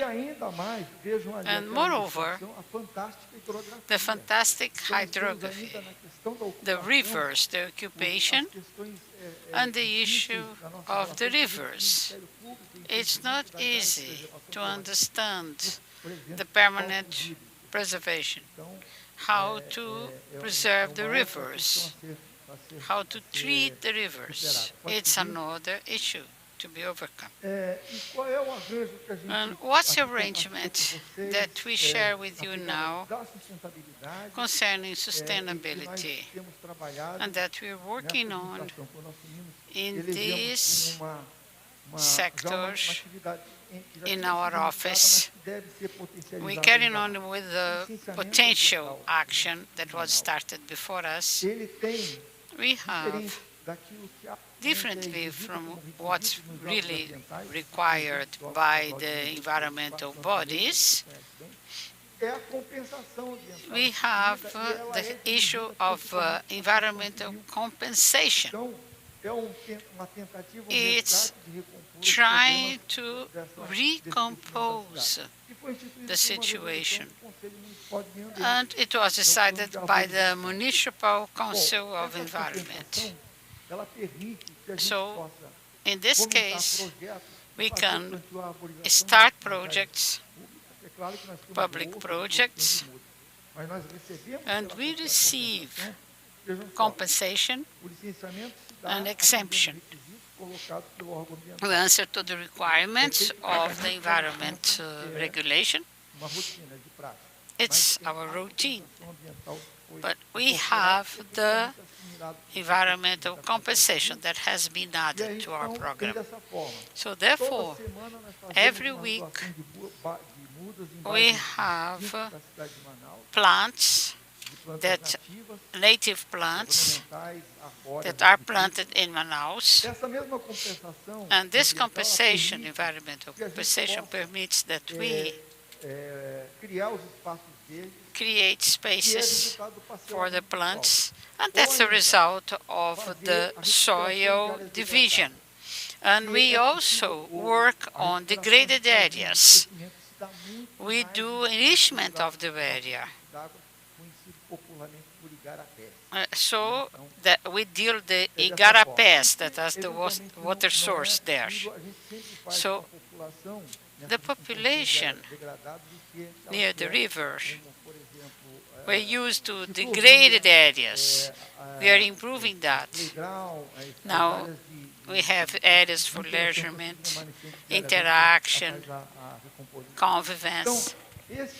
So this is a case that we are improving, and the results are very positive.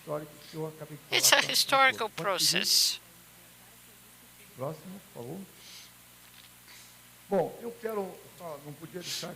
I have to comment. We have issues concerning climate change. In the 11 floods of the natural cycle in Manaus. What's happening now is the opposite of the flood. So there is a stagnation, and after that, slowly and slowly, we go to the flood season. So in Manaus, in the past, we reached 30 meters. In 1922, for 120 years, the floods reached, in 4 occasions, the highest peaks. So in 2021, we surpassed that. It was the biggest event of all. It was a singular fact, and it required a mobilization. So it's an event of our biomass, biosystem. It was the renewal of the biodiversity.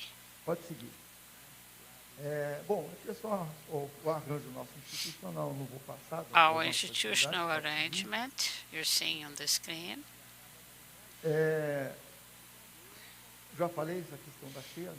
I talked about the floods, and we have, in this process, what is the result of the environmental licensing is the revitalization of our parks. It's a small part in Manaus with the indigenous community, 35 different ethnies. With them, there is an understanding. They want a small park where they have their cultural identity respected. So we're doing that, and we'll try to have that in the municipal parks. In this process, we make it viable. So, and we do not finish with the problem because we do not have the public financial resources, but we intend to. I will not go into details here. It's about the code of the city of Manaus. It's a forest code. It's a wastewater landmark, natural policies about natural resources, etc. In Manaus, we have to permeate the other subjects in this sense. I'll stop here and I'll conclude my presentation. Thank you very much.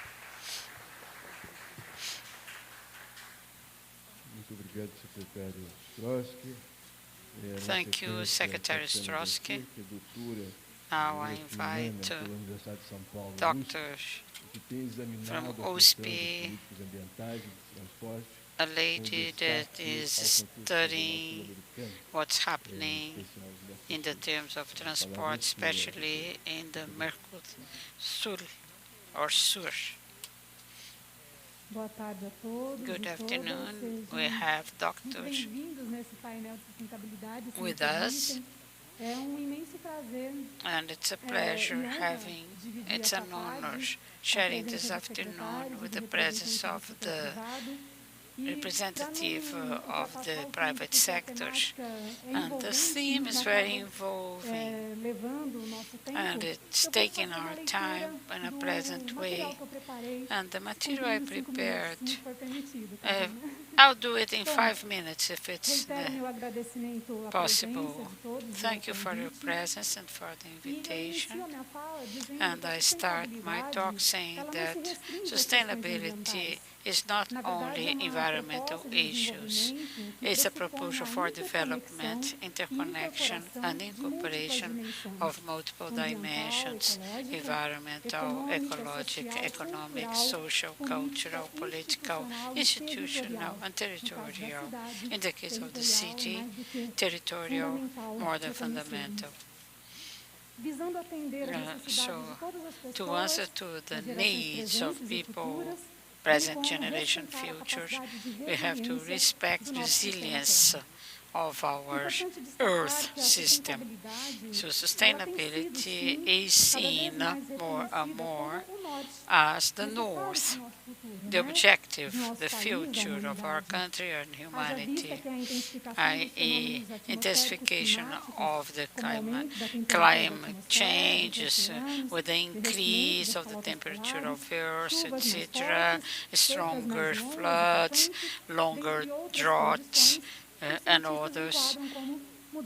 We call all that climate change. That's the theme of our COP26 that will be here with us very soon. Sustainability, unfortunately, is a concern that's getting more visibility when we see the catastrophic situations. And they affect not only nature, but humanity, people, communities, cities.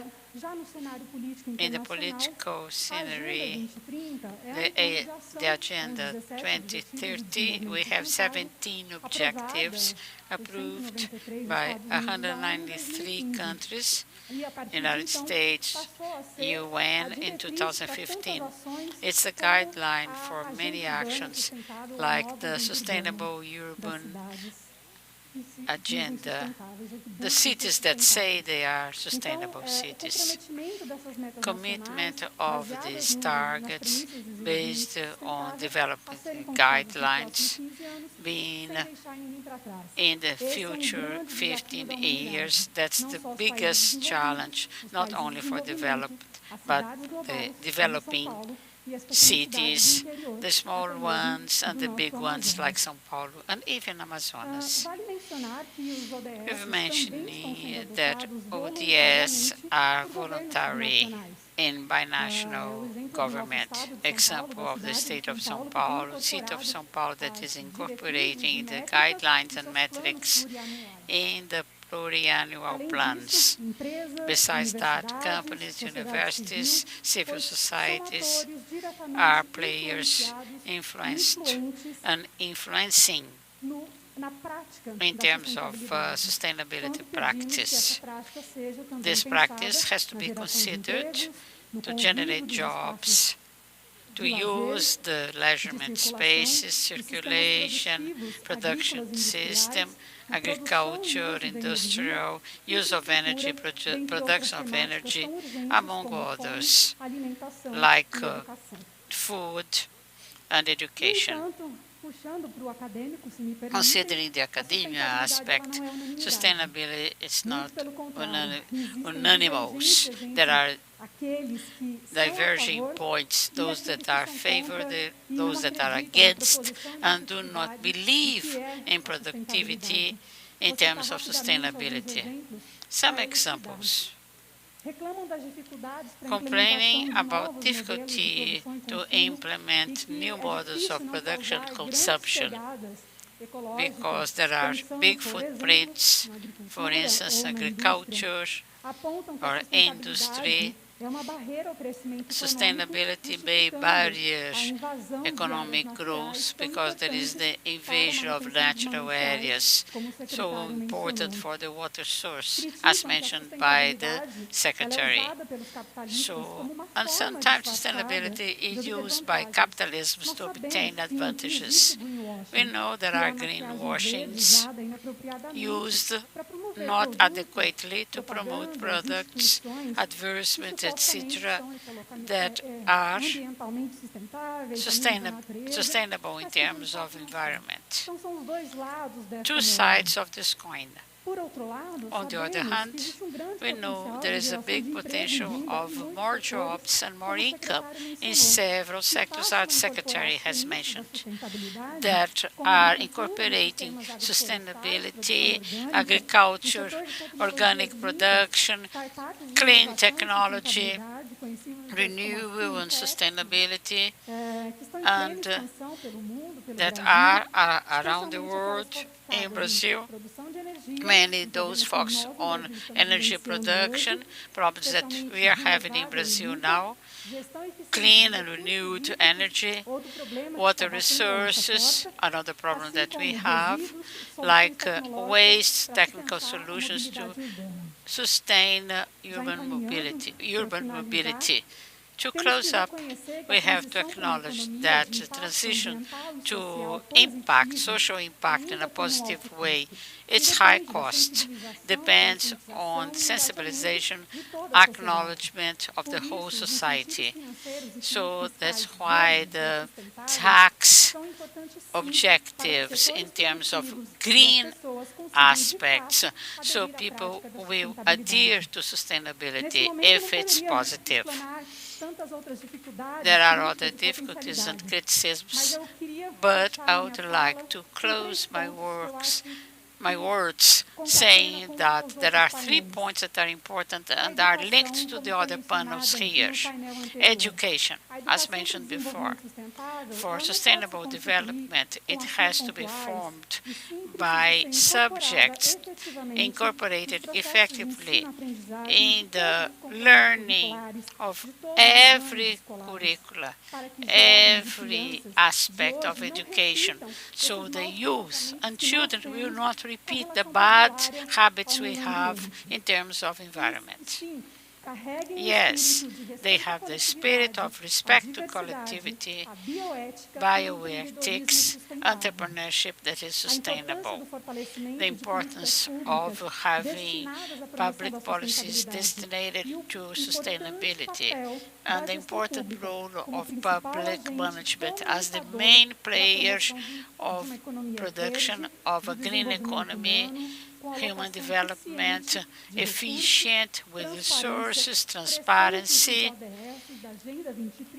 According to the Agenda 2030, that we call ECI, is a theme of the private sector.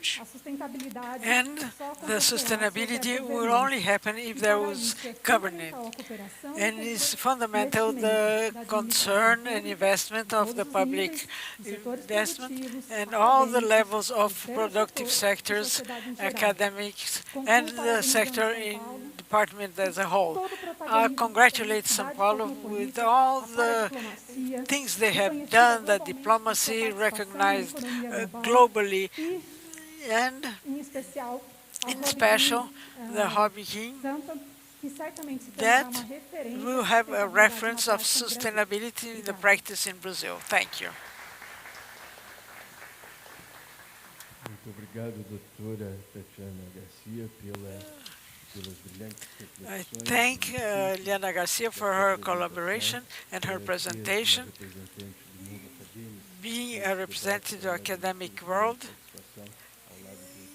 representing with other representatives, and I thank you very much.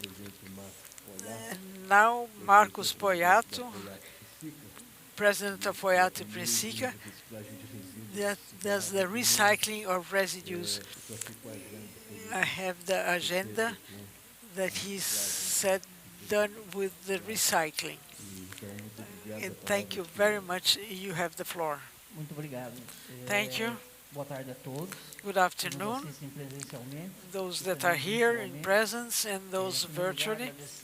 First, I'd like to thank the opportunity that the Secretary of International Relations from São Paulo gave us for a subject so important and relevant for this debate, so involving, as the Professor Tatiana mentioned, and talk a little bit of our reality. Sometimes if you work in sustainability and become environmental entrepreneur, it seems crazy. So please don't look at me as somebody crazy, but as an entrepreneur, a socio-economic entrepreneur. And we'll explain to you what is the challenge. Some years ago, it's still now at another level, because we already went through some barriers. We went ahead. And what happens? I worked a lot of time in the pharmaceutical industry and about cigarettes in health. I was a specialist in the drugs to beat cigarettes. You look in the streets, gardens, the sea, the rivers, you see all kinds of cigarettes thrown there. And things, there are laws. The ONU has something, not just the waste or residues, which is most found in all environment. It's also toxic. It's more than 7,000 toxic substances. And what impacts us? It's invisible. We never hear anything about it. We don't talk about it. But the environmental impacts are gigantic. So look, the issue of stopping to smoke is fundamental. People shouldn't smoke due to the impact against health, which is very well known. But who talks about these impacts? So luckily, we have to do about this. And here nobody talks about this, about the opportunity to be here. The challenges for sustainability and environment are gigantic and multiples, but opportunities are also pertinent. And maybe we took this opportunity to work on this residue, which is called point of cigarettes. It's because of a habit of society, it's all over the world. So we search alternatives. We create some, but we understand that the multidisciplinarity of the actions for sustainability have to incorporate it in the actions and in the works done. So we went to universities and understand how to deal with this. And we found, luckily, in the University of Brasilia, a technology that transforms residues of cigarettes into newspaper paper. And this paper, we were able to develop a mechanism of work to generate income, as you see in these agendas, in this flower that is made from cigarette ends, and you can use it in the house. We have a space here where we show you other things also done like this. Not just the technology, it's physical and with chemistry. And we built, as the Secretary mentioned, a first plant to transform bits of cigarettes in the world. It's a 100% Brazilian technology. And in this area, the great innovations, technologically, they come from outside to Brazil. And this one is ours. It was developed in Brazil. And not to take it to talk longer, I would like to talk with the teacher Tatiana. Luckily, our company has a good concept and has this social issue and this responsibility. And we continue studying and doing partnerships. And together with USP in São Paulo, we have the possibility to treat our rivers, because we send this for a plant that treats this. And so 100% of our operation is sustainable. Now with USP, we can transform this in bug killing or in a product to be used, something that kills insects in general, fleas and etc. But we can also transform it into medicine for treatment. So see how many possibilities. We are partners in USP, in the pharmacy department, Dr. Palona and Professor Hesse that developed this possibility, and now we are dealing with the red tape. And I'm very happy to know that in the city of São Paulo, they support these initiatives. We are startups, but now we are in 78 cities, 7 states of Brazil, and we cover 700 companies, and they're adopting our work, not just stopping to smoke, but also not to impact it. While you don't stop smoking, put the thing in the right place, because we can diversificate and increment the economy. We pay taxes, and better than that, we make a work of income and work. We do it in Campinas, where the therapies are made in the elaboration of the mass and the paper, and then they produce beautiful materials that are sold to generate income. Companies that contract us buy these things from Pai and other cities and places where we act. And for the Secretary of Manaus, I have a surprise for you. The Theater of Manaus was 125 years old in April, and this week they came to the theater a box recycled from butts of cigarettes in Manaus, so that we do this work to move the whole society, so that we change this behavior and bring to society a way to change the world. Thank you very much.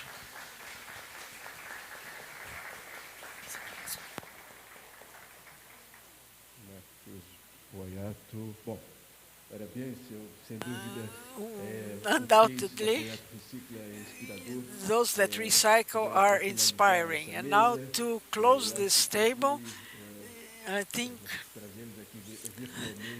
we have virtually a great partner of São Paulo City, Luisa Santiago, from MacArthur Foundation, Helen MacArthur Foundation, adopted one of the principles for recycling. I would like to point out that it has the participation of several secretaries. I floor to Luisa Santiago. Boa tarde a todos e todas. Good afternoon. I hope you hear me well.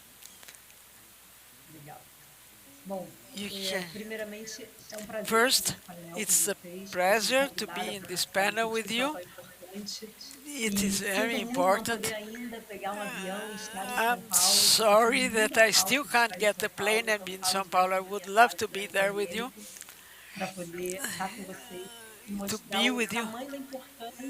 This is que so para essa important discussão o tema da economia for circular, this da discussion. dificuldade que muitos aqui falaram, que a Tatiana falou, da dificuldade de se colocar em Tatiana prática. mentioned E o tema de this is economia circular, que é a temática what central do is the trabalho da theme Fundação Ellen MacArthur, of this foundation, justamente com Ellen essa única MacArthur, missão de acelerar a transição to global para a economia accelerate circular, globally. ele é uma forma de botar em prática. It's a way to E ela é uma put in forma practice, muito and it's a interessante de very trazer interesting até os way mais, to bring it digamos, afastados da discussão to da the people which sustentabilidade are para more dentro. away, Porque justamente a gente está falando de uma because forma we're de fazer talking economia of a que é way regenerativa, doing economy that que is é regenerative, geração de valor econômico das generating oportunidades values e que ao for mesmo generating tempo entrega opportunities, at the same melhores time condições, um crescimento melhor, better conditions for crescimento que faz growth frente às questões that todas ambientais, faces às all questões their climáticas environmental e que issues and climate issues, enfim, é positiva para a economia também. it's Então, also nosso for trabalho na economy. Fundação, Our ele é work em at torno the de economia circular. foundation E o que é economia circular? is what is Economia circular circular é uma ideia, economy. vamos pensar na economia It's an linear. A idea, economia linear ela é a norma, hoje, linear, funciona na it's maior parte da one nossa type. economia. It works in the majority of the public Transforma. Então, a economy. gente extrai recursos da natureza, So we take transforma out e sources from desperdiça em nature várias formas. and we waste it in Na forma many de different manufa de ways, cigarro, é uma forma de like the butts of perder cigarettes. valores It's a way materiais da of economia. losing Mas a material quantidade de values, but the desperdício na quantity forma of linear de funcionamento da economia, loss ela é for enorme the e economy infinita, e ela is não só se enormous, traduz em and material, ela se traduz it's em, not just por material. exemplo, obsolescência It's de ativos obsolete que ficam for parados, ela se traduz assets em that are perdas stopped, absurdas ambientais e losses climáticas.